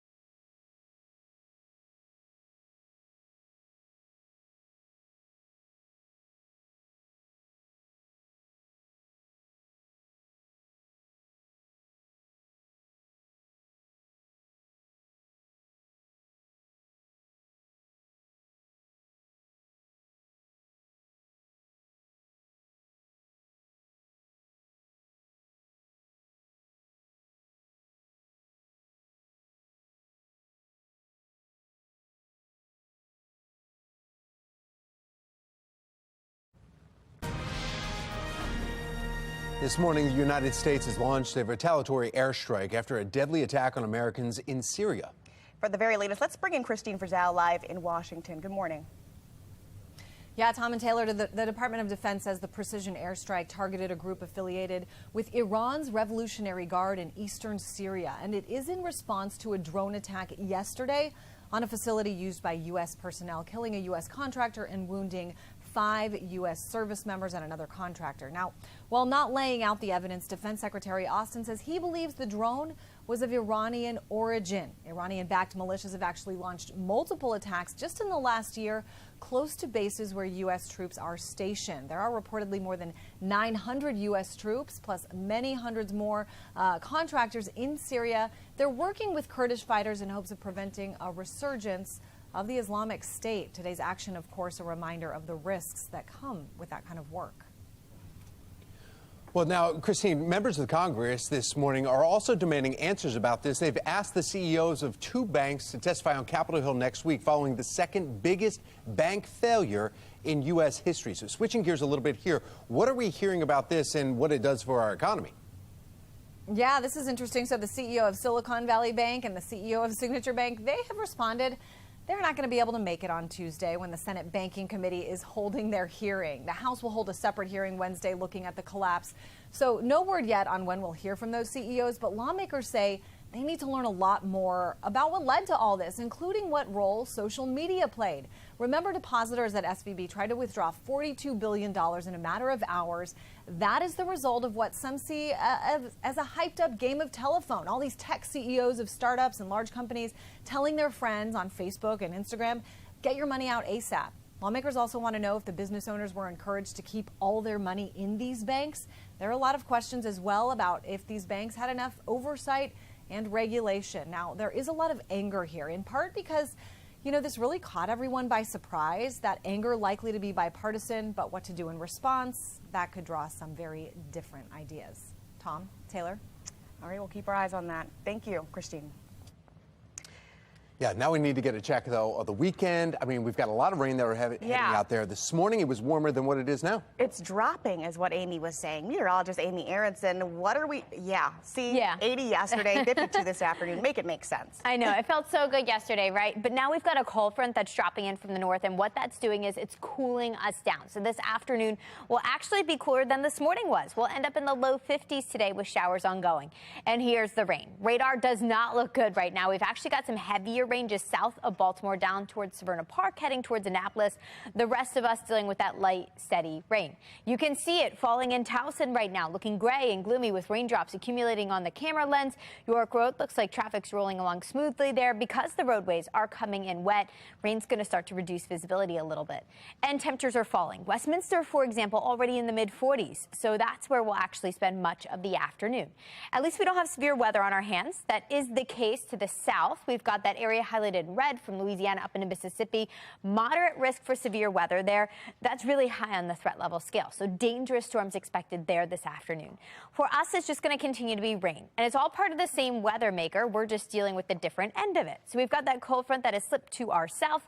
Behind that, it's going to turn cooler and rainy all day long. See that string of green coming in from the west here? It's kind of like a fire hose. It's not going to turn off, going to stay on all day long. And Future Scan shows that too, shows that steady stream of green coming in from west to east, keeping rain in our area through this evening, through tonight, giving us a brief break overnight. But don't let your guard down, because Saturday around midday, we get another batch of showers rolling through, some steady rain at that point. You're going to want to have the umbrella if you're headed out right around 10 a.m. through about midday.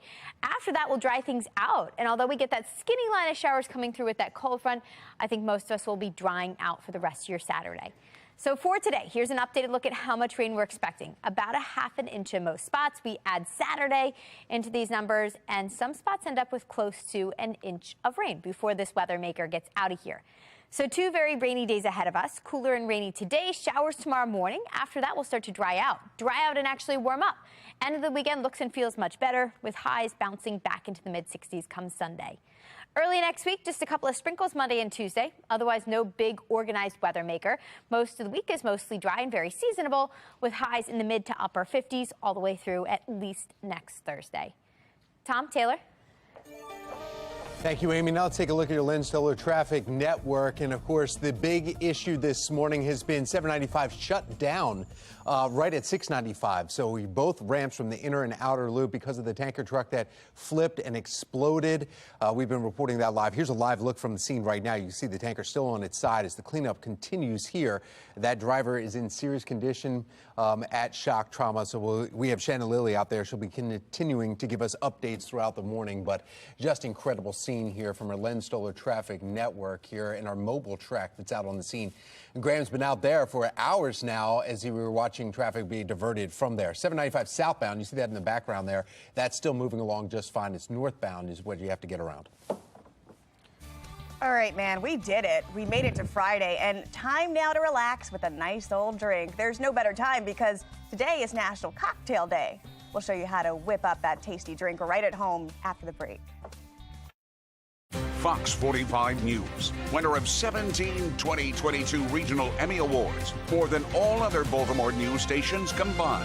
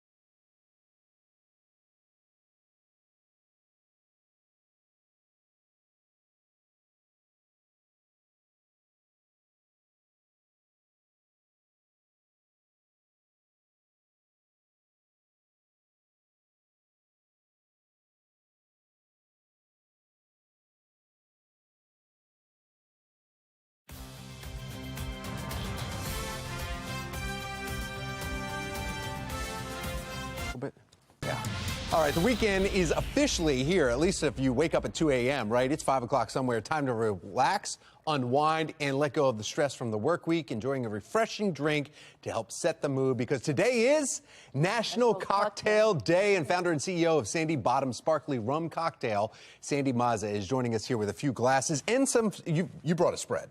Well, I did. Yes. Because Sandy Bottoms goes with a lot of things. All right, well, the first question is, check out this really cool packaging right here. This little bottle right here, and packs a little punch in there, if you will, but... It does.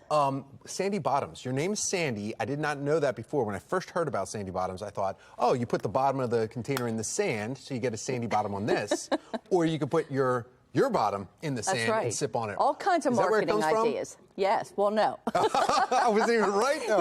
Yeah, Sandy Bottom has nautical roots with a synergy of good friends, great times, boating on the Chesapeake Bay with adult beverages responsibly. Right. And my friend said, that's pretty good. You should see what you could do. So I literally created a brand from nothing, so I am quite proud. Well, congratulations, thank you. Yeah, it's a lot of work, but so I did a test market years ago. Right. And sold out, and I did fine, but I ran out of money, you know, and that's normal to say on TV too, you know. Well, I mean, it's business. That's what the yes. best part about small business is, the struggles that are there, and you're living proof, Yes. walking proof that there's a lot of struggles. But now you've got this drink, and is it neat to be able to go into some places around Delaware, Maryland, and see people sipping on something that you created? Absolutely. A lot of our marketing, Tom, is done through in-store tastings, and I have a great team of women that help me with that too. But what I'd like to say is, when I'm the one that's doing the samplings, I don't come up and say, hey, taste my cocktail.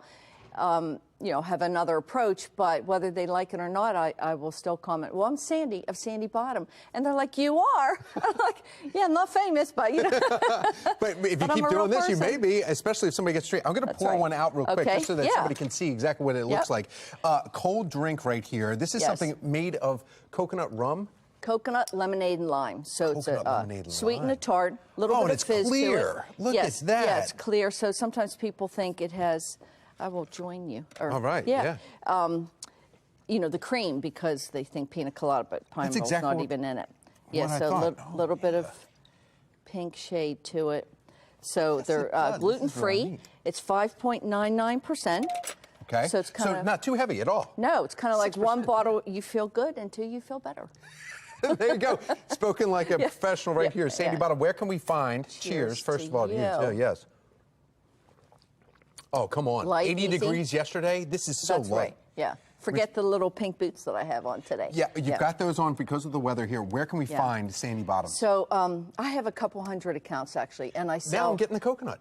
Yeah. It's gentle. Yeah, it's gentle, really it's easy. good. Thank you. I have a couple hundred accounts, and I sell in Maryland, Delaware, D.C., Connecticut, New Jersey, well, we're Southeast just mainly Florida. focused on right around here. I mean, local girl selling out. Where are you originally from? Pittsburgh. What? Oh, no, wrong answer.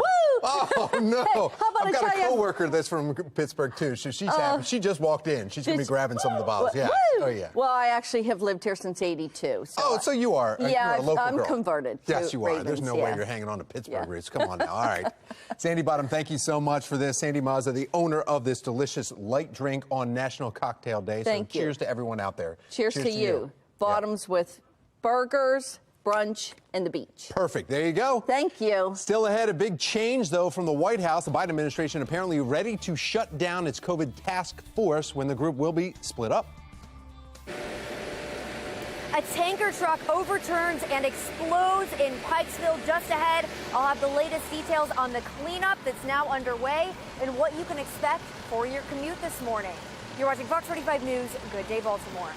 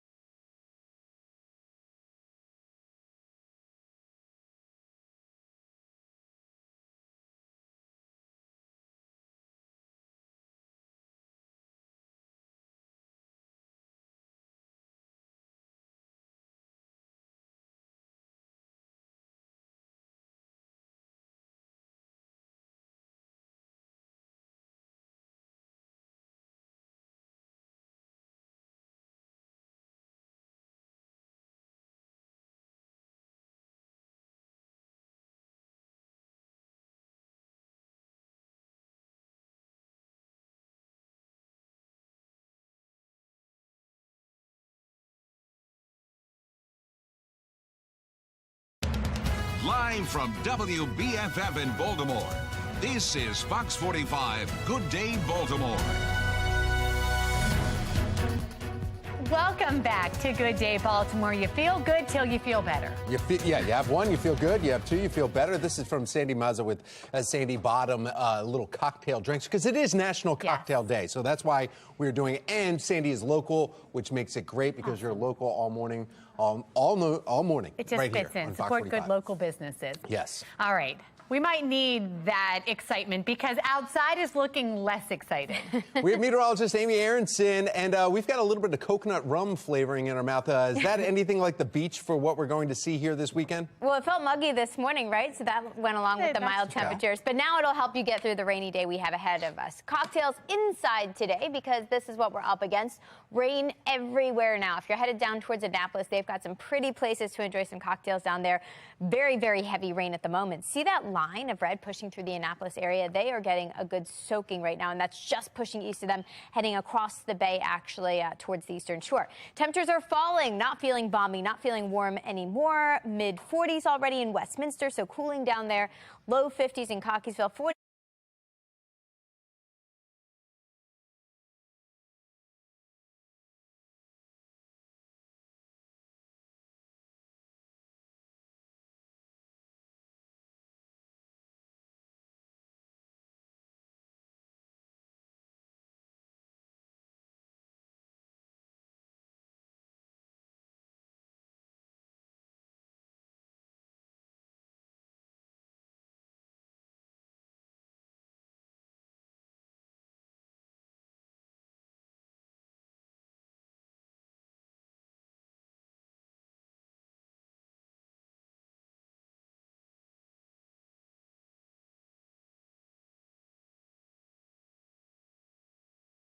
All right. We might need that excitement because outside is looking less exciting. We have meteorologist Amy Aronson, and we've got a little bit of coconut rum flavoring in our mouth. Is that anything like the beach for what we're going to see here this weekend? Well, it felt muggy this morning, right? So that went along with the mild temperatures. But now it'll help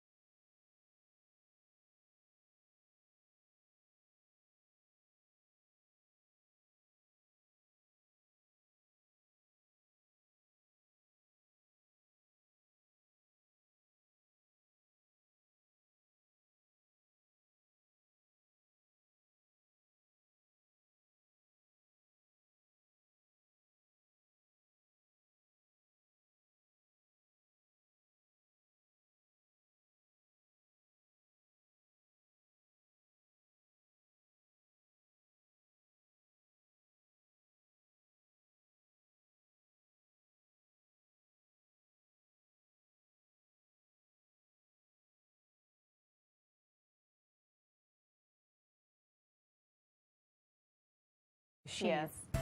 These pets, man, I'll tell you what, it is time to meet our pet of the week, the special man of the hour.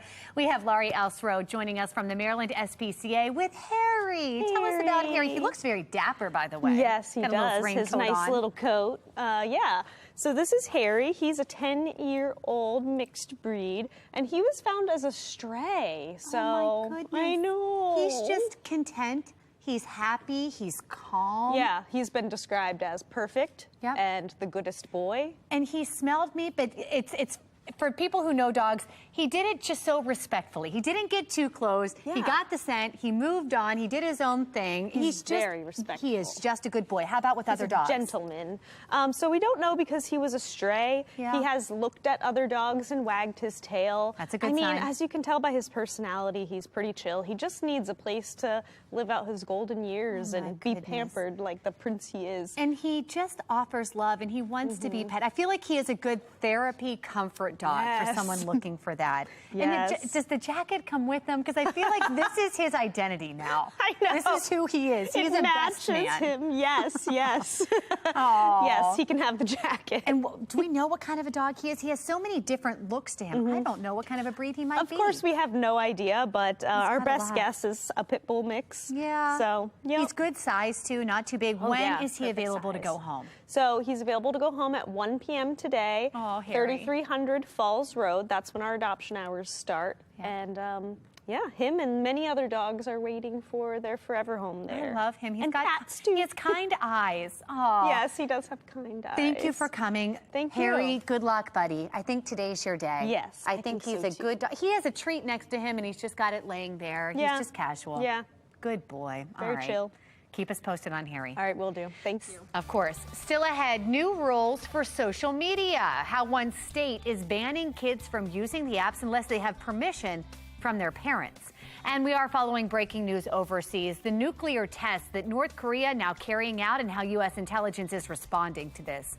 It is 9:42 on Fox 45. Good day, Baltimore. Who's a good boy, Harry? Who's a good boy? He's ready.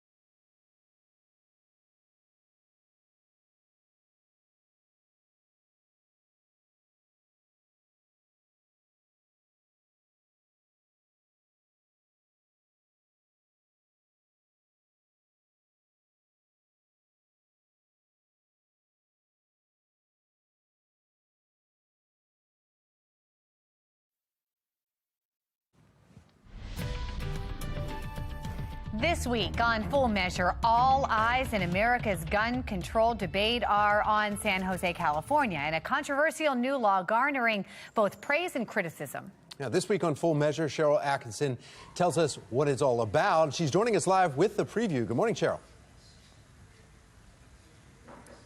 Good morning. Well, I think this began really last summer when the Supreme Court